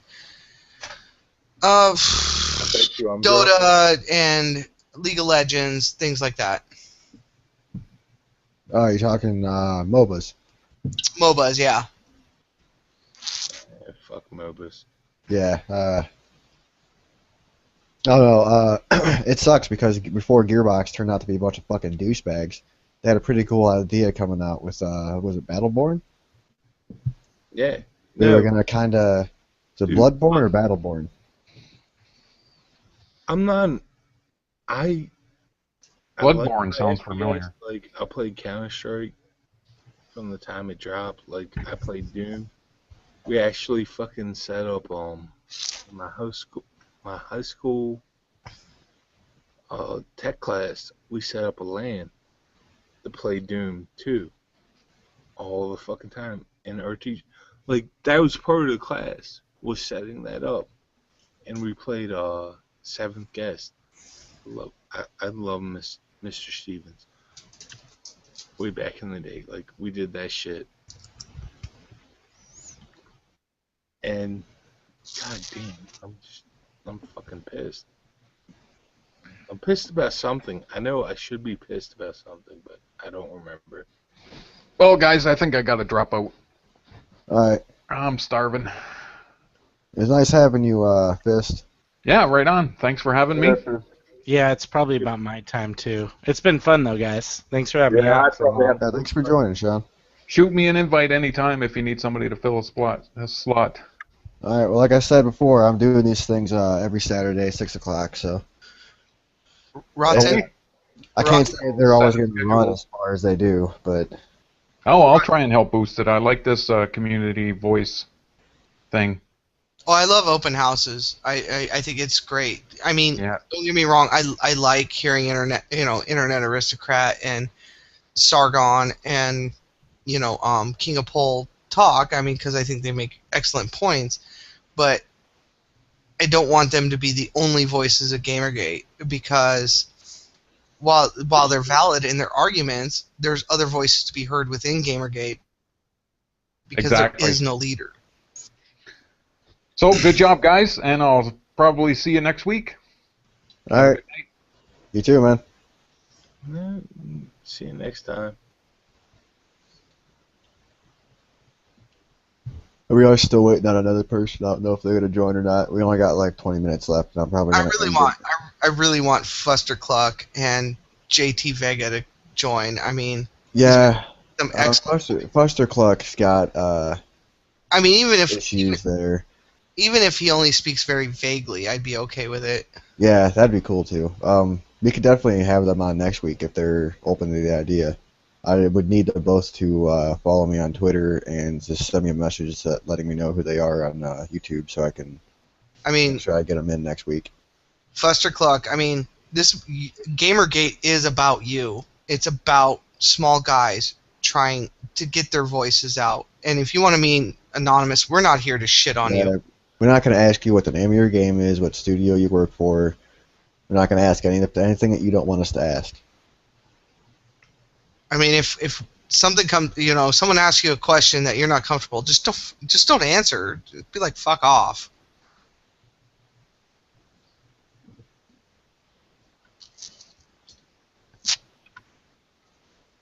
Sorry about that. I kind of dropped out for a minute. Oh, it's all right. But yeah, I was gonna say I'm about to head up. I think it's really late, and I've been doing this for God knows how long. Yeah, it's almost like I think it's like 6 hours now, man. Yeah. Anyway. Well, Rotten. I just wanted to say I subscribe to your channel. Feel free to subscribe to mine. I don't require it. If you need you need a voice, you need someone to come talk with you, I'd be more than happy to come to your channel. My schedule is very fluid because I work, in retail, so I can't guarantee that I can come on a scheduled basis, especially with Christmas coming up and all that. But I mean, that's the same thing with me, man. I work 10-hour days, so that's why I choose to do this on the weekends, is because I know I have free time. Its word is, no, I threw it down, like, I think I made a Twitter for the shit. So I'll be there. and I'm much better when I'm sober. Yeah, you weren't that bad drunk. You just rambled a little bit. No harm, no foul. Fucking ass off when I'm drunk. But no, this shit, like, I mean, honestly, like, I mean, I know there's only a couple people around still, but I'm happy gamers fucking put their foot down. Well, it was a long time coming. Like, it's one of the things where we've been seeing this happen now for a while. Like, you think back, Angry Joe actually did a video where it's, Fuck him. I think it was, I know he's not been supportive of us this time. Fuck him. I'm using this video as an example because this is how I personally found out about this. I think it was in 2011. There was some sort of journalism thing where they pretty much fucking just blow each other. Where it's just like, oh, well, you know, you wrote the best piece on this website, so you win an award. I guess there's some shit that happened with some chick who won an award at this thing. Yeah, And, it's been going on for so fucking long. yeah, so this was this was finally just the tipping point. You know, well, you've been paying attention to Gamergate, like, especially, like, I mean, the escapist shit. A couple weeks ago, when the women came out and did that shit, you see them there. There's a couple interviews, they talk about the corruption with the publishers, and, like, that's been nothing new. Like, we've known that for years and years, and they keep rubbing that in our fucking faces. And they keep bragging about that shit. And finally, it's come to a head, and look how it happened. Look what fucking happened is once they get called out, they're like, oh, you're fucking horrible people. Like, that's pretty much what happened. You were fucking caught with your dick in the wrong hole. Yeah. Finally, that shit happened, and they're like, oh, you're just terrible people. You're the terrible people. You the people that have been paying us for years and years and years. You're fucking scum of the earth. Fuck them. Fuck them. Before we close up, I wanted to ask you guys what you guys felt like, what happened with that writer, what's his name? Stevie. I mean, he was bursting in tears on YouTube. Oh, Steve Tom Sawyer? Yes. Wait, what happened? Oh, he basically... Here's a guy who had integrity, right? And he basically laid out, like, what the fuck is going on in games journalism, and he lost his job over the deal. Yeah, Steve Tom Sawyer, he broke down. There's a YouTube video for it. And yeah, grown man crying. And sometimes you can, there's like always you can go over that, but that's how it is. Like, I mean. And to his credit, he sat there and took it up the ass for 7 years for these guys, and they shit on him regardless. Yeah, I mean, the moment he spoke out, he fucking got broke, and I respect that. Like, I mean, especially that he put it down on YouTube. Mm-hmm. Yeah, that was. That man has. You know what? I don't give a fuck if he cried on the internet. That man has balls made of titanium fucking alloy. He has more integrity than all the games journalists outside of the escapist. I want more games journalists like him, and less of Lee Alexander. This, I think we all can agree on. Yeah. I think actually it's a great note to close the stream on. I think you're right. Yep. All right, guys, it's been great talking to you. And for the 30-something people in the chat. Yeah, thank you to the 30 who hung around the whole time. You poor bastards. Now get the fuck off of here and play some damn video. Yeah. Rotten, I just wanted to say thanks for inviting me. I appreciate it. Oh, no problem. Like I said, man, this is all about the community. It's the whole reason why I wanted to do this. I wanted to get other voices heard.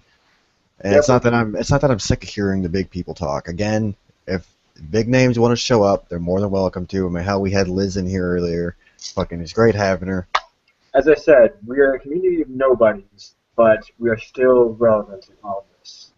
Exactly. Like, dude, all of them were little guys at some point. They were all nobodies too. So they were. Exactly. So the way I look at it, maybe one day we'll have more followers on Twitter than them, and we can brag about it. Yeah. In closing, I just want to say, long live Gamergate. Oh yeah. Whether or not, who knows where this will go. As the Zen Master says, we will see. Other than that, I'm out. Have a nice night, everyone. Good night. You too, Zen. But for all you that stuck around, keep sticking around. It's always there. Gamers are gamers, whatever you're doing. And don't forget to play video. Or do whatever. Like, I mean, don't make this your life. Like, do something to fucking relieve that stress.